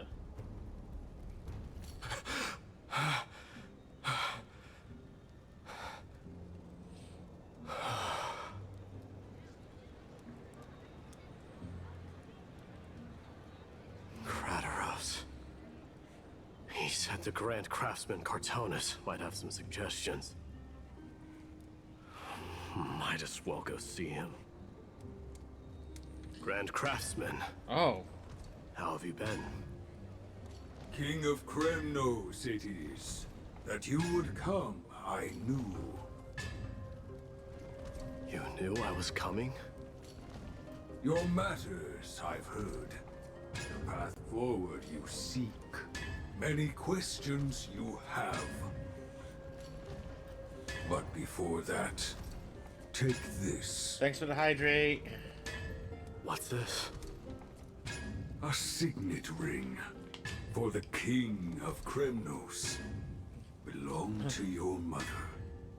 Recast and restore it. I did. What? Mother threw it into the Sea of Souls. Yeah, that's a Titan Long king. time to fish out it took. Very fortunate we were. I can hardly imagine how much patience and courage it must have taken to find such a small signet ring in the Sea of Souls. I owe you one. Gratitude there is no need for. Repayment for saving me, this is. Questions you bring with you? Ask, now. Fate I've always denied. It's finally caught up to me. By all rights, I should accept Strife's authority. It would make everyone happy. The Chrysos heirs, the Council of Elders, the Kremnoans. Even the bards who will write it all into song. No. Yet hesitate still you do. Hesitate, why do you, young king? Not Yoda, but because of my people. Speaks like him. Be they men, women, the elderly or children. The hearts of all Kremnoans yearn for home. They've all been waiting for this day. For the day their king returns. Children of Strife would then be able to go home and embrace the old traditions. Never mind that most of them have only ever been heard in these so-called traditions and song. They would then gather around their king and throw themselves into battle. This is not a good thing, you believe. The Kremnoans have been trapped in a cycle of bloodshed for the past 1,000 years. They seek vengeance, start wars, become prosperous, and decline. How much innocent blood flowed into the River of Souls in all those years? How many needless sacrifices could we have avoided? I accept that fate and become the totem of strife, and lead my people into repeating the same mistakes. Then of course I would be terrified. I'd be terrified of becoming king. A different kind of Kremnoan you truly are.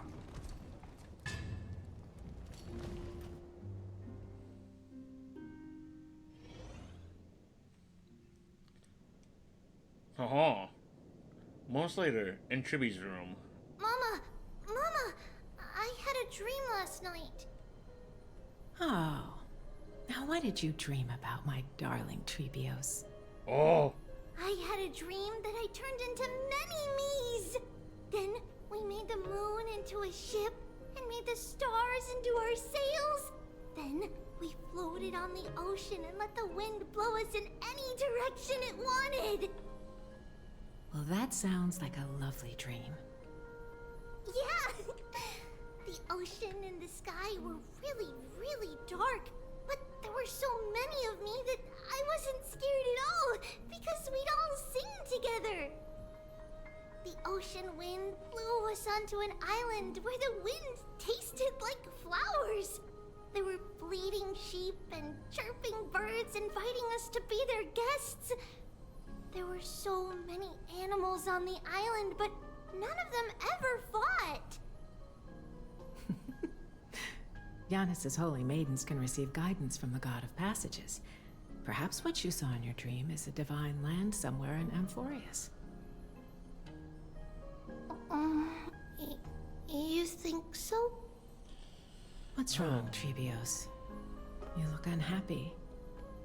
Because on that same island, I saw a dark mountain on the other side of the ocean. And it was very, very tall. The mountain looked alive, and it kept getting closer to the island. Then I realized it wasn't a mountain, but a very, very tall wave made of water. When the wave smashed against the island, it looked like it was going to eat the island up. The small animals tried to chase it away, but they couldn't stop it. Then there was a bang and I woke up. A dark wave. Mama, does something that scary exist in real life? Yes. Unfortunately, it does exist in Amphoreus, but it's very far away from our temple. We call it the Black Tide, though it has nothing to do with water. It has no shape or form, but it can swallow up animals, humans, and even titans, turning them all into monsters. Oh, the Black Tide is a baddie. I don't want everyone to turn into its food. Can't we chase it away? Of course, my dear.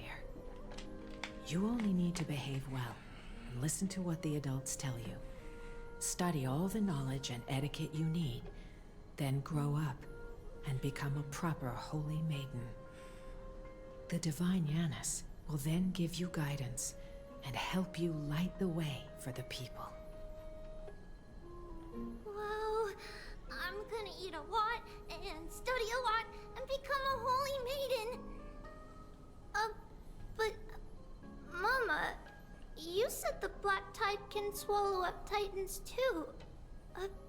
What do we do if even Giannis is eaten? If that happens, then the holy maiden will have to be the one to guide people on the right path. After all, we are the human avatars of the god of passages, yeah? Yeah! But one person alone is not enough. Once you're older, you'll make a lot of friends. You must do your best to unite them, because that's also our duty as priests. Friends? Are they also like me and Mama with pretty red hair? They might not, but they'll certainly be just as smart and kind as you. Mama? Oh. Am I dreaming? We get a lot of flashbacks here and lore. Don't be silly, dear. Of course you're not dreaming. I've always been by your side. What? Now be a good girl and call your friends over too. Let's play hide and seek, just like we used to, okay? My Trevios is the smartest girl. I'm sure you remember where everyone is hiding. Oh. The voice sounds so far away. I don't remember. Who am I looking for? Your friends, who will chase the black tide away alongside you, of course. Is this from my childhood? I don't remember.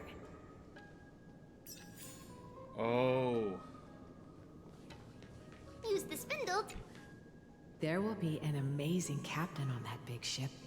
She's cheerful, optimistic, bold, and cautious. She'll be able to get everyone together. Wow, that's amazing! Can I be the captain? Of course you can. But you'll find someone else who's better for the job, my dear. I think that person lives in a beautiful temple that sits atop a hillside, covered in golden fig trees. There's a noble girl there who's very smart, but also very delicate. Just like Mama? Perhaps. But before we find the captain, the ship also needs someone who can navigate it. Who could that be? Let me think. Oh, we're getting so...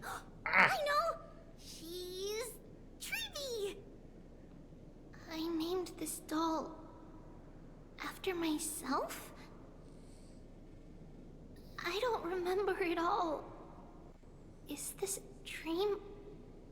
Or something that happened in the past?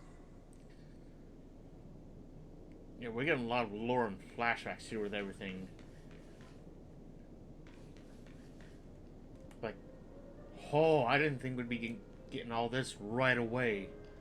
But at the same time, it makes sense because I'm finally catching up on some of the patches. Like, I gotta be at least in patch 3.1, 3.2 maybe? Out of like 9 patches I need to catch up on. Like,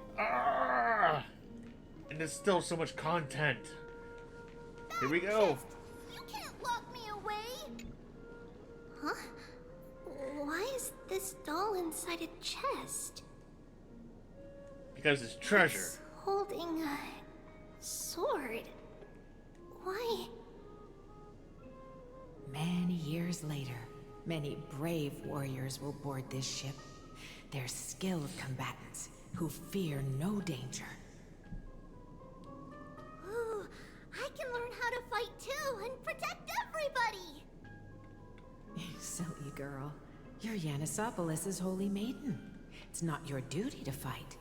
There will be many others to protect you. Alright. Then where will they come from? I believe one warrior hails from a lovely village where bulrushes flourish, while another comes from a magnificent royal city.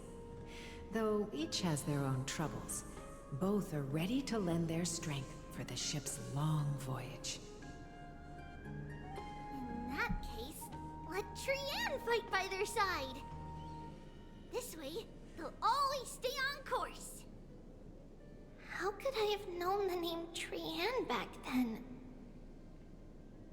Was it just a coincidence, or... Oh, I gotta find out more. Learning can change your When navigating at sea, you need to know both astronomy and geography. Isn't Yanis's knowledge enough? Oh, sweetie. The ocean isn't like the land. It's easy to get lost. That's why it's important to learn to recognize the miracle of Aquila. Alright! Even though my brain is already super duper smart, I'll still try my very best! Circe also favors children who try their best. They will send a wise scholar as everyone's teacher to help you reach your dreams. I want to be a teacher too! Oh, wait. I'm super duper smart. So I want to be the teacher's teacher! Why not? But if you're going to be a teacher, you might need to tone down that hyper energy of yours. Then Trinan can do it! She's well behaved and would make a great teacher. Mama and the others always said that I had a great memory. But now, I can't even tell if this is a memory or a dream. Oh. Come, let's line them up.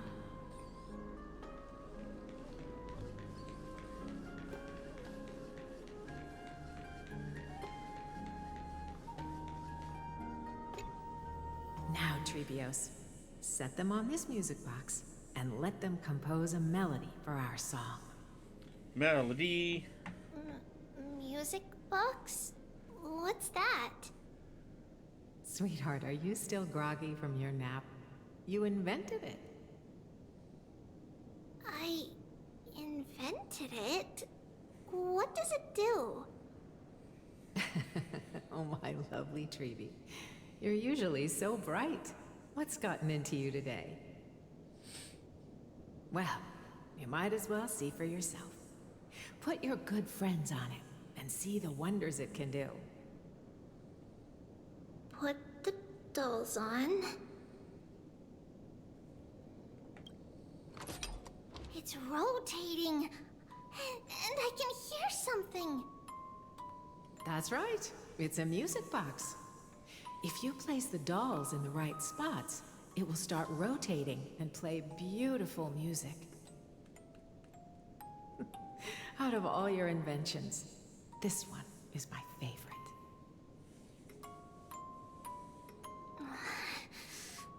I don't remember.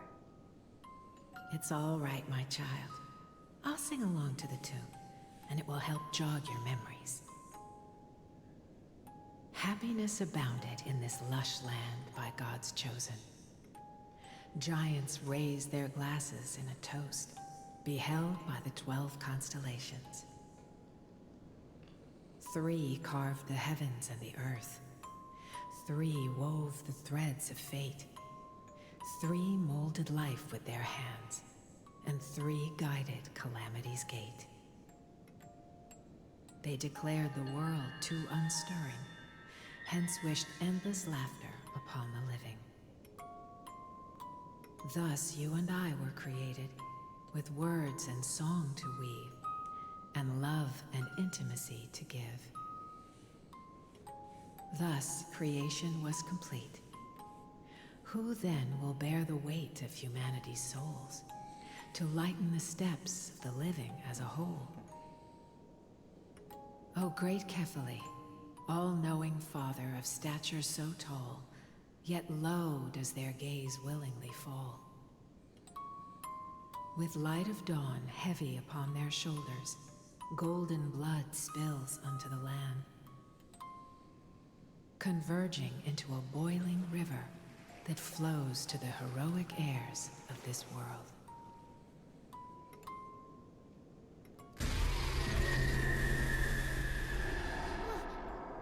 What's going on? What the hell was that? Oh, yes, please lend me your ears.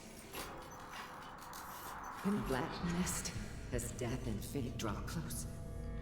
On the bloodied earth, the living dead, but ghosts. What is going on? What is this one? It mirrors your maze-like fate. What A silent lament without a trace. What is the past? Wandering ghosts that linger. What is the future? Souls scattered by fate's finger. What is the start? A voyage born in solitude. What is the end? A spirit, lonely and subdued. Lonely and subdued. And subdued. Whoa! And subdued. Subdued. Subdued.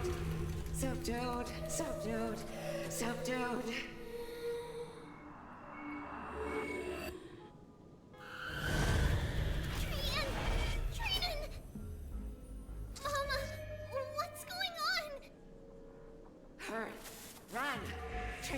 Run! The black tide has arrived. What in the world is going on? Where can I go? Oh! What kind of freaky nightmare stuff did I just walk right into? Why? Why are there souls everywhere? This is the sacrifice of a holy maiden. You won't make it to the... Only one person can. I know! It's fine if we can't reach the end. Our minds are made up. Go. Bid your farewells, trees. Time is running out. Mama, are you going to leave me? My sweet girl. I will never leave you. But remember this, Trevios. Oh!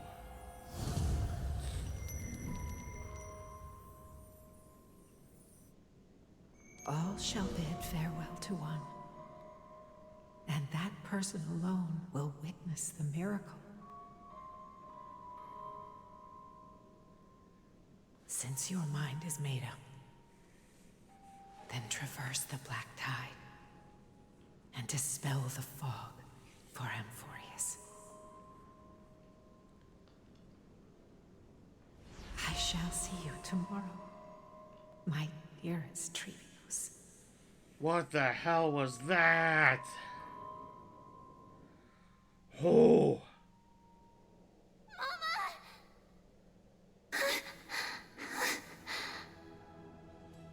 Are we still in a dream? Did you have a nightmare? Maybe. But it's been a long time since Oh we had any my God. dreams. It's not yet the entry hour. You still have plenty of time to rest. Entry hour's dawn. No. Action, Our heart is still racing. action hour's noon. It must be that reckless Kremnoan soldier who startled Trinan. And you as well. If you want, I can pierce through his chest with the golden thread right now. Easy, Aglia. Aggie, cut it out with the scary talk. I'm just kidding. If I were serious, I wouldn't have waited until now. Yeah, we know. Do you want to talk about the dream? Keeping it bottled up is not good for your health. You would have lobbed the guy's head off. We had a dream about Mama. The dream itself was nothing. It's just the timing that feels a bit unsettling. You mean... It's Trian. Even if we refrain from ever using the power of the Century Gate again, her soul continues to slowly drift away from her body. There isn't much time left. Perhaps it wouldn't be such a bad idea to let her relinquish her role as the gatekeeper and live out her days as a carefree child. You have a point, Aggie, but our decision has already been made on that matter. I believe there's still another way. Souls will be spent until they dissolve into dust. Such is our fate. Once we had a whole and connected body. If that body were a tree, then its trunk and branches would share the same fate, decaying at the same pace. Now, we are fragmented into numerous selves. Despite the absence of a trunk, we are offered another possibility. We can choose how our branches will perish in a way that is most beneficial to the Flame Chase journey. Compared with saying farewell to one person, watching many fade away before me is even more sorrowful. But advancing is the destined end of Yanis's trial. There's no retreat in our path. Don't feel sad about saying goodbye to us. We've already agreed on this, right? It won't be long before I forget what sorrow tastes like.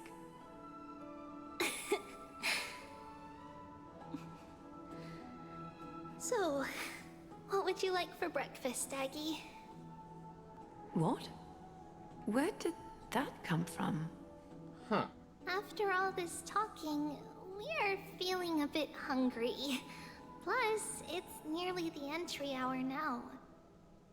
Do you remember when we first met, Aggie? You were still a little one, and we caught you secretly eating oatmeal late at night. While my emotions might be fading, those memories are still as vivid as ever, teacher. Please, let me do it. What would you like to eat? It's fine. Leave it to us. You should rest for now. It won't take long, and we'll call you when it's done. In that case, thank you. Then, see you tomorrow, Aggie. Huh. Nevertheless, that nightmare is ominous. Memories are slipping away, even the image of Mama. Just as expected, another trip must be made into the abyss of fate. Hopefully Orynyx will be willing to help us.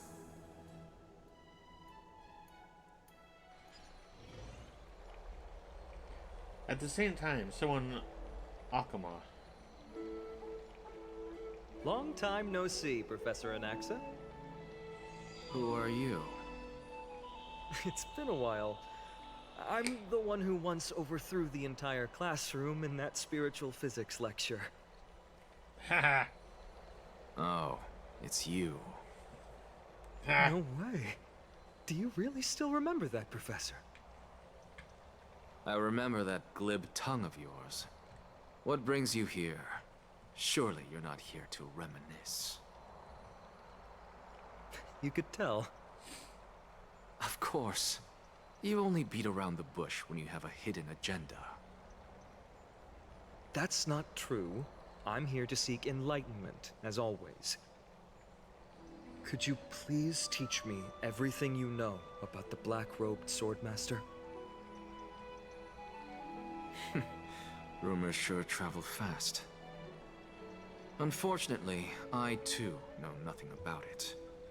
I can only tell you that it is clad in a black robe and wields a greatsword. At least, it looks like a greatsword. It's shaped like a twisted half-sun, and a peculiar dagger resembling a crescent moon. By the way, take this with you. I got it from the sneak attack. It's yours now. I was right. It is this thing. The one who torched Ides Elysiae to the ground. And killed everyone. Don't try to be a hero. No one in Akuma stands a chance against that thing right now. Cute right now. Is that what the Titan said as well? Not at first. But the god relented after having had a taste of its power. Even with the god possessing me, I couldn't fight against that blade. That incredible power doesn't seem to be granted by any titan. Are you suggesting that it originates from beyond Amphoreus? It's possible. Much like the Black Tide, no? Nonetheless, it's an enemy we must overcome. We? Drop the pipe dream, Phynon. No one wants to see you fall by their blade. Their mere presence will endanger the Holy City and the Flame Chase. You know that I don't believe. You don't believe in the so-called prophecy, I know. However, I'm here to seek your assistance, not at the request of Aglaya or Treeby. I just want to eliminate a threat to the city I pledged to protect. That's all. The tragedy at the Grove must never happen again. Take a seat.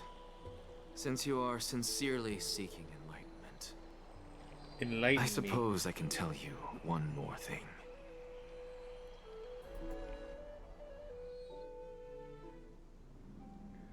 Soon after, in the abyss of fate. What's wrong, Trian?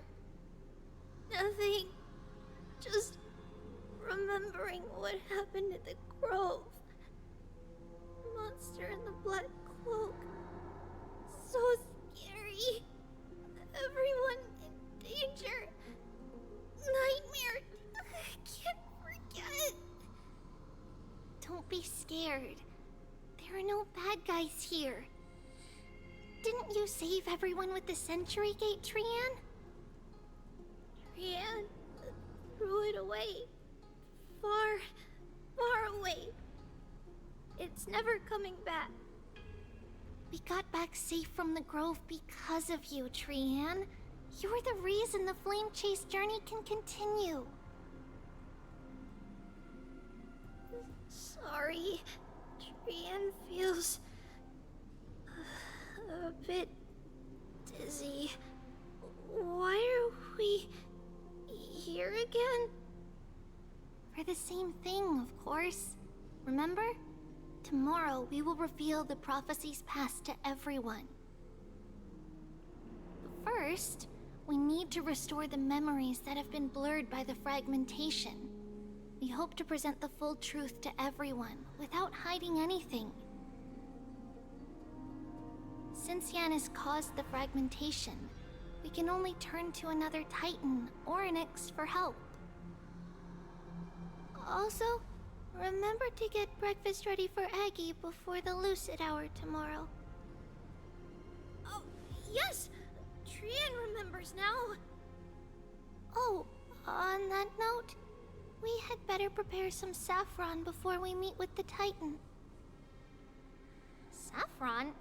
Huh, it's an essential offering for rituals in the Temple of the Three Fates. You think we shouldn't go to Orynyx empty-handed? Yes, it's also a symbol of Yanisopolis. If we are to replicate memories, we need to use something that has experienced those days. And when we first met Aggie, we added that to the porridge we made for her, and she really loved it. I see! It's like killing 3 birds with 1 stone! I always have the good stuff. It all depends on whether Orynyx is willing to help us. This could be a problem. After all, it was us who took the core flame from Yanis, from Orynyx's kin. We will have to give it a try. If there's truly no other way... In our current state, we probably can't do anything to them. We'll cross that bridge when we get there. Leave it to Trian. Trian knows how to play cute. In any case, let's look for Saffron first. Oh, that's I one hope there's idea. still some left in the temple, untouched by Nikador's soldiers. I remember that aged saffron is preserved in sealed jars. Let's be on the lookout as we go. Alright. Oh, alright. So, we got a lot to grab here. So, achievements. Achievements! You know, it's only just 5. It'd be better if there was more than just 5. More than just 10. At least give us 30.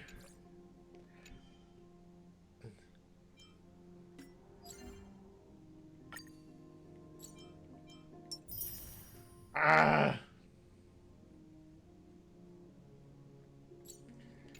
Alright, so how are we doing on ooh, we're getting close. We're getting close.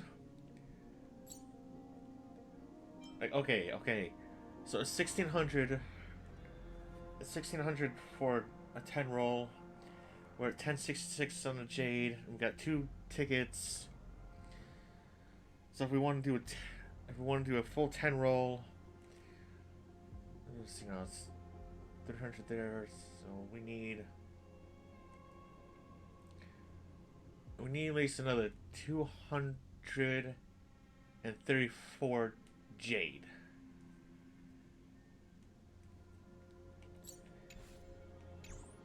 We're getting there.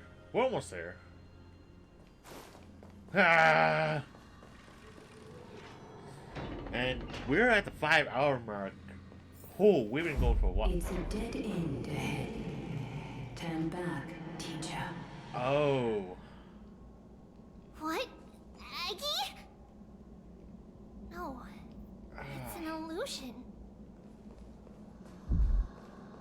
That was ominous. No, that was Onyx. Wow, this room is huge. Trinan, did you? Yeah, I saw it. Was that a warning from Onyx? What are you two whispering about? Treeby? Trinan? Trian can't even hear our own telecommunication. Well, never mind. Trian suddenly feels like this place is quite familiar. Oh, there's a whiff of safari in this room. It's right over there. Over here. Follow Trian. Trian, slow down.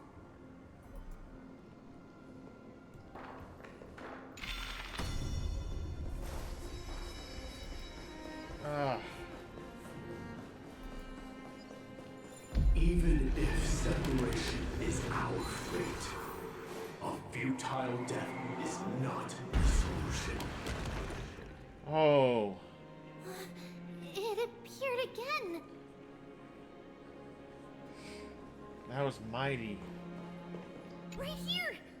I summon thee, Ornix. Stir up ripples of past reverie. Something's appeared. Wait, we should read it first.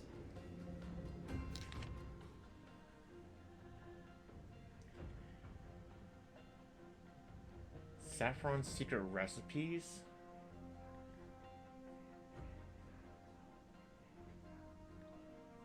Oh. Wait, this is a letter?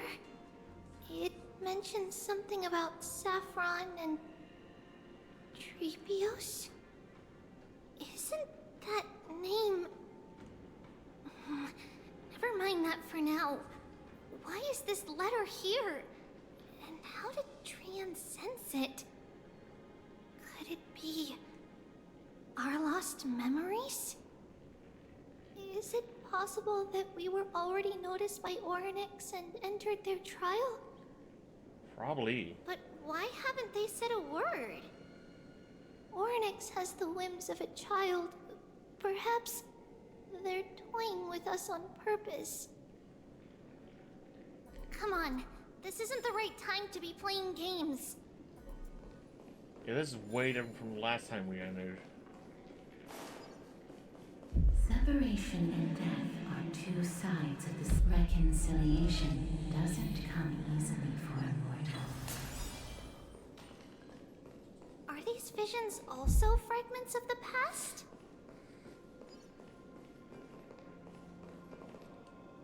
A vase? Treevee! Trinan! Look what I found! Is this the safari? Coming! We'll take a look. But Trian, there's nothing in here. What? It was right in the stolium. Huh? There's really nothing here. That can't be! I swear I saw it! I swear! Trian is telling the truth. It was right there. Where did it go? Trinan, Treevee, why aren't you saying anything? Trian can't seem to hear you at all. We were just lost in our thoughts. Don't worry, Trian. What you saw was likely, Yanna's hair. We must have startled it away. Oh. Okay. Could Orynyx be trying to make us falter? But why would they do that? Something feels off. Treevee, don't you think this temple is a little too quiet? Yeah, there's What do you mean? no enemies. It might just be an illusion. But Trinan wonders, is Orynyx really putting us through a trial? There's no enemies at all here. Like, there's nothing. I missed that chest.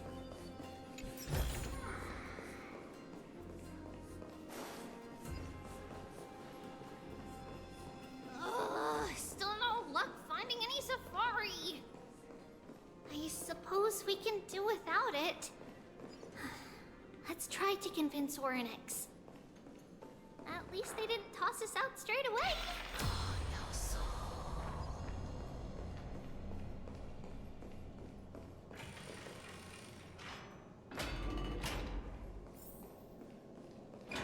Whoa, Treevee, Trinan, look at this! So cool! There are so many of us now! Trian, That was spooky. it's really quiet in here. Do all Titans live in dark places like this? Here we go. Orynyx meeting two.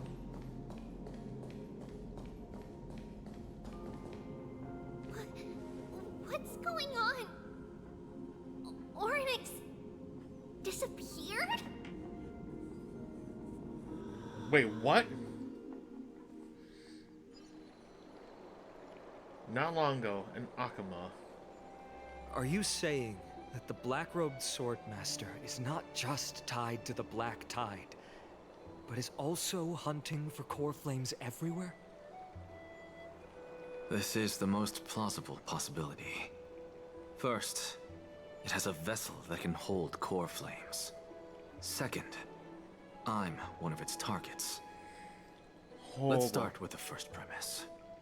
Its peculiar ceremonial blade can interact with a core flame, as evidenced by the pull I felt when it stabbed into my chest.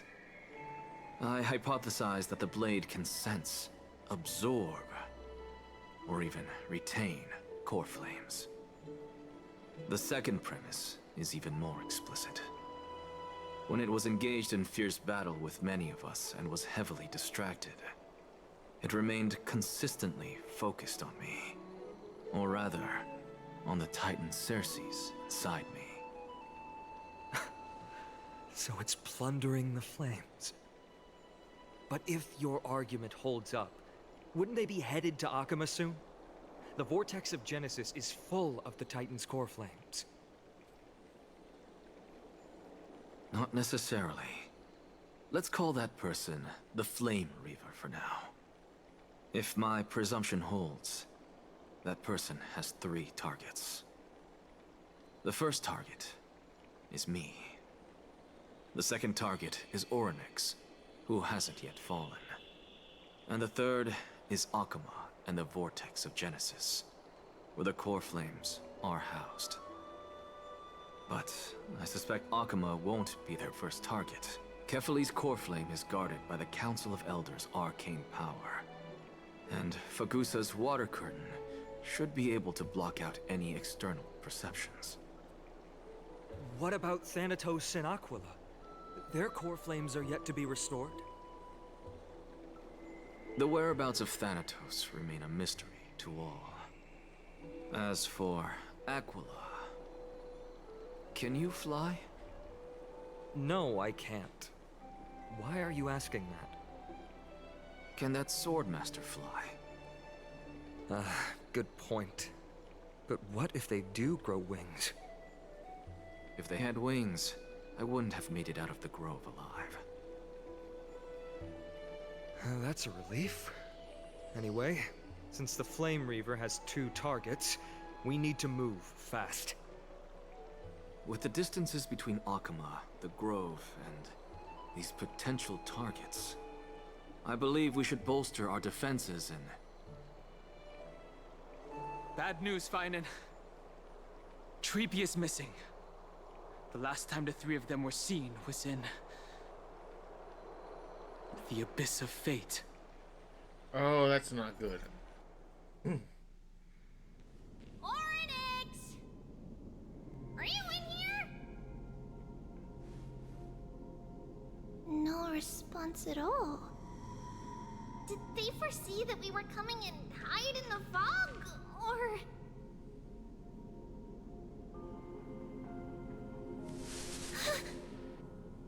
Treeby, we should leave. This temple has other people in it. What? Huh. Listen, footsteps. Fast ones. 3 or 4 people coming this way. Come on, we need to hide. Whoever they are, we can't let them see us. Treeby, Trainin, come check this out. Oh, What's crud. this? Trian feels like it's so familiar.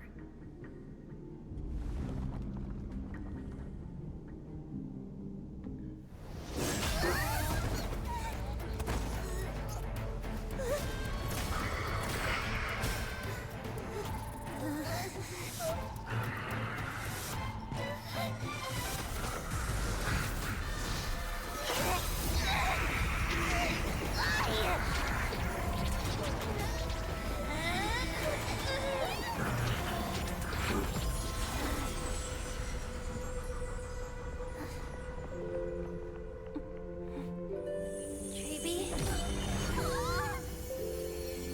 See you tomorrow.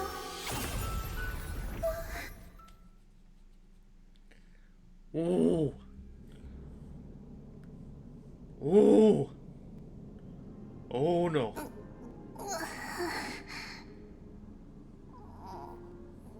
Where am I? Oh no. Little gray, snowy, and... Wait, where's Trian? Is she back?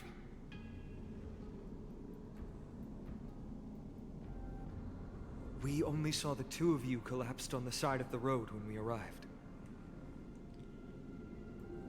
Danny and I looked around, but we couldn't find any traces of Lady Trian. What about the black-robed swordmaster? Blast it! Of course it's them. We were still too late. I fear something bad has happened to Orynyx's core flame. Then Lady Trianne... She doesn't have much divine power left. We can barely sense anything. That you're both safe is already a blessing. Everyone, we must take action now. We should split into 2 groups.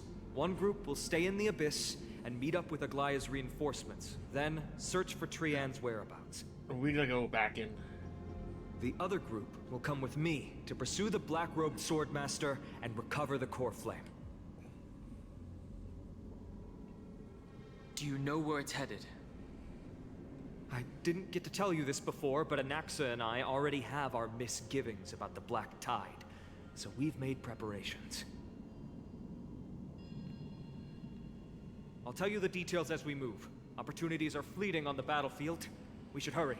Oh. Lord Finan! Lady Trevi and Lady Trinan. I'm glad you're all right. Did Aglaya's people get here? Yes. Lady Aglaya already knows about the situation and sent along a message. Finan, I understand that Swordmaster is of great importance to you. But if you charge in without a plan, I fear that you won't be the only one who dies in vain. I understand. Hatred is a hero's deadliest poison. I have no intention of fighting alone. If that Swordmaster really is related to the Black Tide, the Chrysos heirs must not take them lightly. Yeah, hit the wrong button. I have indeed planned to return to the Holy City and discuss the strategy with Aglaya. We'll need all the help we can get for this encirclement. Why don't we split up as previously discussed? Hyacinth and I will stay to regroup with the reinforcements. You go back to the Holy City with everyone else and tell Aglaya about your plan. Trinan will stay in the Abyss too. That way, both sides can communicate with each other if anything happens. Thank you, everyone. Partner, Trebi, let's go.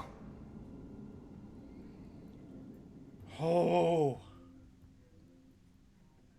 We're back, Aglaya. You should have come to me first, Finan. Aggie, there's no need to scold Snowy.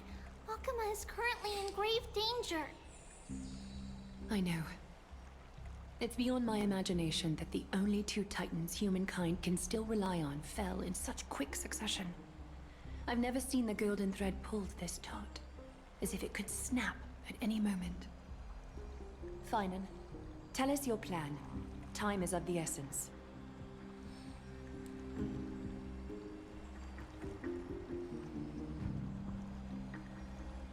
This being is not just hunting titans, but taking the core flames too? Yes, just like the Flame Chase journey is doing. Professor Anaxa thinks the Flame Reaver's arrival is likely a sign the Black Tide has spread further. Regardless of whether you're right, this being is still far more aggressive than we expected. That's putting it lightly. But its madness is also an opportunity for us. If its goal is the core flame, then that means us humans can lure it into a trap. Anaxa had already left the Holy City with Cersei's core flame while we were on our way to the Abyss, so he can make preparations for the battlefield. Tell me, what makes you think this won't end with us losing another core flame? Because this time, the power from beyond the sky is also at our side. She is the key.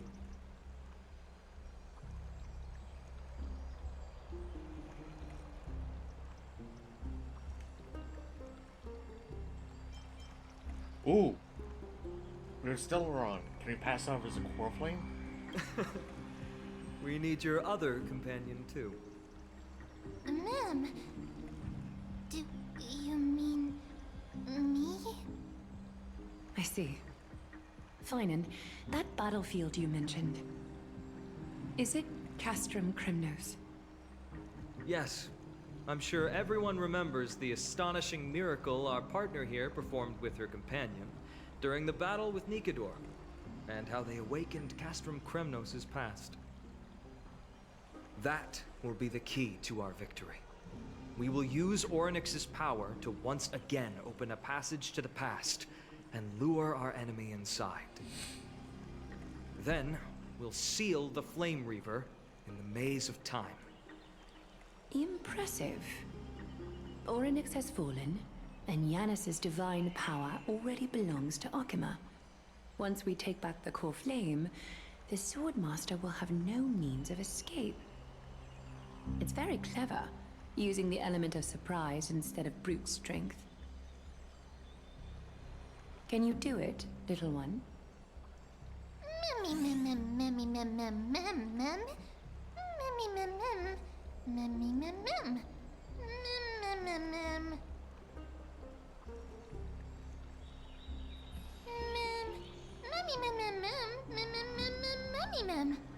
Woo!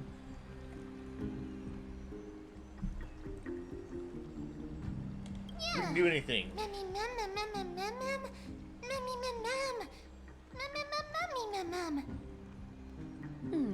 Such enthusiasm. I'm glad to see you're confident. By the way, Better than nothing. the Council of Elders declared a state of emergency when Treeby went missing. Kainos and her following have heard tell of the incident at the Grove, and are galvanizing support in secret. I fear she'll make her move before the next assembly of the citizens. What are they plotting? That short-sighted politician likely believes the Chrysos heirs have outlived their usefulness, and is making preparations for her next step. That ugly side of humanity is something we'll have to deal with eventually. That's a problem for another day. I've sent Casterus ahead to the council with a message. She should be able to keep the situation under control for the time being. Finan, it is my hope that we can come to an understanding on this. We must take down the Flame Reaver in one go, and retrieve the core flame. And in doing so, grant ourselves an advantage against the Council of Elders. Of course. You may count on me to lead the charge. I apologize for tasking you to spearhead the plan once again, but Akima is currently beset by enemies from within and without. The situation brooks no delay, and we have precious little time to confer and discuss the plan with you. That being said, you are the key to our success, and I shall respect any decision you make.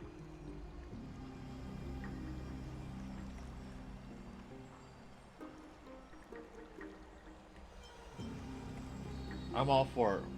Whatever Mem's plan is, I'll follow. Nah, I can't be worried about all that We are cuteness. grateful to you for your aid, and to the rest of you as well. Now, let us be off to begin the hunt.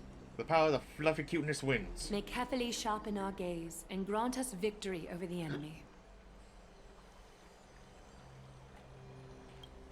Feels like we're missing someone. You mean Mighty? He's dealing with a different problem. Don't worry. That man would never miss out on this fight. Yeah. Yeah. I can see that. Vortex of Genesis, Akima. Farewell, my dear friend. You must lead us back home. You and I, we're both the same. We feast on strife and fear. If you're truly capable of leading our people beyond this blood-stained fate, then prove it to me once more, Mighty Mos.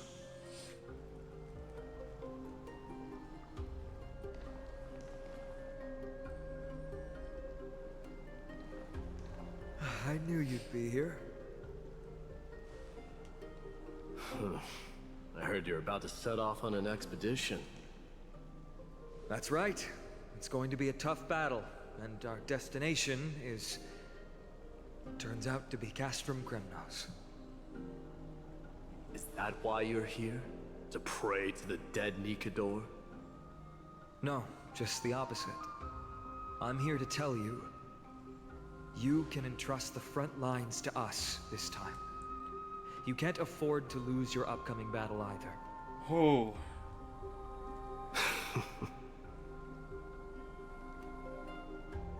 Have you heard the story of Geocles the Mountain Breaker? Sounds like you've spoken with Cartonus. That's the name of the legendary mountain dweller, right?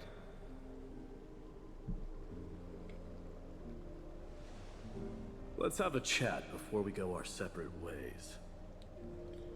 Here we go again. Cartonus told me that back in ancient times, the mountain dwellers lived in seclusion. They spent their days quarrying and gathering, living a simple and peaceful life away from strife. But Geocles was different. He resisted their traditional way of life, yearning for the world beyond the mountain. They're safe, but humdrum culture was like fetters around him.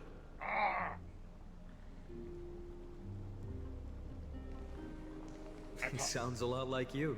I popped my big toe. Yes. That is why he, too, faced the same dilemma as I do. One day, during one of Geocles' many ventures beyond the mountain, he spied a battalion of Ladonians stationed at the foot of the mountain. The Ladonians were at war with their arch-enemies, the Companions, and they used the mountain as a base to carry out guerrilla warfare operations. When Geocles, who had taught himself the common tongue, approached a soldier, he learned a shocking piece of news. Ladonians were planning to plant mines and explosives all over the mountain, and then lure their enemies within. With danger lurking with every step, the mountain dwellers' homes were no longer safe. Geocles quickly returned to his village to bring the news to his people. But... let me guess. They refused change and chose to put up with the situation instead. That's right. The mountain dwellers were fearful of even the smallest change to their lifestyle, let alone leaving their home. Despite the imminent war, the elders would rather negotiate for peace instead of leaving the mountains. This made Geocles both angry and sad. Gee, that sounds awfully familiar. He didn't give up. If you were in his shoes, what would you have done? Lead my people on a resistance, perhaps. I'm not sure. I can't think of a solution that would make everyone happy. A solution that would make everyone happy, huh? That's how naive we are. Well, let me tell you what Geocles did. He took the mountain dweller's store of gemstones and traded them with the Ladonians for a massive amount of gunpowder. But he didn't do this to fight the Companions. Under the cover of night, he set ablaze the forest surrounding the settlement, forcing his people to flee the mountain. That great fire marked the beginning of mountain dweller history. Since then, their people became part of civilization, and giants became a common sight in the Holy City. Meanwhile, that mountain they once lived in has turned into little more than foam inside the black tide. But leaving their homeland also brought many mountain dwellers misfortune. They were hunted by Kremnoans or enslaved. Indeed, that is undeniably also part of their history. But that is Geocles for you.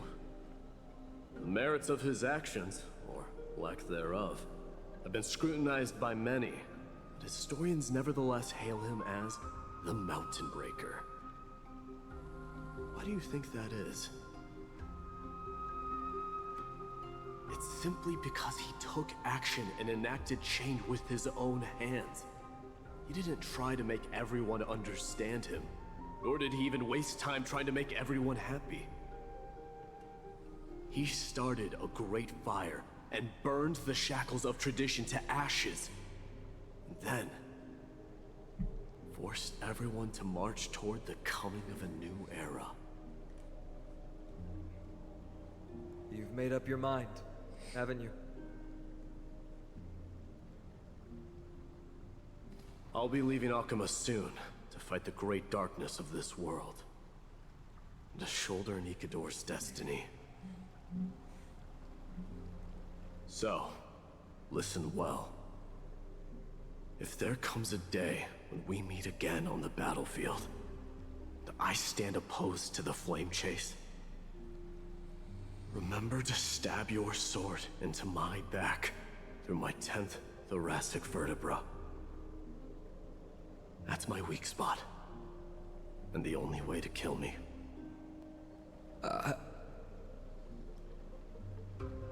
Oh, that's his Achilles. You have my word.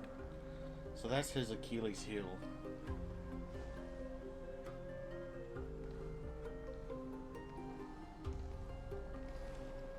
Go now.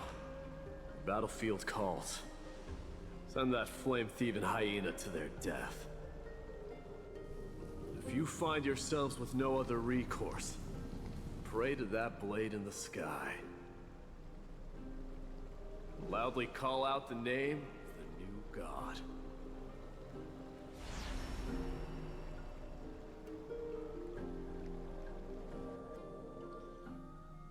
That's the sound of an all-out war. Not the kind of ruckus Professor Anaxa can raise on his own. Let's hurry. The battlefield is just ahead. Oh.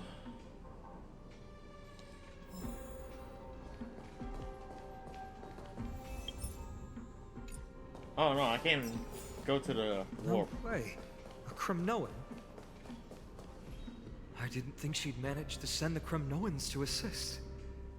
Brave warrior, what's the situation on the front line? Then, Ackerman, why are you here? What? Didn't Deglaya tell you? We have been instructed to assist you in trapping the Flame Reaver. Deglaya, that vile usurper. I spit on her name. Our king will be back soon. He'll be able to deal with you and that black road.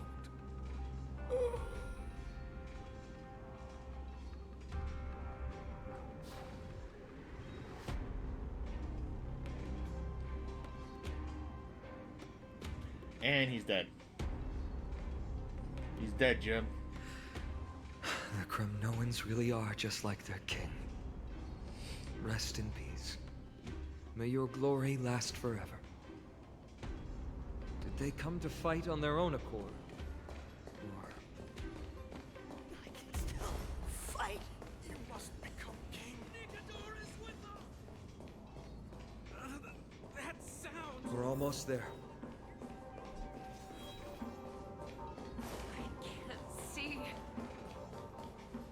Once we take back the core flame, Yanis's passage will open. When that happens, you must evacuate immediately. Don't stay behind. The rest will be up to how well we work together.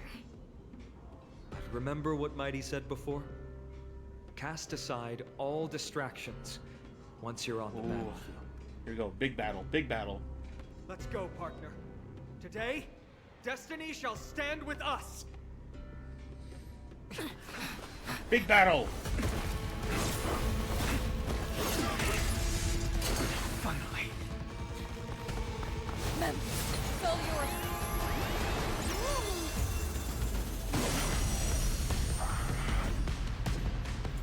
Pent in the memories of the dead! Executioner! You sure know how to keep a man waiting. Let's try this other way. Any later, and I fear the Titan would have sacrificed me. Frail child of humanity, 'tis more effort keeping you hale and whole against that blade than it is in seeking the truth of the world. Eternal.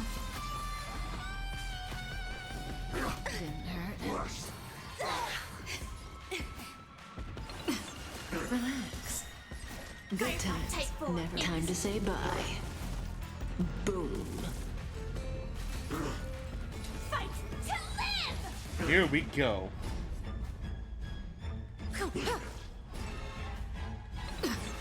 Stand still. Grace and elegance. Every petal in life, all will be swept away by the wind.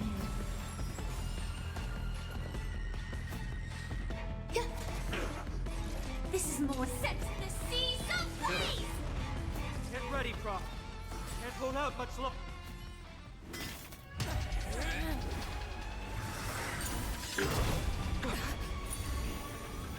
At long last.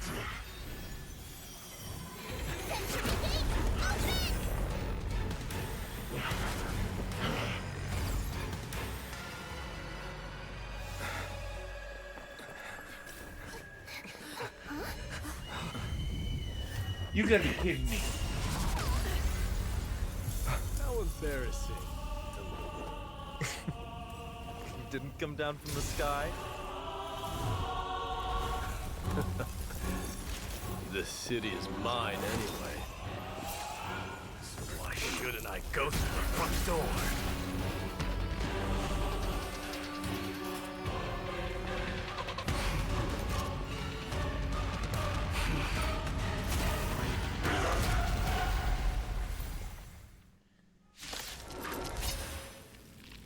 Minion of the Black Tide.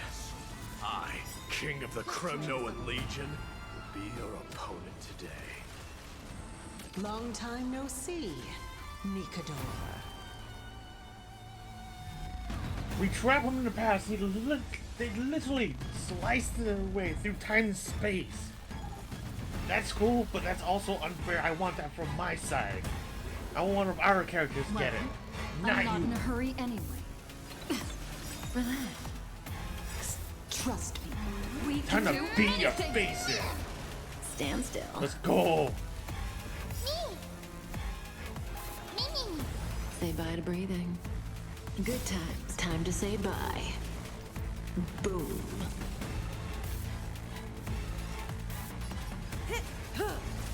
Stand in position. Relax. Like until everything burns to ashes! Fight to live! You've earned my ire. There's more to life. Such petty tricks.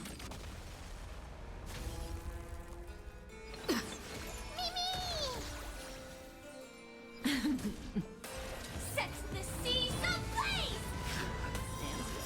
It's time to end this. You're right, it is. For you to be ended.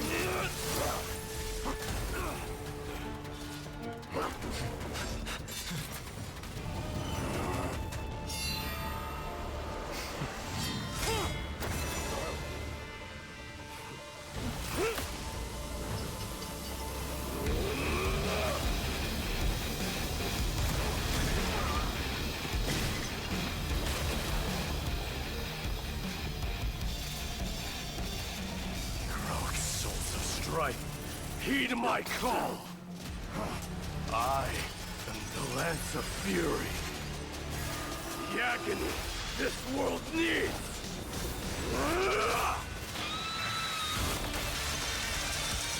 Oh yeah! Nikodor Lance!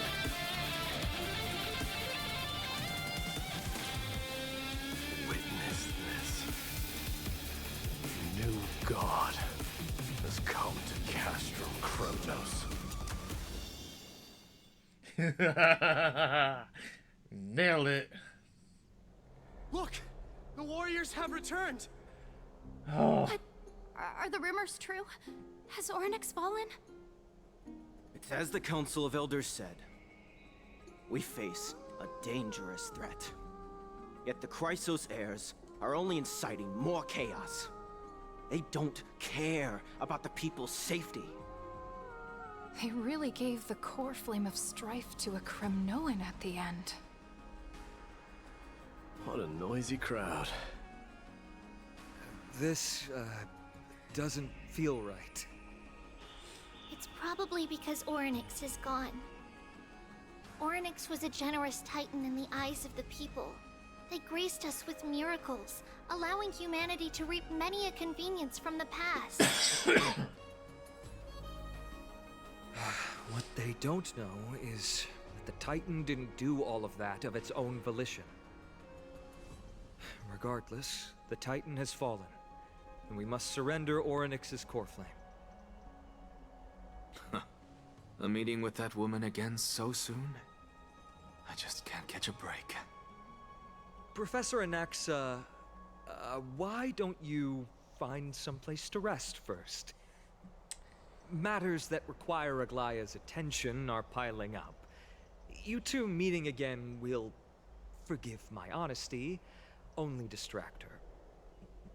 Just try to stay on your best behavior, if you know what I mean. That's not up to me, I'm afraid. I've been trapped in her prison the moment I set foot in this holy city. The price of having a Titan living in my head, I suppose. Don't worry, I don't want trouble either.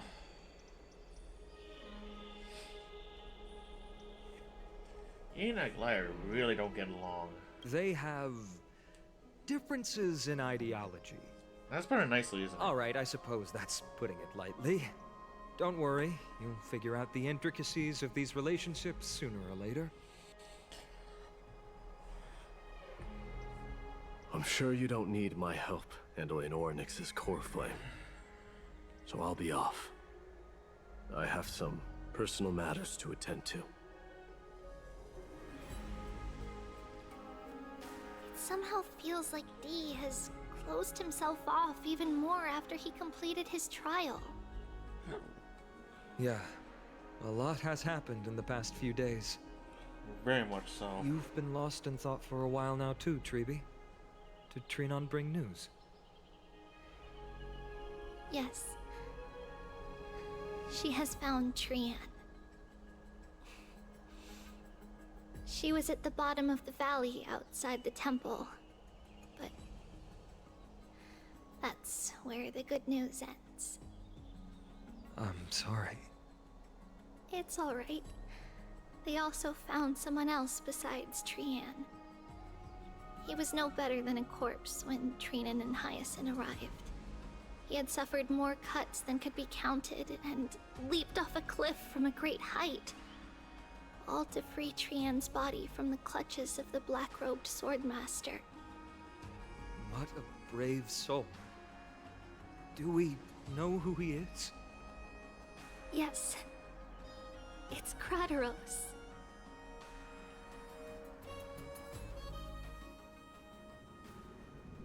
So Krateros saved her, huh? Stop!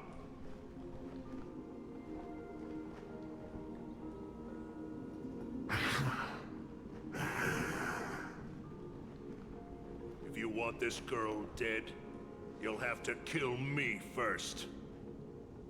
How ludicrous. Your body made of flesh and blood as it is will not survive more than a single strike from me. Valorous death before glorious return. As a Kremnoan, I know not the fear of death. She's lost her divinity. I have no interest in an empty shell. But answer me this, child of strife. Why do you raise your shield for her? As the leader of the God Shield Brigade's elite, I protected the king against the Black Tide with this very shield. And I've done this over and over, hundreds and thousands of times. A pathetic killer like you could never understand the weight it bears. Pity. And crumble like rusted iron. Good. Supreme glory shall be mine, as I indulge in the libations and incense offered by my descendants. Come, let us fight! For Kremnos! For my king! For Amphoreus! That explains why we haven't seen him in a while.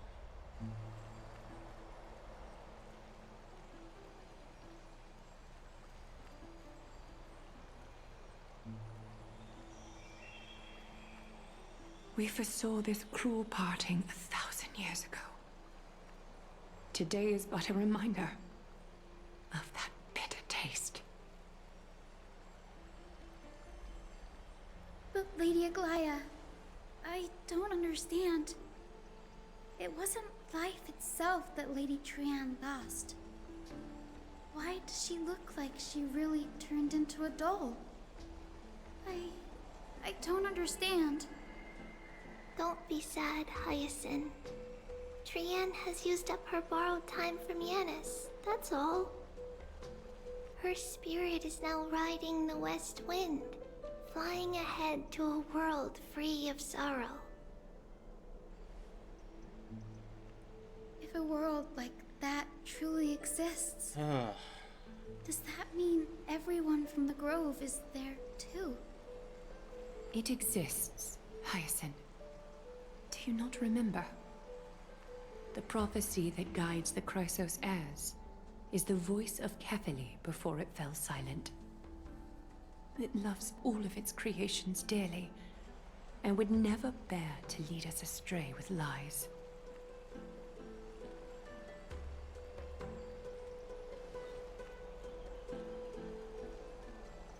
What about the Crimnoan veteran? How is he doing? The Twilight Courtyard has done all we can. Even so, we've only managed to keep him from breathing his last. I had to use the Sky Priest's techniques to help him to walk again. But if light ever disappears from Akama for good... No. Let's hope that never happens. This is already nothing short of miraculous. When we found Crowderos, he was no better than a corpse. Oh.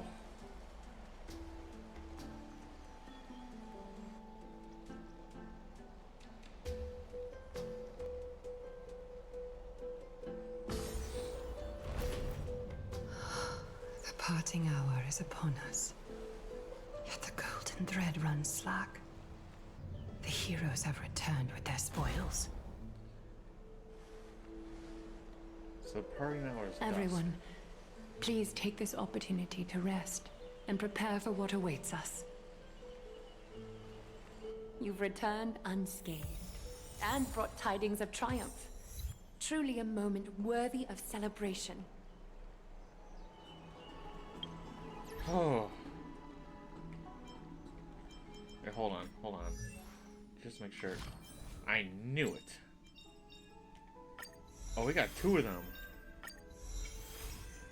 Is this gonna help us get all the way to Eidolon 6?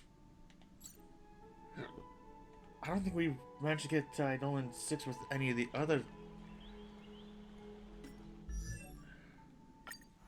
with any of the other paths. North Harmony, Preservation, or Destruction.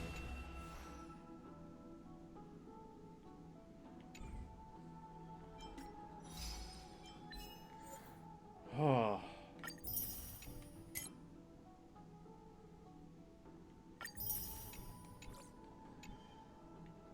How are we doing on the warp? Still not high enough.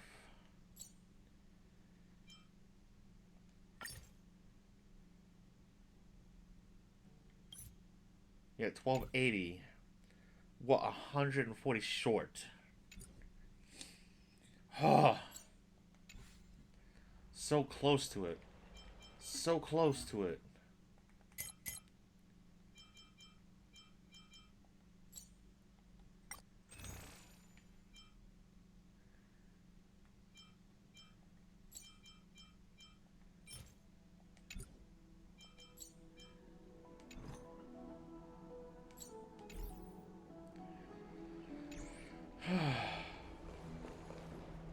It's incredible to think that we returned Nikador's core flame not so long ago. It wouldn't be an exaggeration to say that you and your friend's arrival has melted the glaciers of history.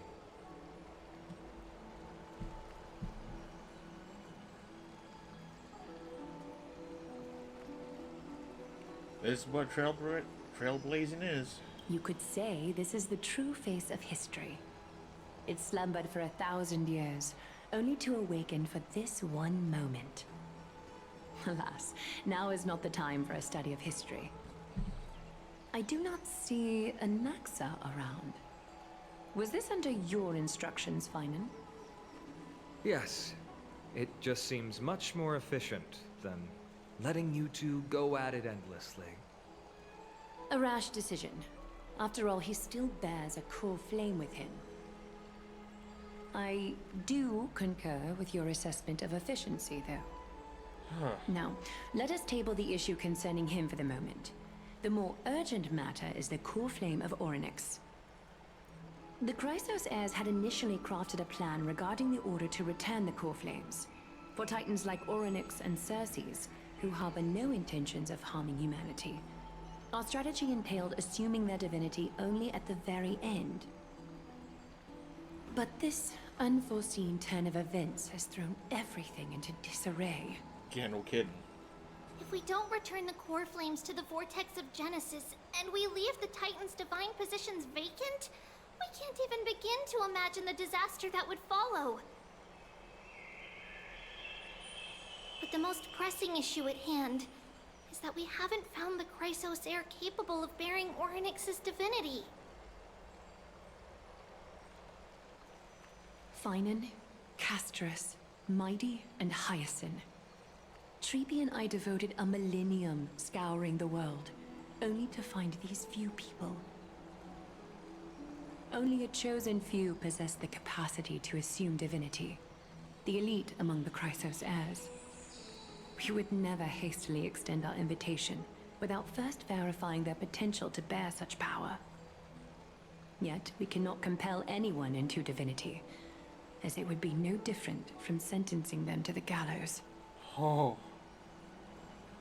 She's not wrong. Truly a dilemma. Yeah. How about letting her give it a try?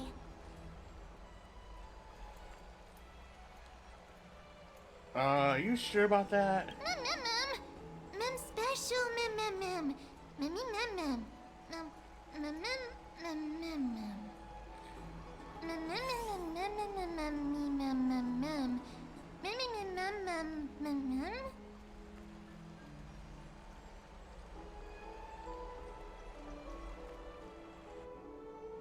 Huh. Meanwhile, someone... Memorial Palace.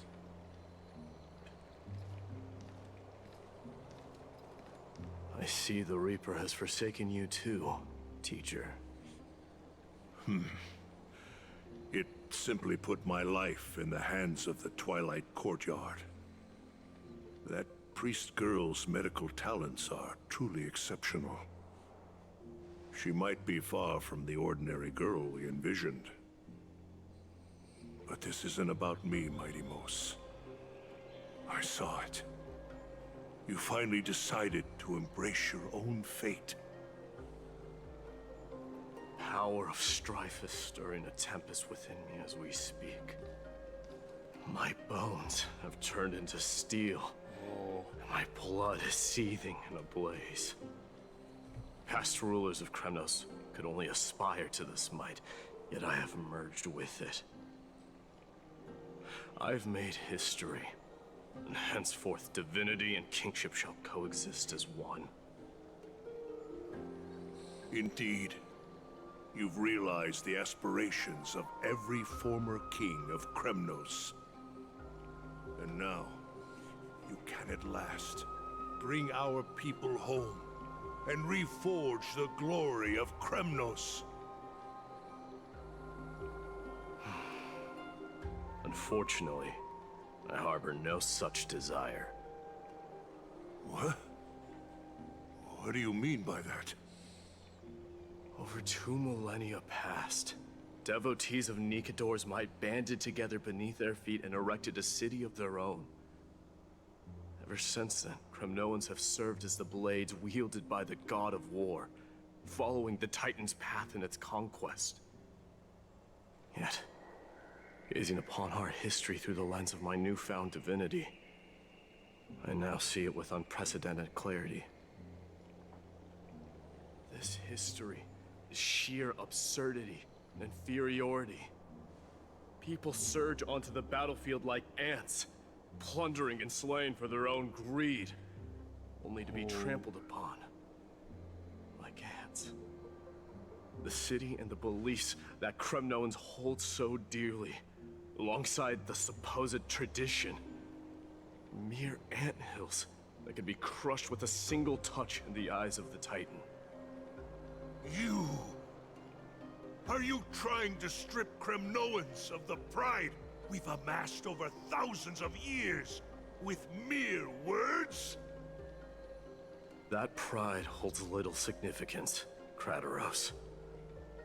Now that I've assumed the divinity of strife, my next step will be to renounce the title of king. No! No! Convey my message to every Kremnoan. This is an order. Do not do this, Mighty Mos. I beg you.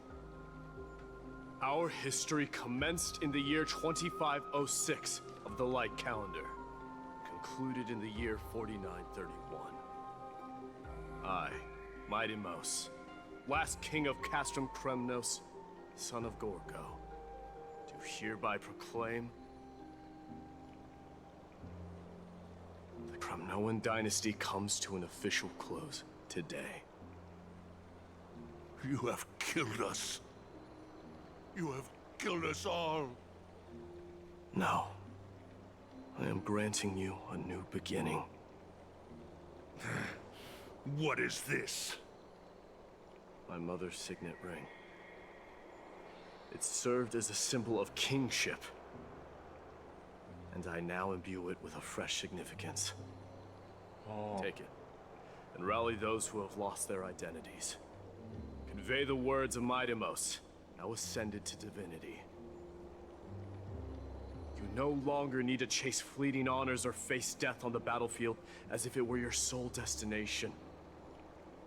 However, you must adapt to fit into the city you once observed with indifferent eyes. A cruel fate awaits Amphoreus. No matter how illustrious a dynasty may seem, it crumbles to rubble and gravel before formidable foes. Yet, you shall tread the only path out, one that leads to a brand new world at its end. Why task me with being your messenger? Why not explain all this to them yourself?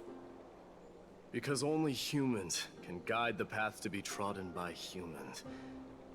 It's not the lot of humans who crave the power of gods and spiral into madness for it. But humans who stand ready to raise their shields high to protect the lives behind them. I failed to save that child. That is irrelevant. As demigods, they have long been prepared for it. What truly matters is that you showed up there and shielded her. The one who persuaded Aglaya to set me free that night. Was that you, Mighty Mos? Yes. She's not one to easily make a concession. What did you offer her? I staked my mother's name to guarantee the integrity of your soul to her. And I promised her that I would dedicate all I have to the Flame Chase journey. And what is next, Mighty Mos?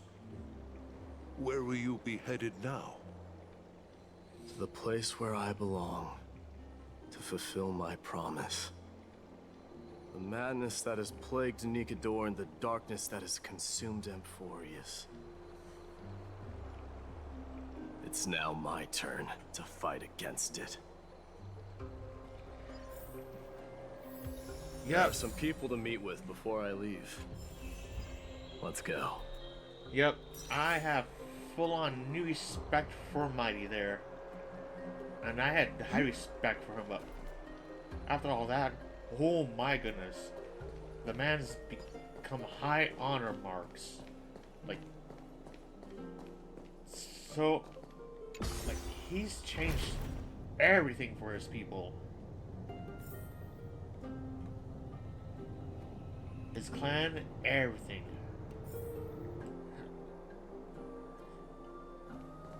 Uh-oh. Uh-oh.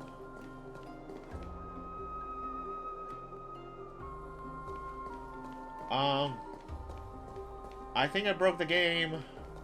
I think I broke the game. Oh boy. Why am I what I'm trapped. Well, no, I'm not really trapped, but just it chooses here of all places just to get locked in. It literally locks right in. Why?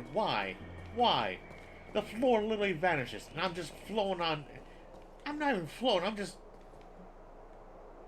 just standing. Oh my god, why? I borked the game.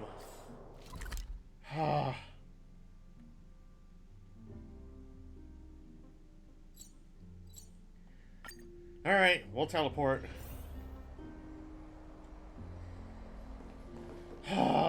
That was ridiculous. Somehow I got locked out of away from the floor. Like, the floor just vanished. It said, nope. Oh! The floor was like, yeah, bye. You wanna leave? Nope, I'm leaving. Bye. It's like, the floor left me behind. I don't know how that happened. You're here, my Demos. It seems that you are prepared. Yes. You aided Akuma through yet another trying ordeal, and my gratitude knows no bounds. Isn't that exactly what you wanted? Not everything unfolds according to my plan. In the current state of the world, I can only proceed one step at a time. Furthermore, you are ready to dedicate all that you have, regardless of the promise you made to me, aren't you? Throughout my time in the Holy City, I've gleaned valuable lessons from you. Strategy, leadership, adaptability to change. Yet, it's only recently that I've come to realize the truly remarkable quality you possess. And what is it? It's the magnetic allure in your presence. It draws people to gather around you willingly, to seek your guidance. They strive not to disappoint you, not due to fear of repercussions, but out of sincere alignment with your ideals. That is precisely what every ruler of Castrum Kremnos has been missing. I am truly honored to hear that. And now, my Demos, you have risen as the most powerful demigod in the world. How do you intend to wield this newfound power? Oh, that's a lot of I questions. shall see Nikador's aborted mission through to completion, and become the strongest bulwark for Amphoreus to defend against the Black Tide. I will secure enough time for the Flame Chase journey, until you manage to lead everyone to reach the miracle of Genesis.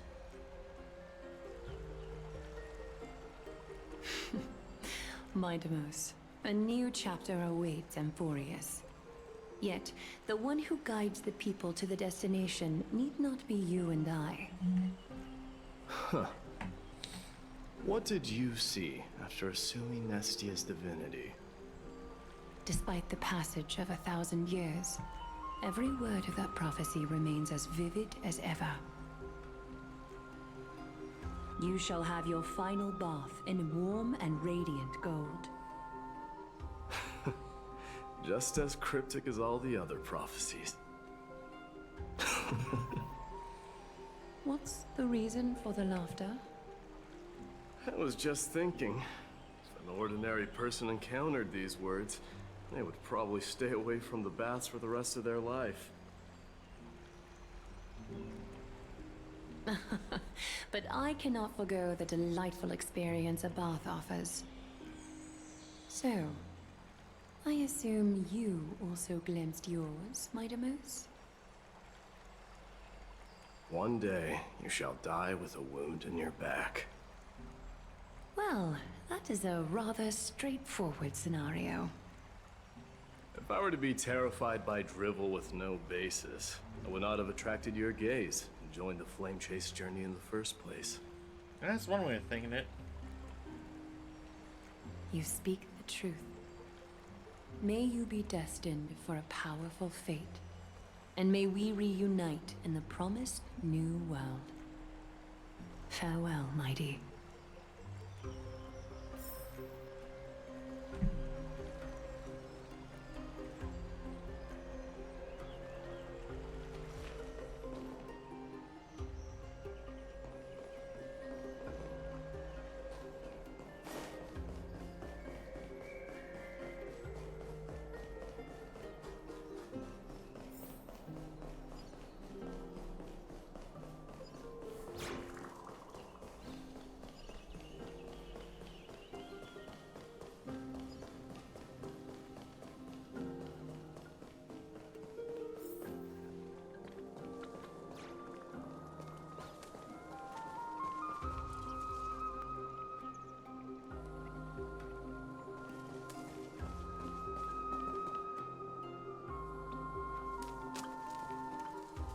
Is Lady Trebios not here?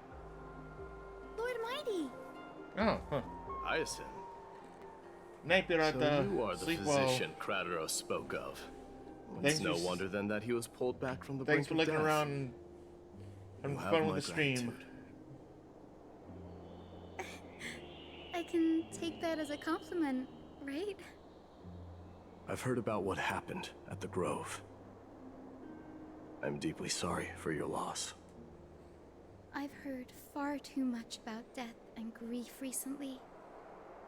To quote Lady Treby, we should all focus on tomorrow, shouldn't we? That's a valid point. You've always been the most optimistic one among us. Well, I must say, it feels quite incredible to see a new demigod standing right before me. You should prepare yourself as well. Humanity has already taken hold of strife, and one day it will also reach the sky. Do you really believe I can do it? Even my ancestor, that hero of legends, couldn't conquer the core flame of Aquila. Given your good rapport with the demigods, you should know that the path to assuming divinity is never limited to swords and spears.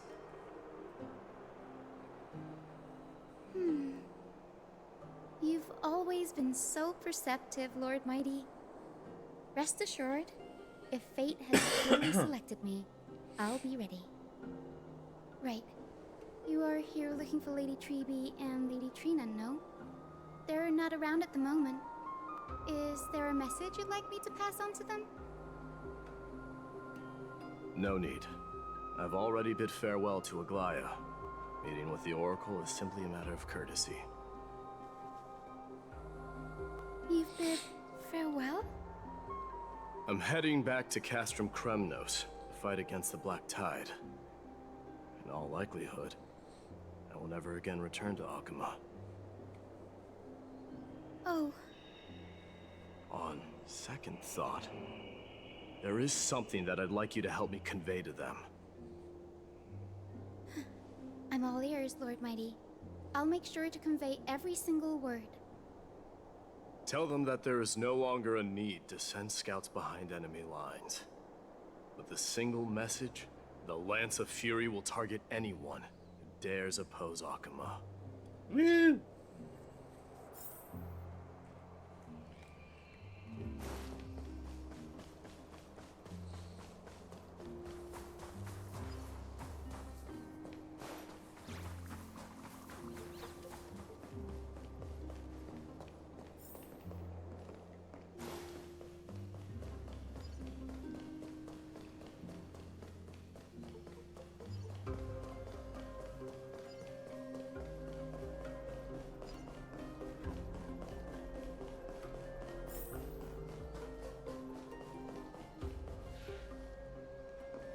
Of course, it's taking me a long way around.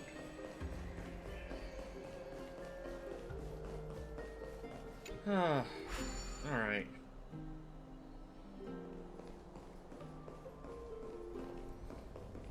I gotta bring it up and then go back down. Up, down, up, down, up, down. It's a freaking yo-yo here.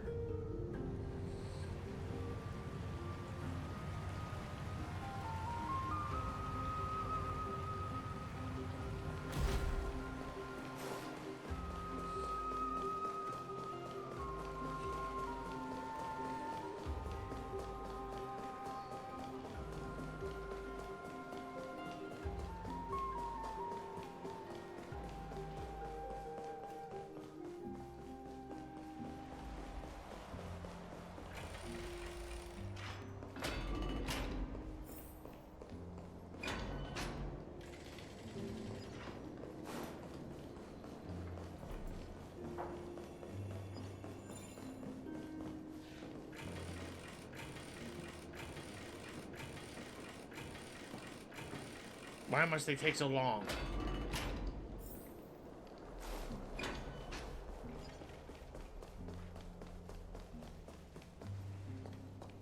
Now this Amphoreus. Lord Mighty. I'll be embracing my destiny before you do, Amphoreus. Can you feel Thanatos right now? I don't feel them at all, regrettably. Alright, so before I continue on with this, I'm gonna be right back. I gotta use the bathroom because it's been a good 3 hours. Because we're almost at we're already almost at 6.5 hours of stream, and yeah. So I'll be right back in a couple moments, folks. Yeah, almost 6.5 hour stream. I'm powering through it. I'm gonna be hurting later. Be right back.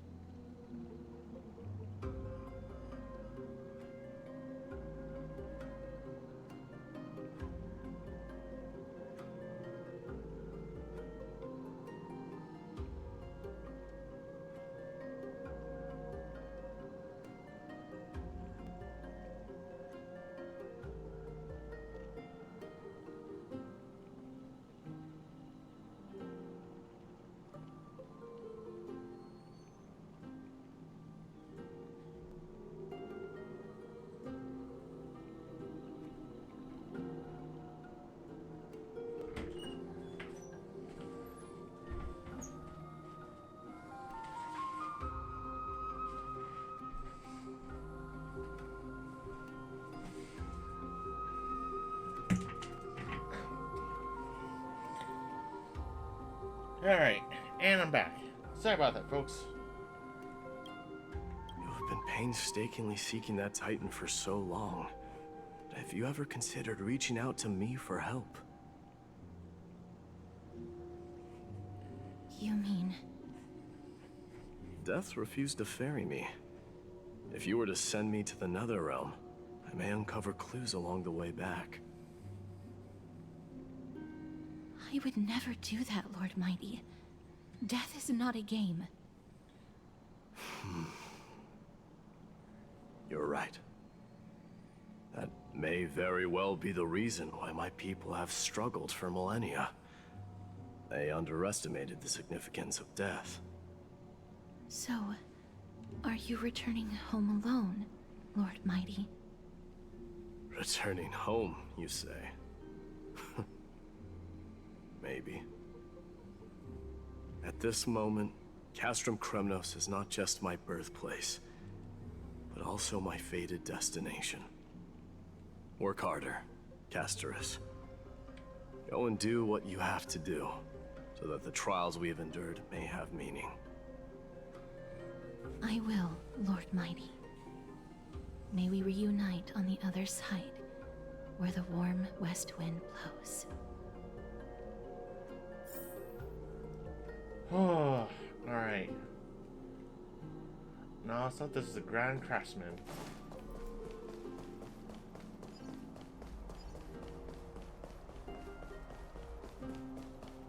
Oh, puzzle. Let's do this real fast.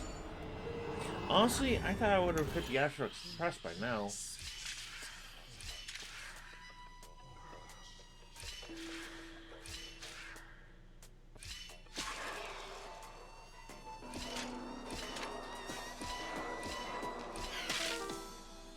Oh.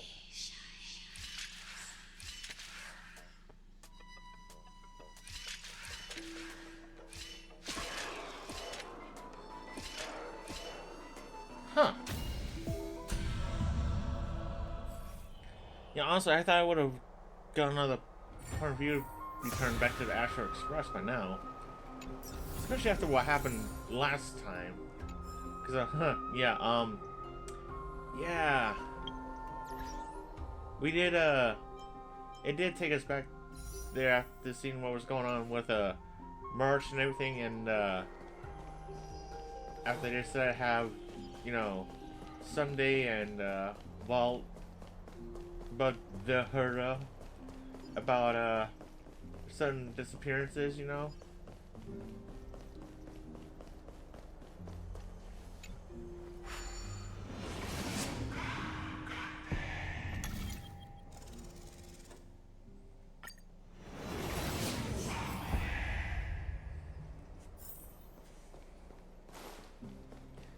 You know, after we see the craftsman, then we'll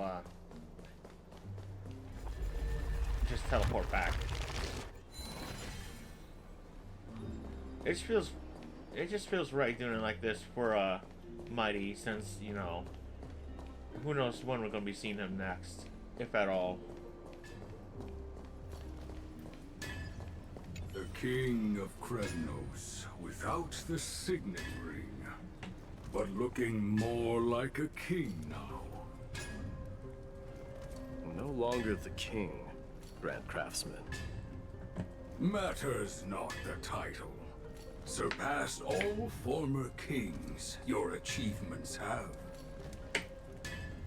I will honor your trust and liberate the world from the clutches of fear.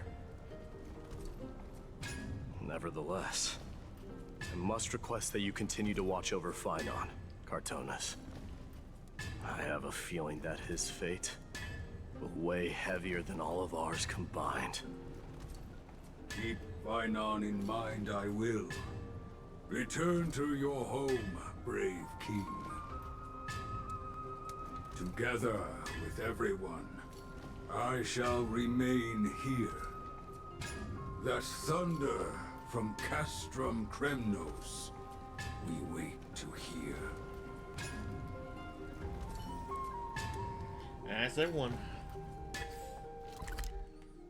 And we're all the way back over here. Huh. Yeah, I did say I was gonna teleport. Because that was just gonna be a ridiculous journey back.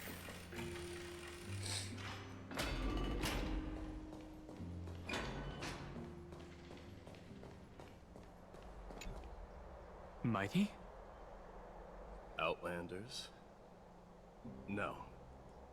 Trailblazers. I will soon make my way to Castrum Kremnos.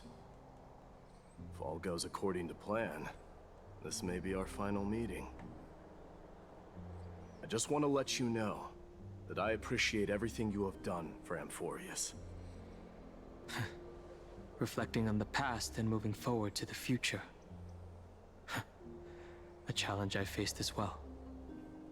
Though we never had a chance for a deep conversation, after all we've experienced together, you are also an ally of the Trailblaze, Mighty.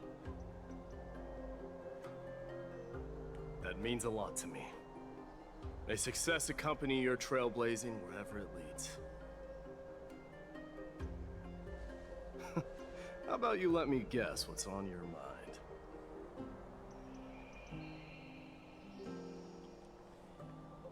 I guess they'll say something nonsensical. Are you gonna say something insane again, Trailblazer? What are we going to do without you? Just smile if you don't know how to respond. Called it. Now that I bear the divine within me, I can get the vague feeling that you have a great significance for the future of Amphoreus. Knew it. With this departure, fear that I will never again return. Can I entrust you both to watch my back? And to continue supporting the Flame Chase journey in my absence? Rest assured, we'll do everything we can. You have my gratitude. Then, farewell. Hold on. Yes? Let's at least snap a photo together to capture this moment. Shall we? Sure, let's do it.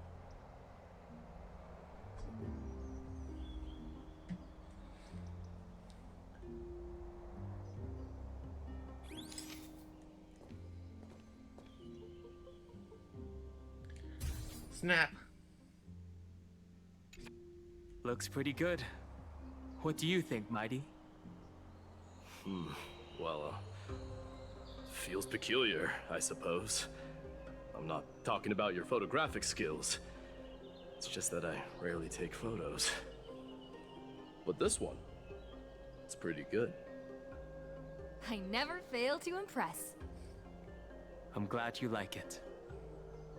Make sure not to leave any regrets behind. I wish the same for you during your time in Amphoreus.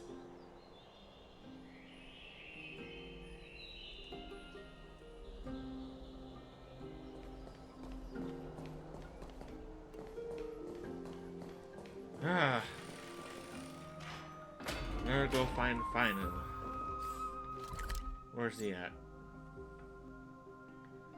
Oh. Oh, he is all the way over there. Okay. Woo! The prince is here! Run! Hold on! Lord Mightimos isn't the prince anymore. He's now the guardian of Amphoreus! What's going on?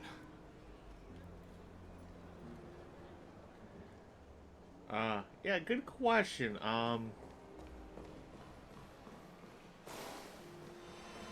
We salute the guardian of Amphoreus.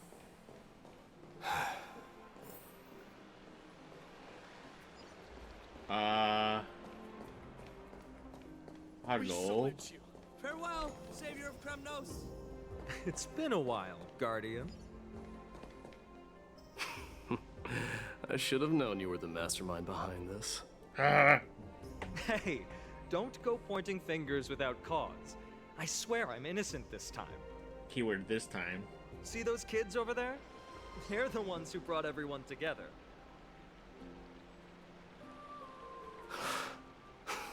I admit, that took me by surprise. Were you seriously just going to sneak off without a word with me? Well, I was actually on my way to bid farewell to you, but ended up running into this. Oh, that's quite an honor, I suppose. We better not leave them waiting too long, don't you think? The road to Castrum Kremnos from here is long. Perhaps it wouldn't be a bad idea to take a moment and etch their faces in my memory one last time.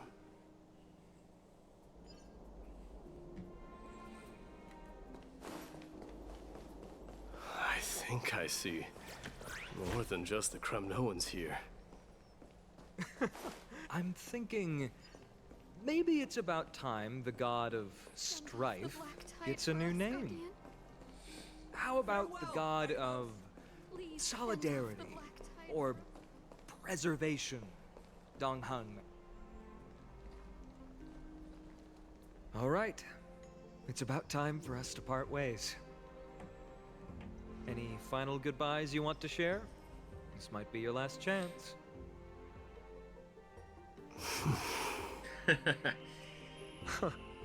Why so quiet? I thought divinity would wash away some of your sentiments. Do you truly feel as carefree as you seem? Or is this just a facade you wear? You know what? You sound just like Aglaya at this moment. But you're not off the mark.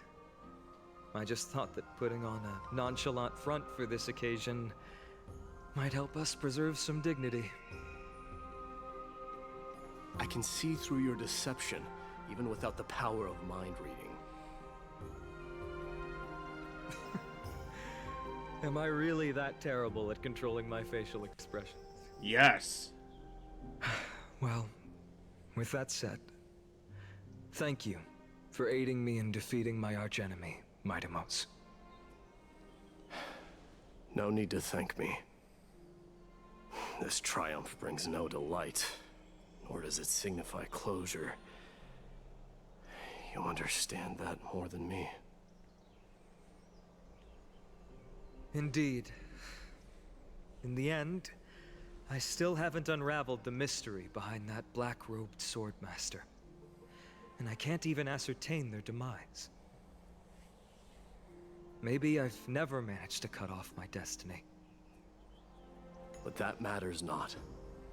Pain may be cured, but scars remain. This should not be effaced. Even with the divine might of Ornyx, you cannot stop the past from leaving its marks in our blind spots. Can you genuinely let go of everything as soon as that swordmaster is dead? That's impossible. Revenge is merely an obligation that must be carried out, and no one can find mental fulfillment through it. You're right. Look forward. Chew up and swallow your past. And make sure emptiness and bitterness are not the only flavors you know. Remember that there is a whole world behind you waiting to be saved.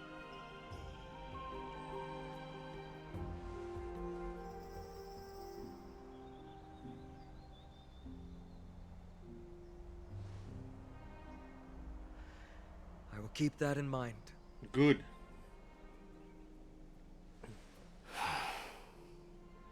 I have a final favor to ask. Please look after the Kremnoan warriors in my absence. They will undoubtedly face challenges while assimilating into Akama.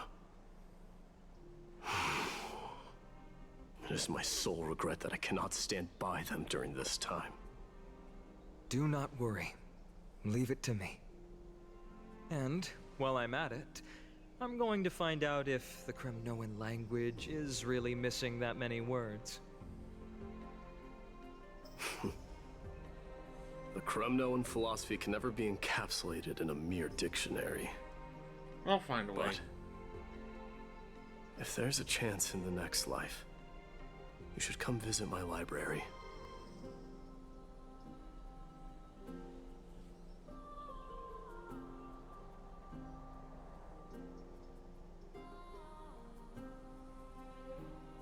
I'll be on my way, Deliverer.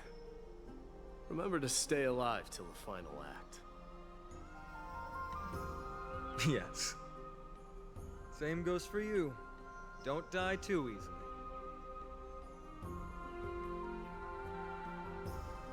May triumph always be yours, Mightimos. Off he goes. Oh, right. One last question. Go ahead. You better not leave any regrets behind. Are you the one who told Cartonis about the signet ring? Well...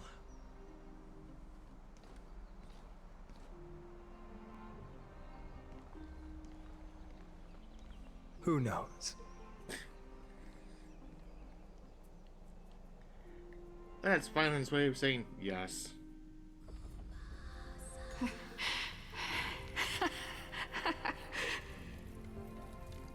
Get up, my son. You showed great courage in today's training. Let's wrap it up for now. Yes, Mother. Mother, there's something I want to ask you. What is it, Mightimos? Why must we learn to fight? It is for glory and honor, my son. For Kremnoans, mastery of swords and spears is ingrained from birth. And the battlefield is our destined end. Is that really the way it is, Mother? What makes you say so? Because you don't sound entirely sure. You're right, Mightimos. I once believed those words, without question. Until your father cast you into the Sea of Souls. Oh. It was at that moment I realized how everything I believed in was utterly hollow.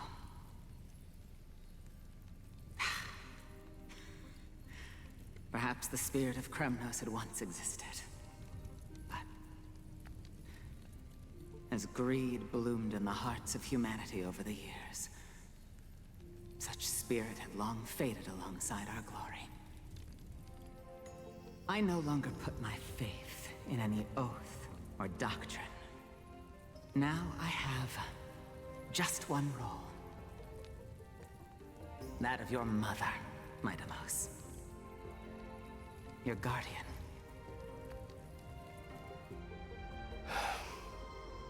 That dream always ends there. The journey back to Castrum Kremnos is proving to be longer than expected. Krateros said that shortly after my fall into the sea, my mother challenged my father to a duel. She died through father's treachery, and I never saw her face. Yet each night she would show up, waiting by the flickering firelight. I always anticipated the sequel to that dream, believing she had more words of wisdom or guidance to offer. But now, I think I finally come to understand. That is all she wished to tell me. And now, I too am left with but one role.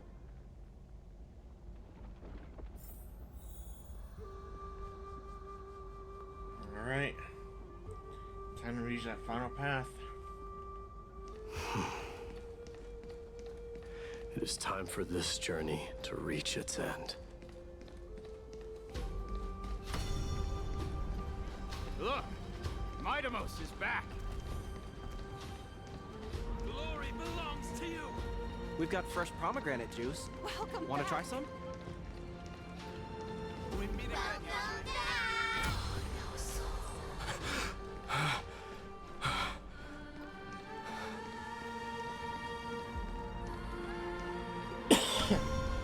How was your training? Ooh, say, come and check out what I just wrote. Mighty Mouse! Did you just come back from training? It's been a I'm gonna while. beat you at the festival. Welcome home, Mighty Mouse. Have you found something?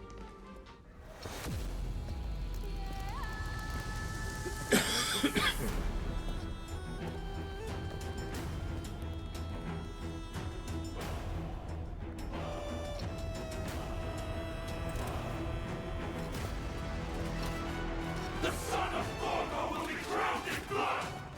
The son of Forgo will be drowned in blood!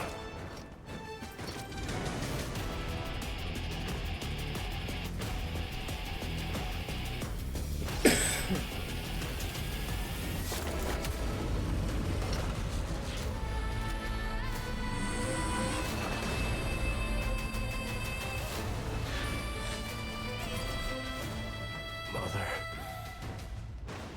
I am home.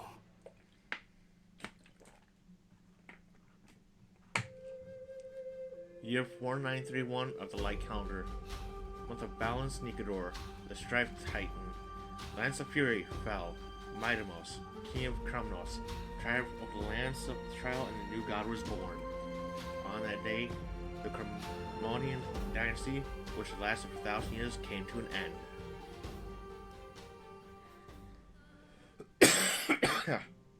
Ah. Presently, in Akama. Oh god, what the heck's killing the back of my throat? We smell sunlight and the wind of Akama. This was your favorite spot, wasn't it, Trian? Lady Trian, why did it have to end up like this? Take it easy, Cass.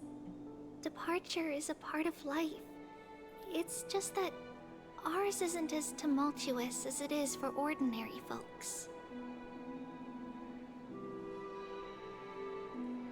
When we started our journey, Yanis had already provided their prophecy. Just like how that Titan divided themselves to create the countless passages in the world. It's only natural for us to follow the same path since we inherited their destiny. If you don't mind, Treeby, are you still willing to unveil that past for us? The past regarding the prophecy?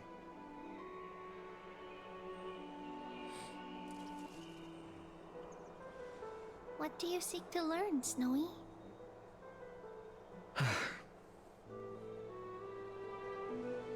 Midamos has left the city to face his own fate. That is, the fate of every demigod. We will all eventually let go of our past to follow the same path as his. So, what I want to know is, as Amphoreus' first demigod, what compelled you to take the first step on this journey? And what has sustained you to make it this far without looking back? Despite the fracturing of your body and the numerous departures you have endured. That's a good question. All right. Teacher, are you sure about this? Dee is already doing what he has to do. What reason do we have to keep it from them? Let's go, everyone. Let's go to the Abyss of Fate and see how it used to be.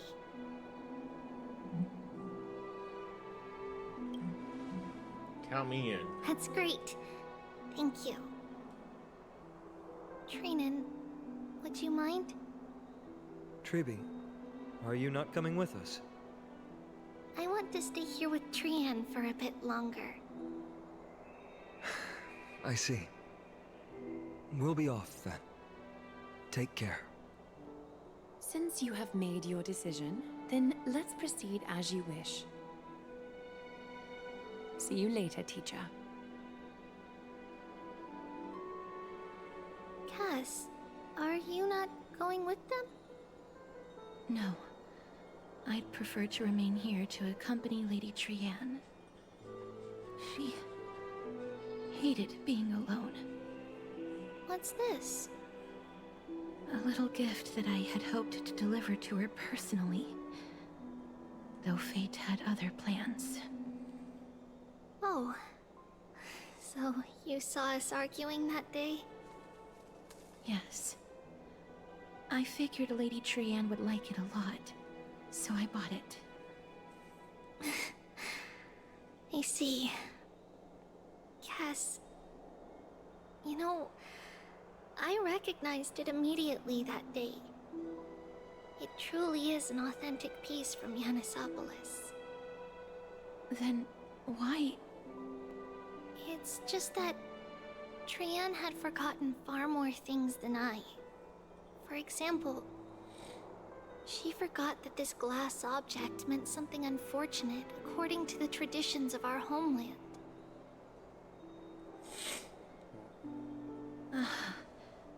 I'm sorry, Lady Treeby.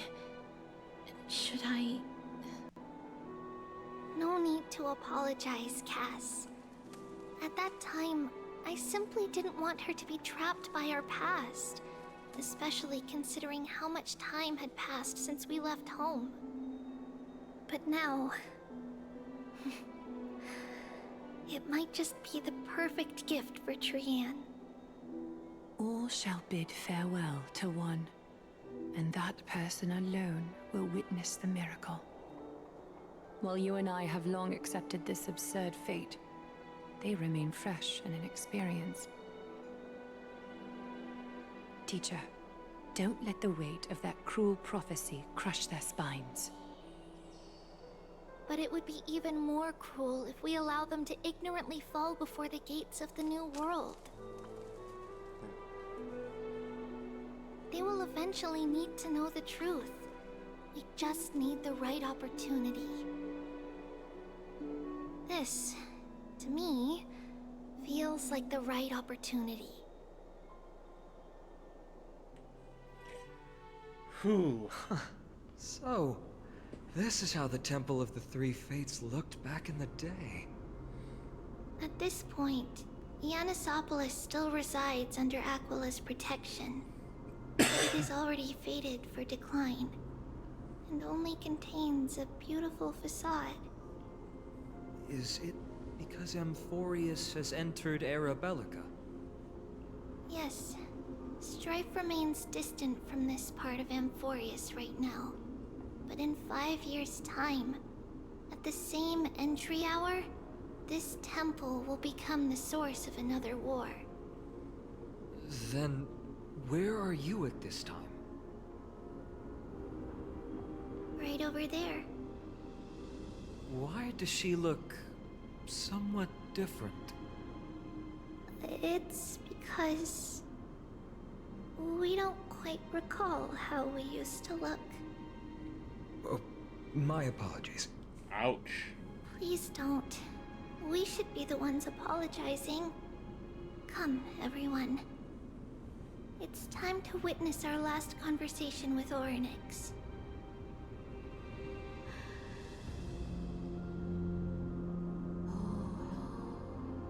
Titan's murmurs.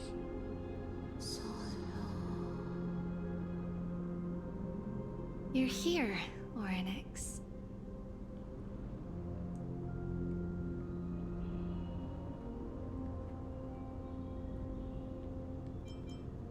Yeah, voice sounds a lot different. This is our memory, so your senses are also aligned with the Trebios of that moment. Huh.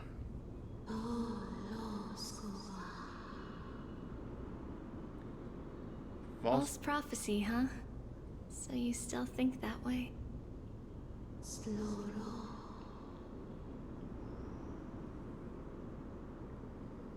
Oh.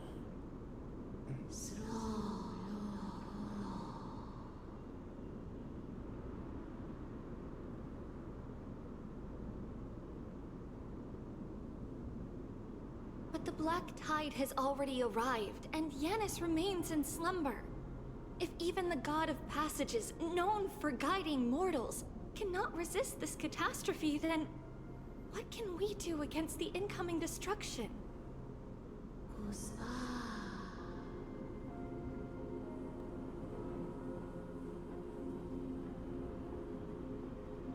Those chosen by fate would never have their family taken from them. And how can I alone remain safe and secure while watching the entire world crumble before my eyes?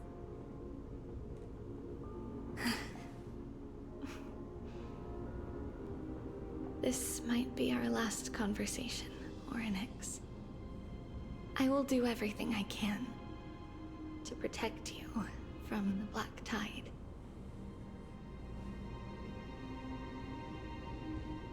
The family she just mentioned. It's our mother. She fell from the spot into the valley a long time ago. It was during a grand ceremony held to seek Yanis' guidance. Ouch. But things took an unexpected turn. It was Kefali who responded instead. Did something go wrong with the ceremony? Yes, but those two occurrences were in fact unrelated. Kefali's response was simply a coincidence. On that frosty night with treachery abound, as the holy maiden of Yanisopolis met her demise, the world-bearing titan also fell in another corner of the world. Let's keep up with her. This story... she should be the one to tell it. That thing ahead.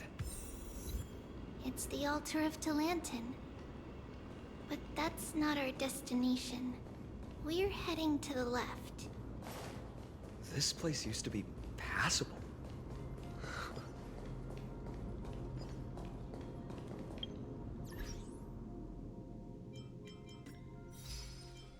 Every little bit helps.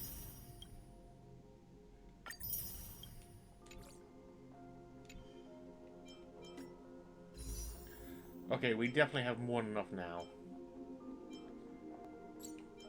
Alright, so, yeah. We're about to hit the 7-hour mark, too. Like, oh my god. And we have enough to do a 10 roll.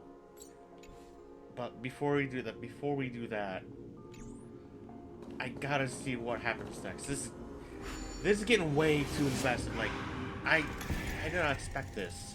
Right? I did not expect it to keep going into one big lore dump after another. So that's how it works. Like, what the heck, man?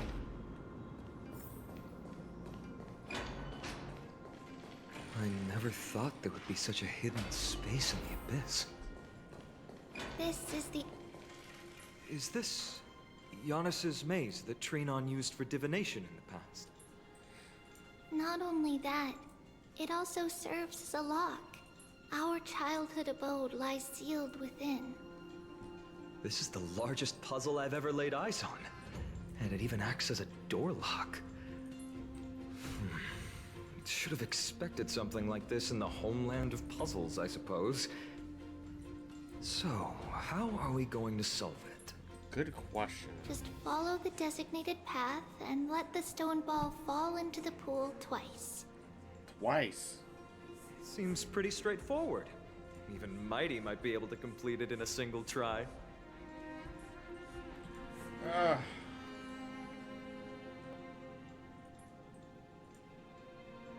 about you talk smack about Mighty? How could you talk about him behind his back? That's not talking smack. It's clearly a compliment. Meh. Mighty. If he were still here, we'd probably take a lot fewer detours to solve our issues. And a lot more holes in the wall. Enough with the talking. Let's just get started. Alright, let's do this.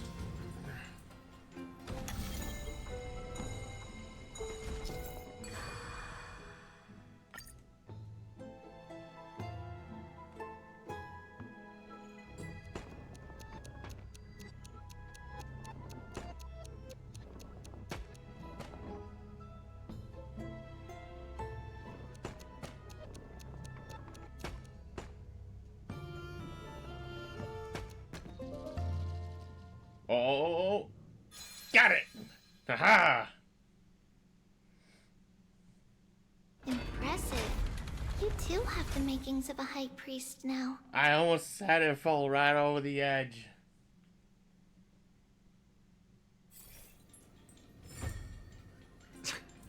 Getting that stone ball to the endpoint looks pretty tough. My hands are shaking just from looking at it.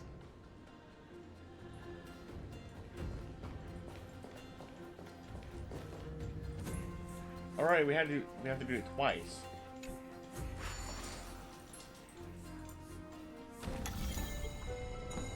Two, one, go!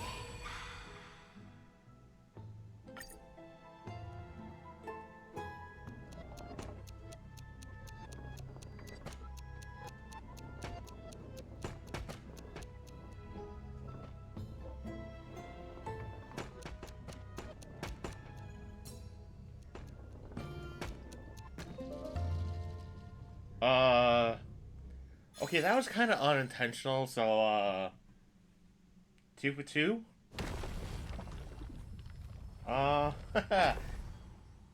Neat. Secret door is open. Go inside, and you'll see the place where we grew up. Hey, look, puzzle. Let's get this solved for it. Oh my god. Oh.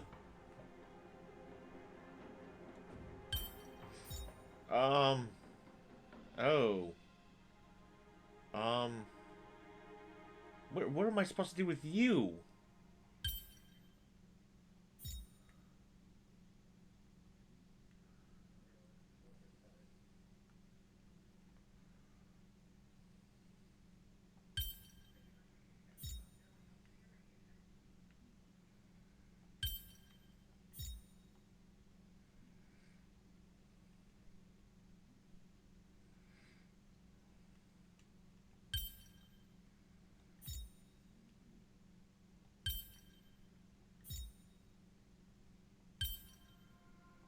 No, that doesn't work like that.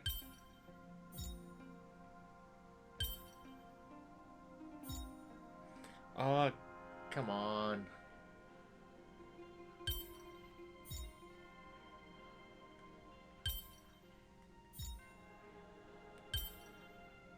Wait. That can go there. Okay.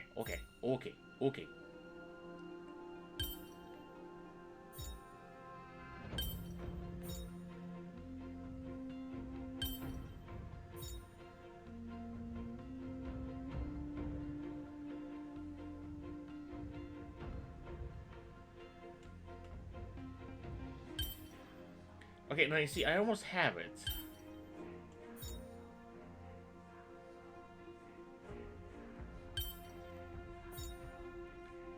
Okay, I know that's supposed to go there.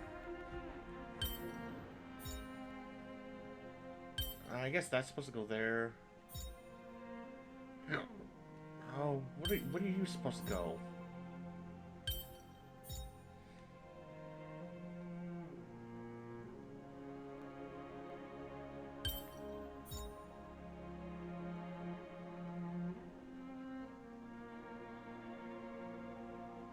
Ah!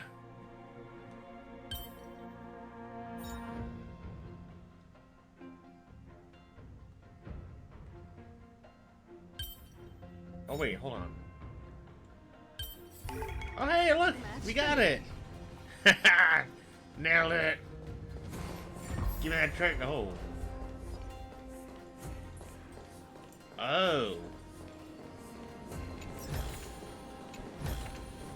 That puzzle led to another puzzle. Okay. Puzzleception? Oh, good lord.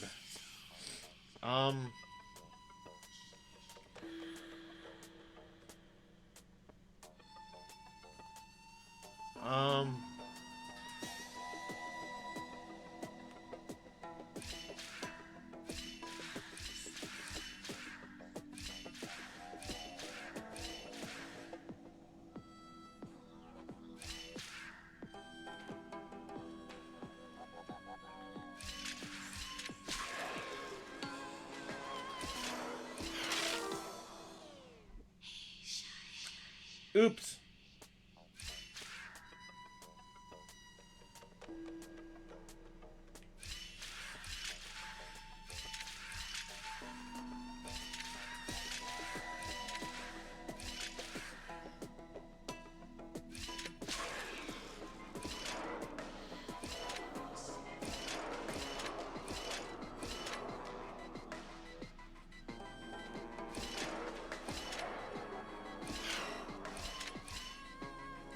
Okay, so I just missed by one. Okay.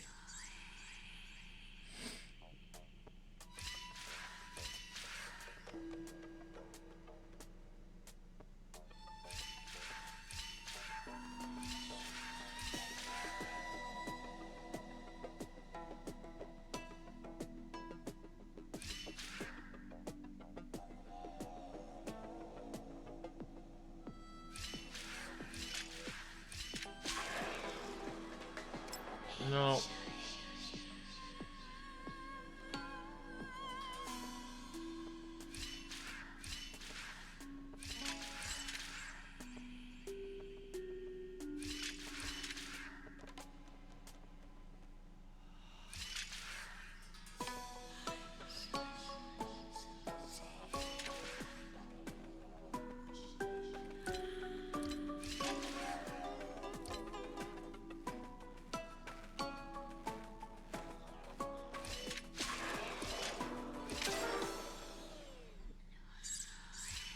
Okay, there's gotta be a way to do this.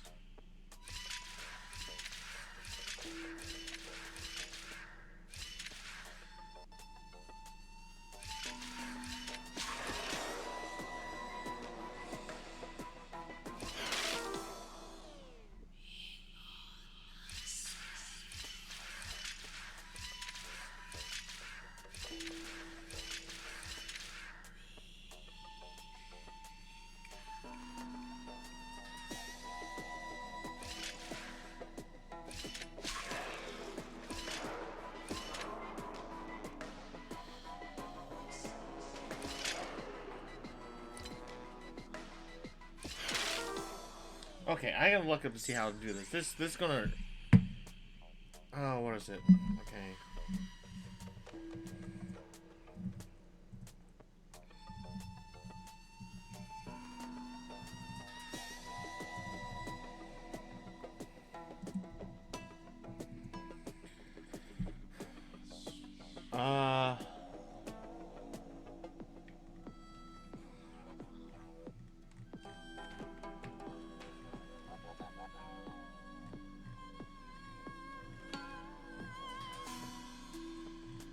No, that's not it.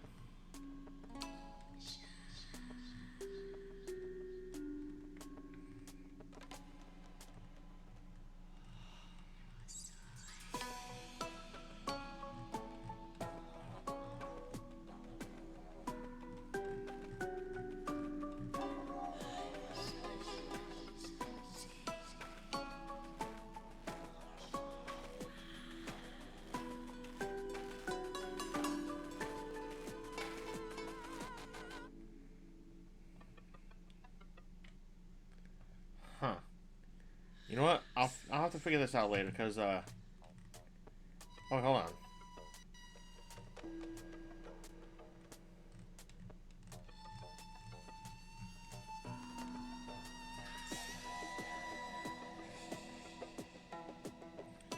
Yep, I'll have to figure this out later. It's gonna be a thing.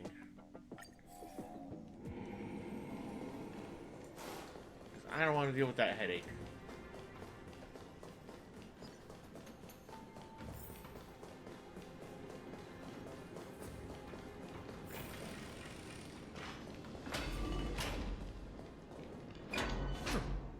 You grew up in a place like this? By the time we were born, the role of the Holy Maiden had already diminished to a mere title. Those in tune with the Titan's guidance are bound to become messengers for others. To maintain appearances, those in authority added some embellishments. And with Mother around, our childhood wasn't entirely without joy. Even so, I still find it hard to imagine. 20 years can go by in no time. Trinon, for most people, 20 years is a long period of time. Yeah. Right. Becoming a demigod sure changes how one lives through time. It's hard to believe it's been so long. Your power is exceptional, Little Gray. This place looks exactly as before. Let's explore the room a bit.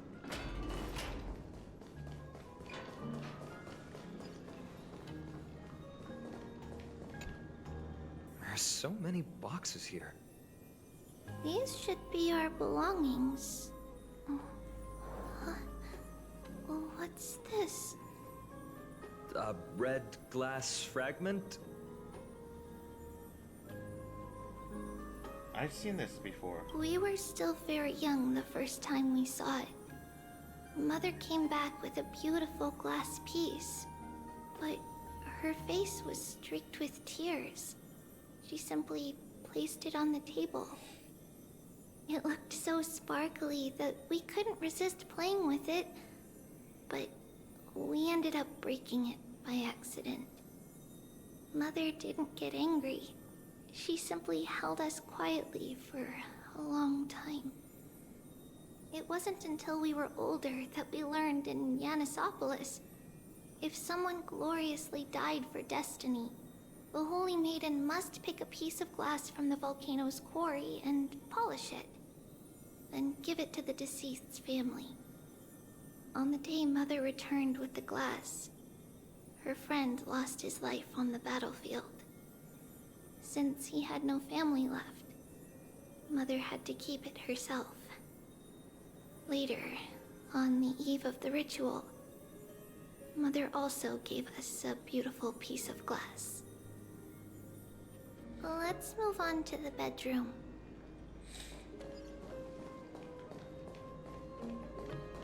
Whoa. It's Trebios. Just as expected.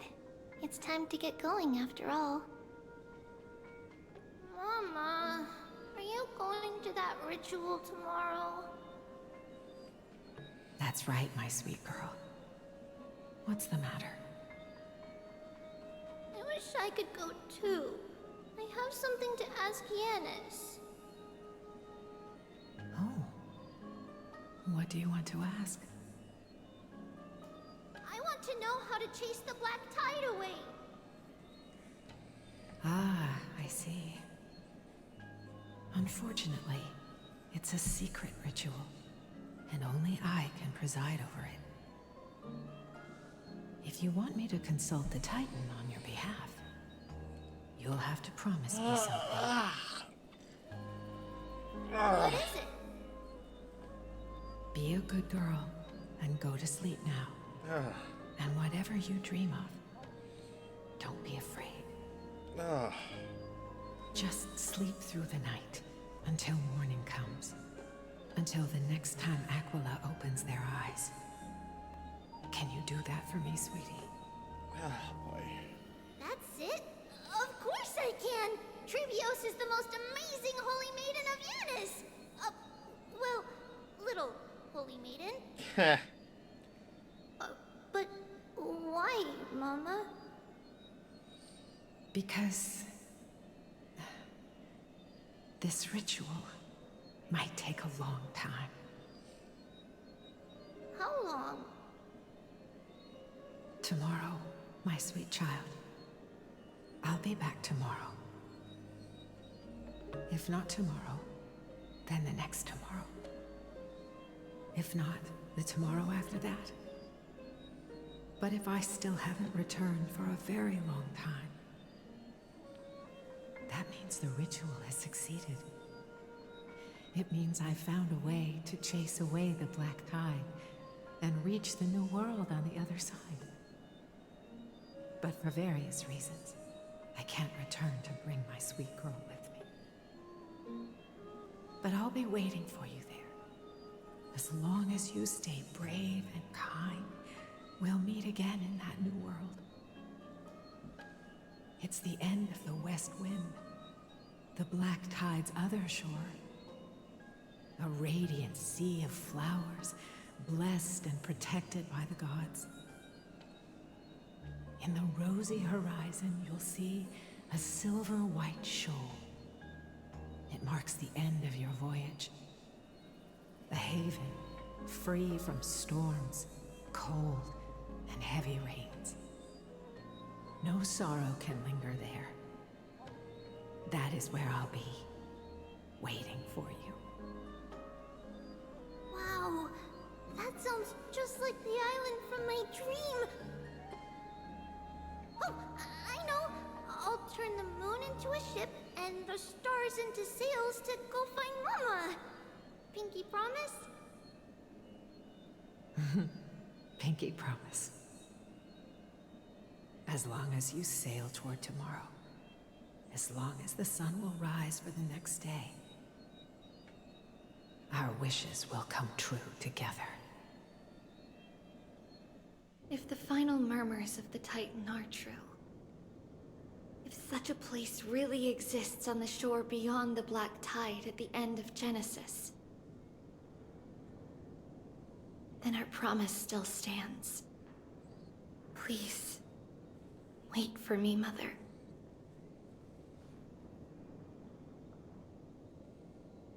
After those 10 years of darkness, when Aquila opened their eyes for the last time, we finally set off.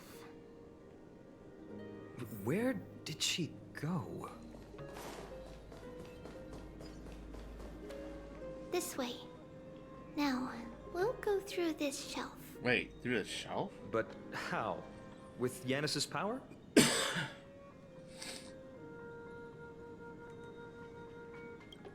Can we go through the walls? No, we hadn't acquired their power back then. Is it a secret? So, this obstacle, it was simply a mirage? Yes, the answer is right on the shelf. Go ahead and give it a try.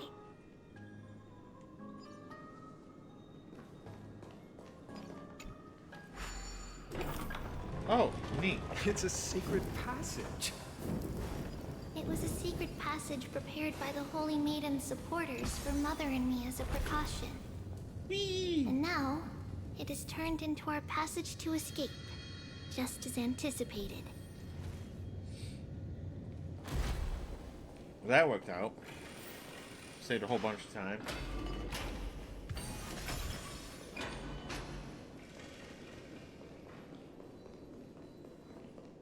The path to the temple was in quite a state. Did someone do it on purpose? No surprise at all. Some people caught on to what we were planning and tried to intercept us. Oh. While others were willing to clear the way for the Holy Maiden. I can't move it. I can't climb over it either. Time Titan? Is that you?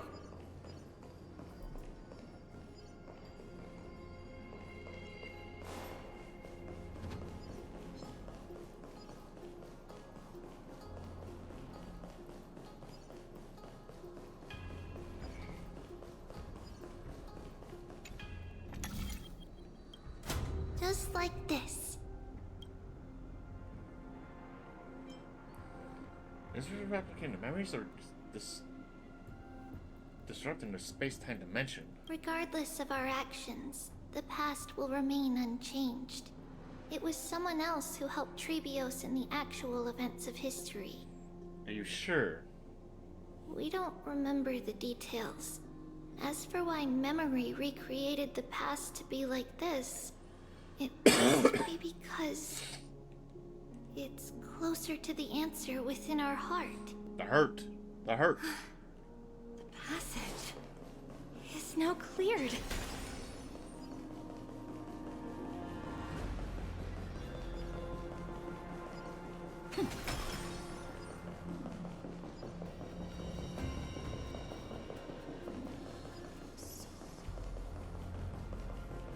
Ornate.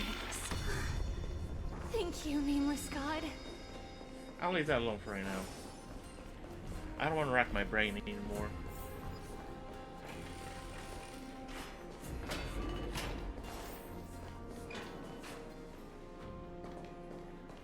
Okay.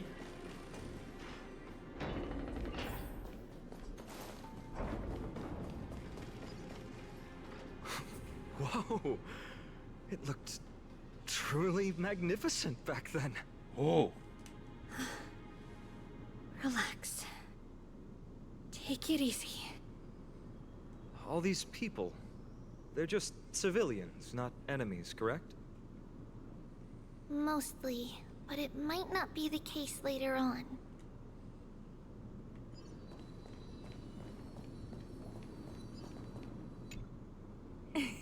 Hey, little ones. How did you sneak in here? Shh! Please keep it down.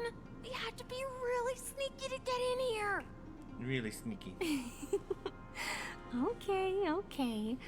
But what did you sneak in here for? I heard there's a lovely holy maiden living in the temple, and I want to meet her. I couldn't stop her, so I had to think of a way to sneak her in. Oh, really? I was here to meet the Holy Maiden as well, but the guard said she had to go somewhere far away today. Huh? What a bummer. Mommy even asked me to bring her gift to the Holy Maiden. It's getting late. We couldn't go home now, okay? Okay then. We'll come back next time. Thank you. By the way they are dressed, the siblings look like civilians living outside the temple. Mother mentioned that when she was a holy maiden, she caught a girl sneaking into the temple to steal the tributes. Stealing from the temple was punishable by death, but that poor girl had no family and just wanted something to eat. So Mother took her outside and even gave her some food. Perhaps these two children are the descendants of that girl from back then. Huh.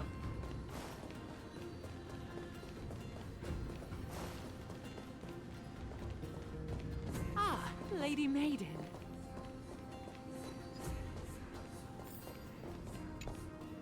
Lady Maiden, you need to dress warmer. It's pretty cold out. Let me get you a blanket. No need to trouble yourself. I'm just going for a quick walk. All right, but please take care of yourself. Your mother made us promise to look after you before she left. It's been a while since I last saw you. I just realized you've grown into such a beauty, just like your mother. Oh, here, have some of my sweet pastries. She used to enjoy them, so maybe you'll like them too. What's wrong, Lady Maiden? I'm fine.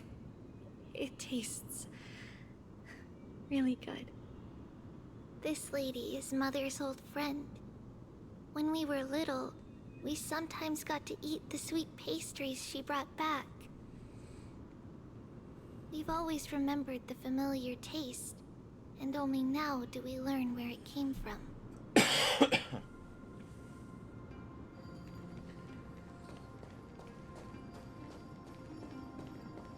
Yeah. Should we remember what she actually looked like back then?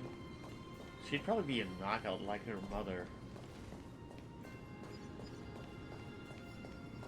There's a lot of changes. Apologies, Lady Maiden, but the Yanis vault is under maintenance today. Perfect. That way, no one will disturb me while I'm talking to Mother. All right then. May Yanis guide your path. The Yanis vault? It's where Yanis's heart lies and the core flame is kept. Just enter on the left. It's also the place where Trebios was born. Wait, Trebios? Isn't that... Then, wait, hold on.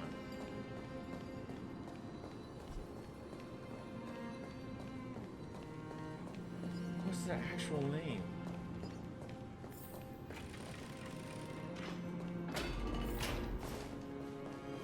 Trebios. What does that name actually mean?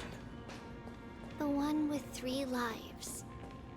Mother believed our birth was blessed by the 3 titans of fate. She named us thus to express her gratitude. Looking at how things have unfolded, fate might have had a role in it.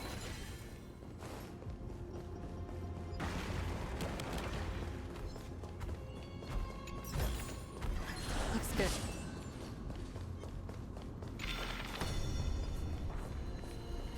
Purify that.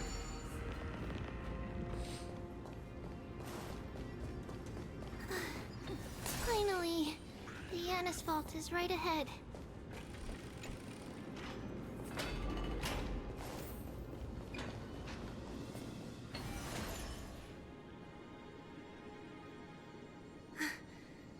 At long last.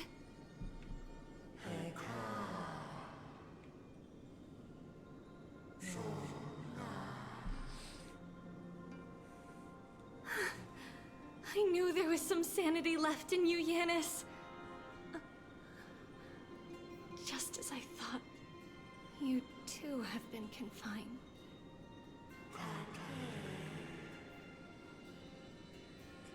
Oh. No, Yanis. I've come here to take on your fate.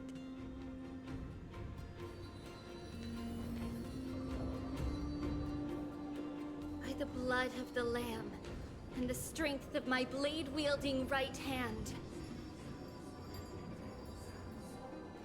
I am Trebios, the listener, the announcer, and the witness of the prophecy. I, the Holy Maiden of Yanisopolis, the Walker of the Infinite Paths, have come forth to assume your duty.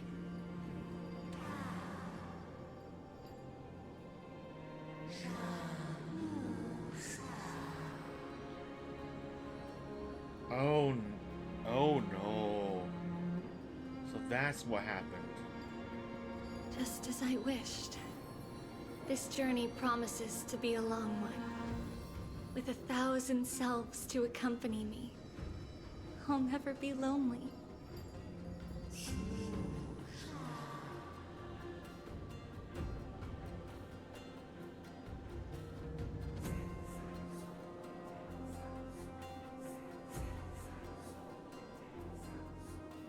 No matter.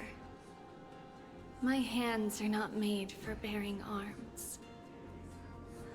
But my feet are destined to embark on a journey for the benefit of all.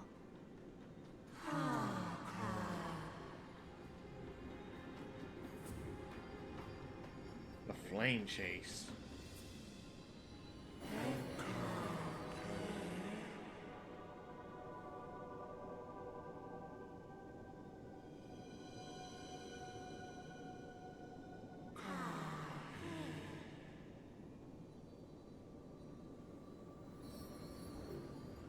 Without a doubt, Titan.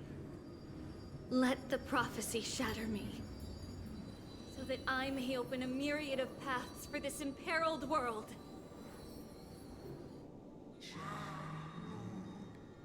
So this is how it all began.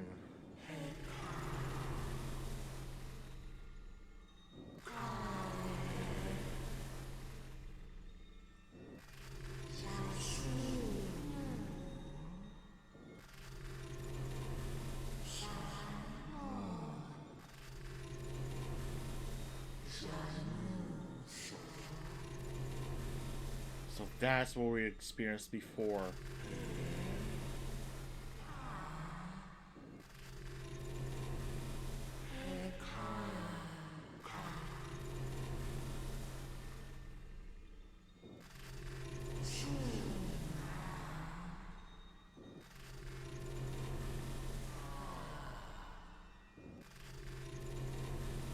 I understand, Yanis. That's what. you. Now, may you rest well. So that's what Tribios looked like.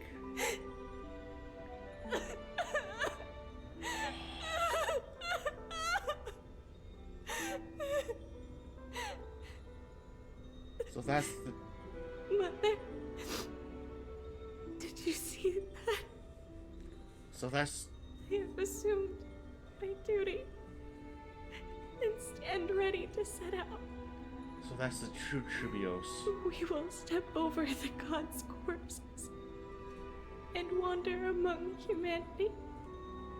And thus, we shall sweep apart Amphoreus' pitch-dark fog. May we... May the world follow the myriad paths trodden and reunite at the end of the west wind, where flowers bloom in spring. Mother, I shall see you tomorrow. Who dares lay hands on the core flame? Drop your weapon and surrender at once! I knew this would come. It's opening up! Move aside and get ready! The Holy Maiden?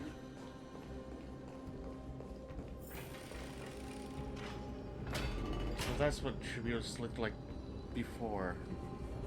Oh, that changed every. Oh my god. What's happening here? Lady Maiden, where's the thief who stole the core flame? Look at what she's holding, you buffoon! She is the thief! Take your positions and ready your arms! We're taking back the core flame! Bring it on! What? Come forth, loyal guards. At least do it properly. Pierce me in the chest. What are you scheming?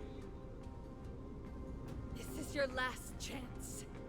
If anyone wants to earn a promotion and rise through the ranks, I'm right here. You all know who I am. Go ahead.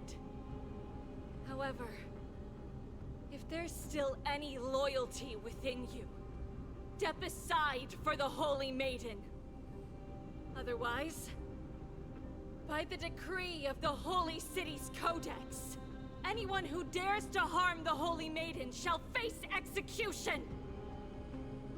Captain, what should we do?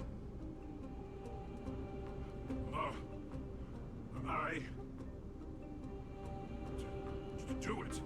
Kill her! If any of you want to get rich, then come with me. Take this traitor's head and wealth will be ours! You gotta be kidding me. We can't just stand by and do nothing. Let's move, partner.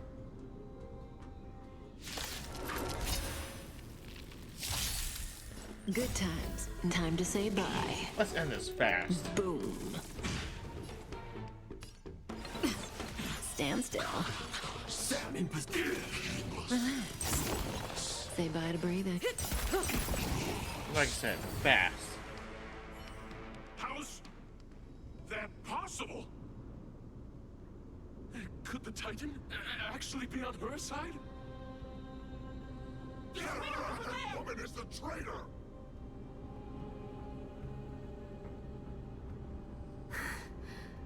I should go. Let's keep up.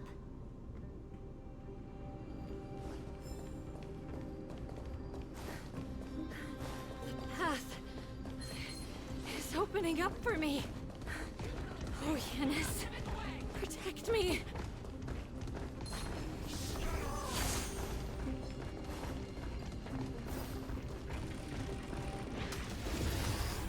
God dang it. The Titan is on her side. Watch out! Impossible! The gods have long been consumed by madness! Joining the battle. Relax. Stand still. The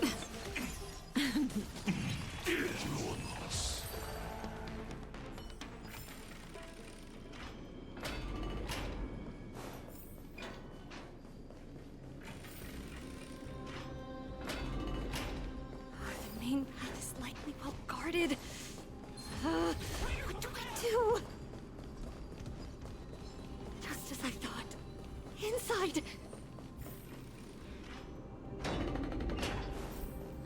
Yeah, they kind of made one mistake where if you want to move fast and get through this, you gotta wait for the door. Don't alert them.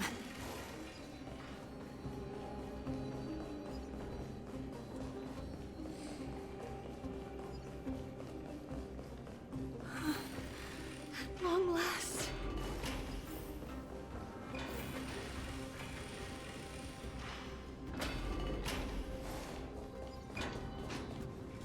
A creature of the Holy City guards, but I'm already so close.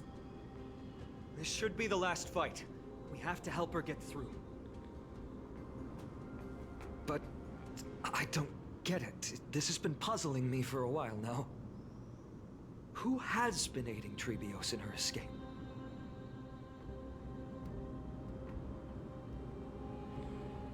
Yeah, I've been curious about that too. Well, history might be blurred by memories. Seeing how the whole city is hunting her down, she clearly had no allies. If she pulled it off alone, were we too involved in this process? Trebios had been on her own since she entered the vault. But what did we truly mean to her? You'll find that answer at the end of this memory. In that case, let's focus on the mission at hand now. Let's do this, everyone!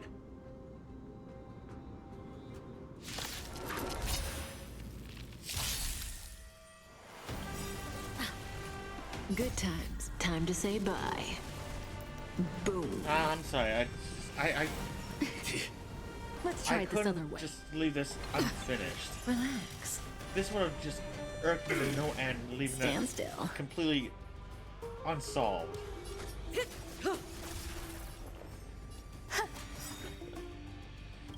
Relax. Every petal, all will be swept away by the wind.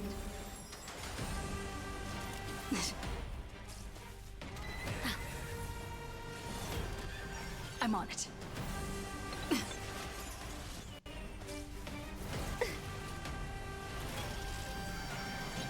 Enjoying yourself? Attack! Say bye to breathing. Like fun till everything burns to ashes!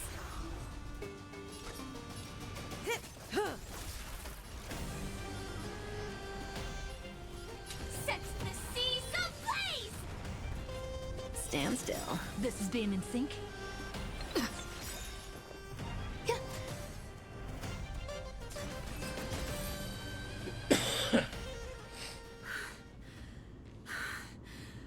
Finally, beyond this gate awaits a boundless world. This is where my journey begins. God of passages, can you see me? I will complete the path that you started. No response after all. Yanis, may you have a good dream. I can't stay here much longer. It's time to leave. Well, looks like this is the end of the memory. Not yet. The question that has been puzzling you. She's about to reveal the answer. But nothing happened. What was making her or you hesitate at this moment? If she had known this flame-chased journey would proceed as the Titan foretold, bringing about great suffering and fatalities, including her own, would she still have chosen to walk through the gate and start her journey? I think the answer is already within you. And you've made your own decision. What? You can hear us? Not really. She can neither see nor hear us. Yet she knew that one day, someone would return to unveil this dust-covered memory. We can never know for sure who helped us back then. But that kindness was forever engraved in our hearts, motivating us to move forward. Time has modified this memory into a special letter, so that we do not forget our original intent. It's a letter written by Trebios of the past and sent to her future self. In this memory, it is Trebios of the future who overcomes all difficulties for her and sends her on a long journey toward the tomorrow where we are. Yes, you'll remember it all. And then find your way back to the gate where everything began. Here, I will set sail toward the distant horizon. Here, you have traveled far on your way home. Such is the maxim that unveils Trebios' fate. You shall shatter into 1,000 fragments and wither on the soil of foreign lands. So, if you ever feel lost, return to this place. I'll keep this memory here for you. Or for me, to embrace it again. Worry not. The loss is something we've grown used to. Our resolve and our pledge are what Trebios will never forget. Each one of us has never failed to remember. Losses are a constant on the flame chase journey, among which even life itself holds little value. The hot blood of the sacrificial lamb will not be spilled in vain, like my mother and I. The libations poured are guaranteed to bear fruit, just as my blade-wielding right hand is not a hollow formality. Surmount the myriad passages of Yanis, and we will once again ride the west wind, and let the wings carry us far away. So, this is your answer? That's right. In the name of the three fates, I stand by my answer with no regrets. Now, with or without the gods' blessing, I run towards the world's agony. If I can truly pierce through the utter darkness, we will meet again at the end of the west wind, where flowers bloom in spring.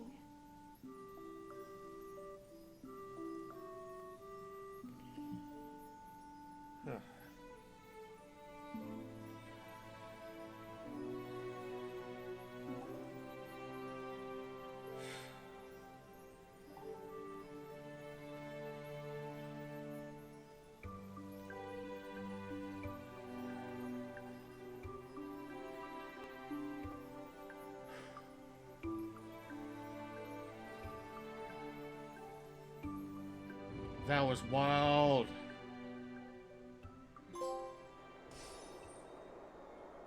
Lady Treeby, do you still think that everything will be fine tomorrow? Yeah, that's what Trianne would say as well. With all due respect, Lady Treeby, you know perfectly well that see you tomorrow is nothing but a white lie.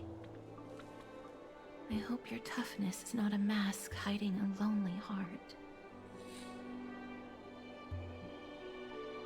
Cass, that's not a lie. See you tomorrow is the greatest prophecy in the world. Prophecy? Listen, in every corner of this land, every heartbeat carries a prayer for that prophecy to come true. It may be that only a few heroes will bring tomorrow to the new world, but the prophecy of leading everyone to tomorrow belongs to all in Amphoreus. But not everyone has the chance to see tomorrow. How can such words be called a prophecy? Because people believe it will come true, and they are trying hard to hold on to that belief. Even as the world teeters on the brink of collapse, everyone is pressing forward, longing to reach farther and move toward tomorrow. And that is why a holy maiden exists to lead the world toward tomorrow, and why Yanisopoulos' prophecy unfolds as passages. Fate is not about the outcome, but the journey. It's not the flowers that bloom at the end of the road, but rather the paths that lead beyond the gate, where people tread toward the sea of flowers.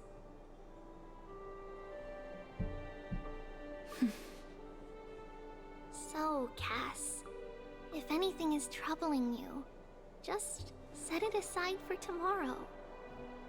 There's no difference between demigods and mortals. The troubles we encounter can only be resolved by our future selves. Reflect through the long night. Wait for the dawn as you think, and set off at daybreak. The hesitant part of us will be left behind in the dark, while the determined side of us will know no fear. Because that's how Trivios has journeyed so far to spread the prophecy. Beckoning the morning sun, and the tomorrow it promises to bring. We will now continue the journey and face our destiny. We will step over the gods' corpses and wander among humanity, and thus we shall sweep apart Amphoreus' pitch-dark fog. And at the end, all will reach that silver-white shoal. That end of the journey, that new world and new tomorrow. It is a haven free from storms, cold, and heavy rains. No sorrow can linger there. We've made a promise to meet again at the end of the west wind, where flowers bloom in spring. See you tomorrow, Brienne. See you tomorrow!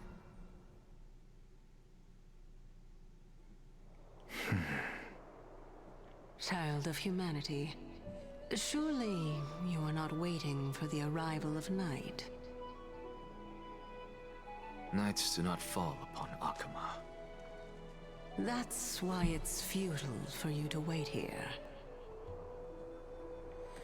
Honestly, I didn't expect the renowned Reason Titan to behave like this.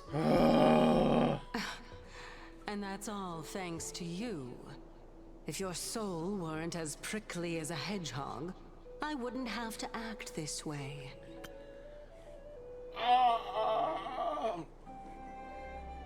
That was a heavy field trip. My feels can't handle it. So yeah, you just keep punching me in the face with the feels, why don't you? Like, I can only handle so much. Oh. If I had known I was going to get hit by a train of feels, I would have waited until next stream. But I just had to find out what was going to happen next. I couldn't just put it off. If you were more accommodating, you wouldn't be opposing me all the time, and I could teach you more freely instead. It was you who insisted on implanting the core flame in me. Forget it.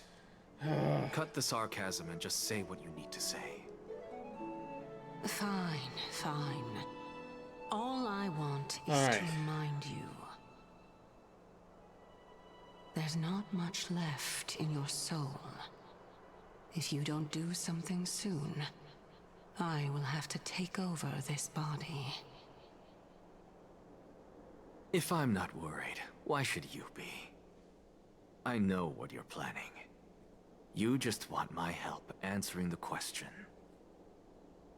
What exactly are we? Correct? It's good that you remember.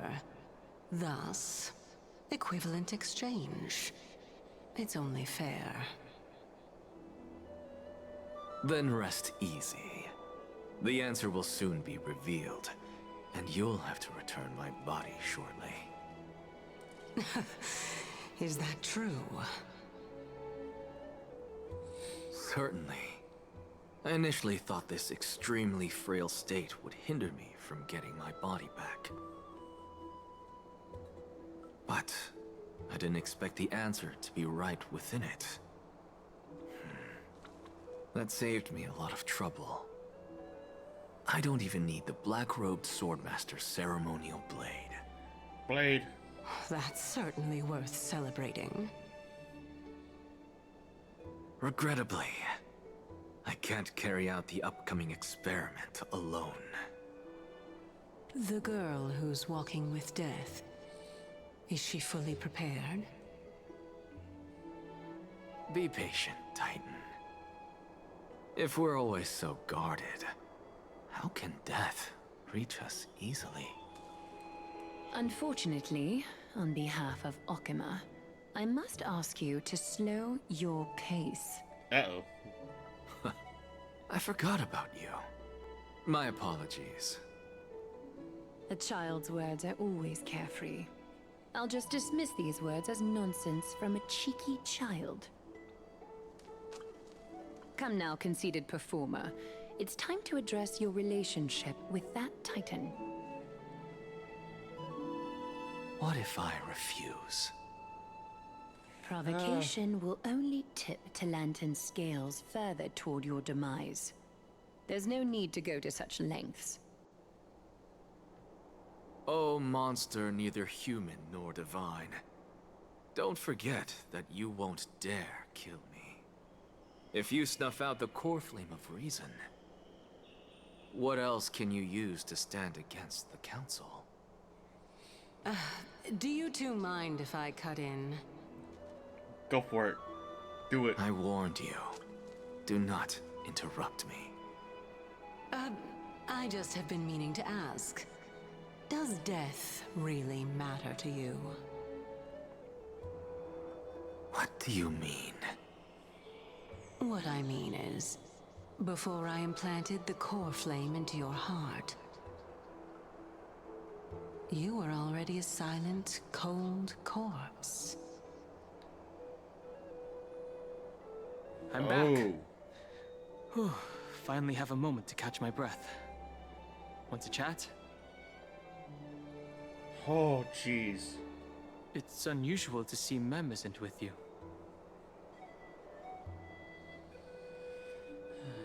They've had a tiring past few days. Since they're not here, let me ask you. Are you really sure you want to take on the trial of Orynyx's core flame on behalf of the Chrysos heirs?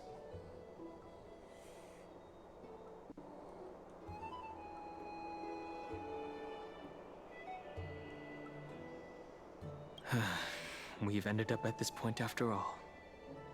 This is probably a fate that trailblazing can't evade. Can't pass it up. Besides, you should be extra cautious and watch out for yourself. Based on the experiences of those before you, the trial is no walk in the park. Besides, they literally have no one else. But what concerns me even more is that you'll further bind yourself to Amphoreus. If you truly assume that Titan's divinity, do you believe that you'll be able to lay it down again? Forget it. We'll deal with that when the time comes. No matter what happens, I'll be right there with you. Thanks, bro. Oh, by the way, I got held up by two people in guard uniforms and ended up missing Trienne's farewell ceremony. They said they were messengers of the Council of Elders and wanted to verify my identity. Oh no. But I suspect we've been on their radar for a while. And they only made their move when you and I got separated. The questions were quite specific, from how we arrived in Akama to our relationships with each Chrysos heir. They even asked about what we did in the market. Luckily, those pawns aren't the brightest. I managed to brush off most of their questions, so they'll probably leave us alone for a bit.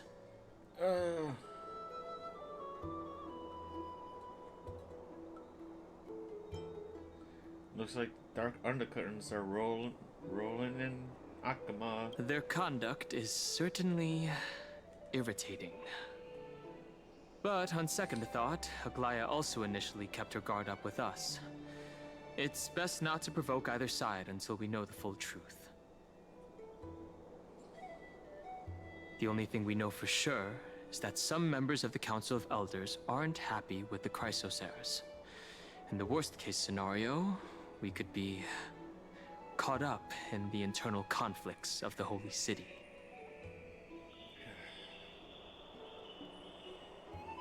That's the episode I hate the most. If only we had more time to sort the clues about the Black Tide. But now, the weather is the only lovely thing left. Let's take some more pictures. Huh? What's going on? Something wrong, Downhung? Oh. The memory card is full. I bet March and the others are pretty worried too. Yeah, what is going on there? And so, this long day passed for Akama. Some people arrived, and some left forever. Just like every other day of this journey, where we, stumbling, move forward. We have long been prepared. If we are to chase the flames, then we must grow used to farewells. And yet, no one back then could foresee death. Its arrival would always be so sudden and so momentous.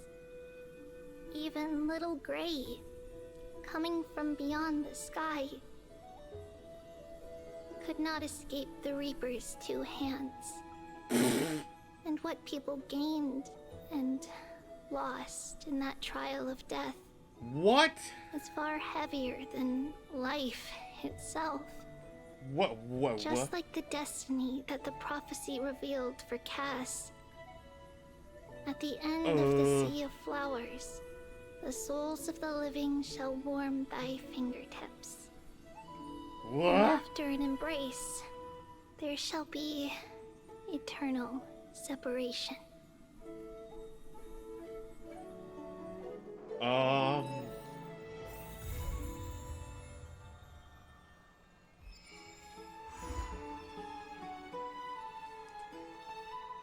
So,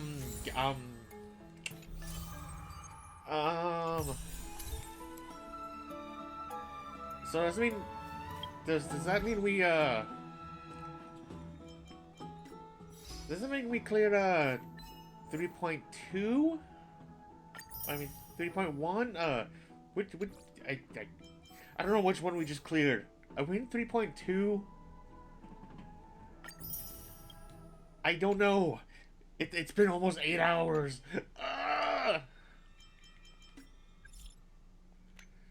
I would have to take a look at this off screen and find out which patch I'm on now.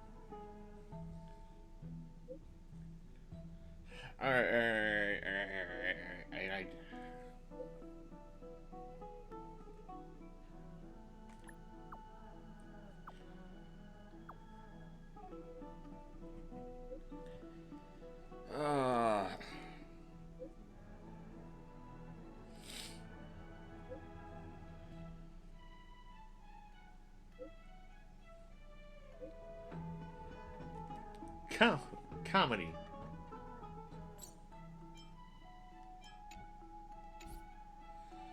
Alright, so yeah,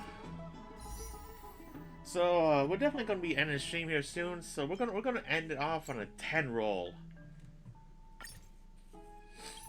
Alright, let's do it. Rolling.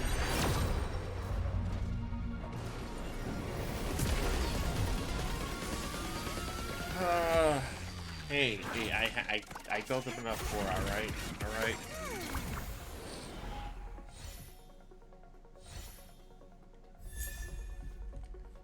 How many times is Link's gonna show up? Like, god dang. That's the second time for her.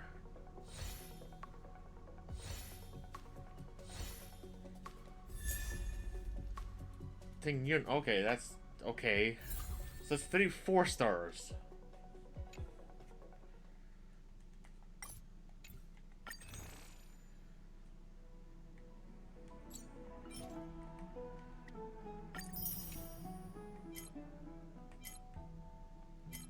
Huh.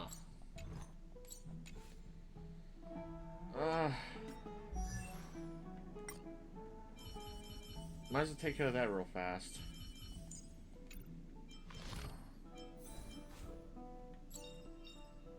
Ah, a visitor. Please let me show you some of our local hospitality.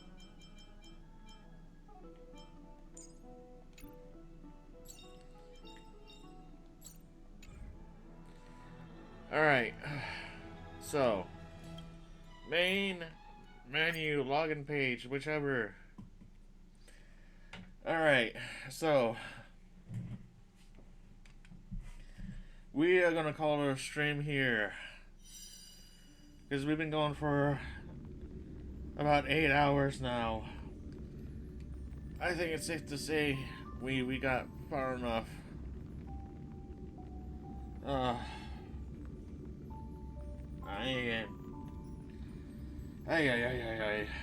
Alright, so thanks for watching, everyone.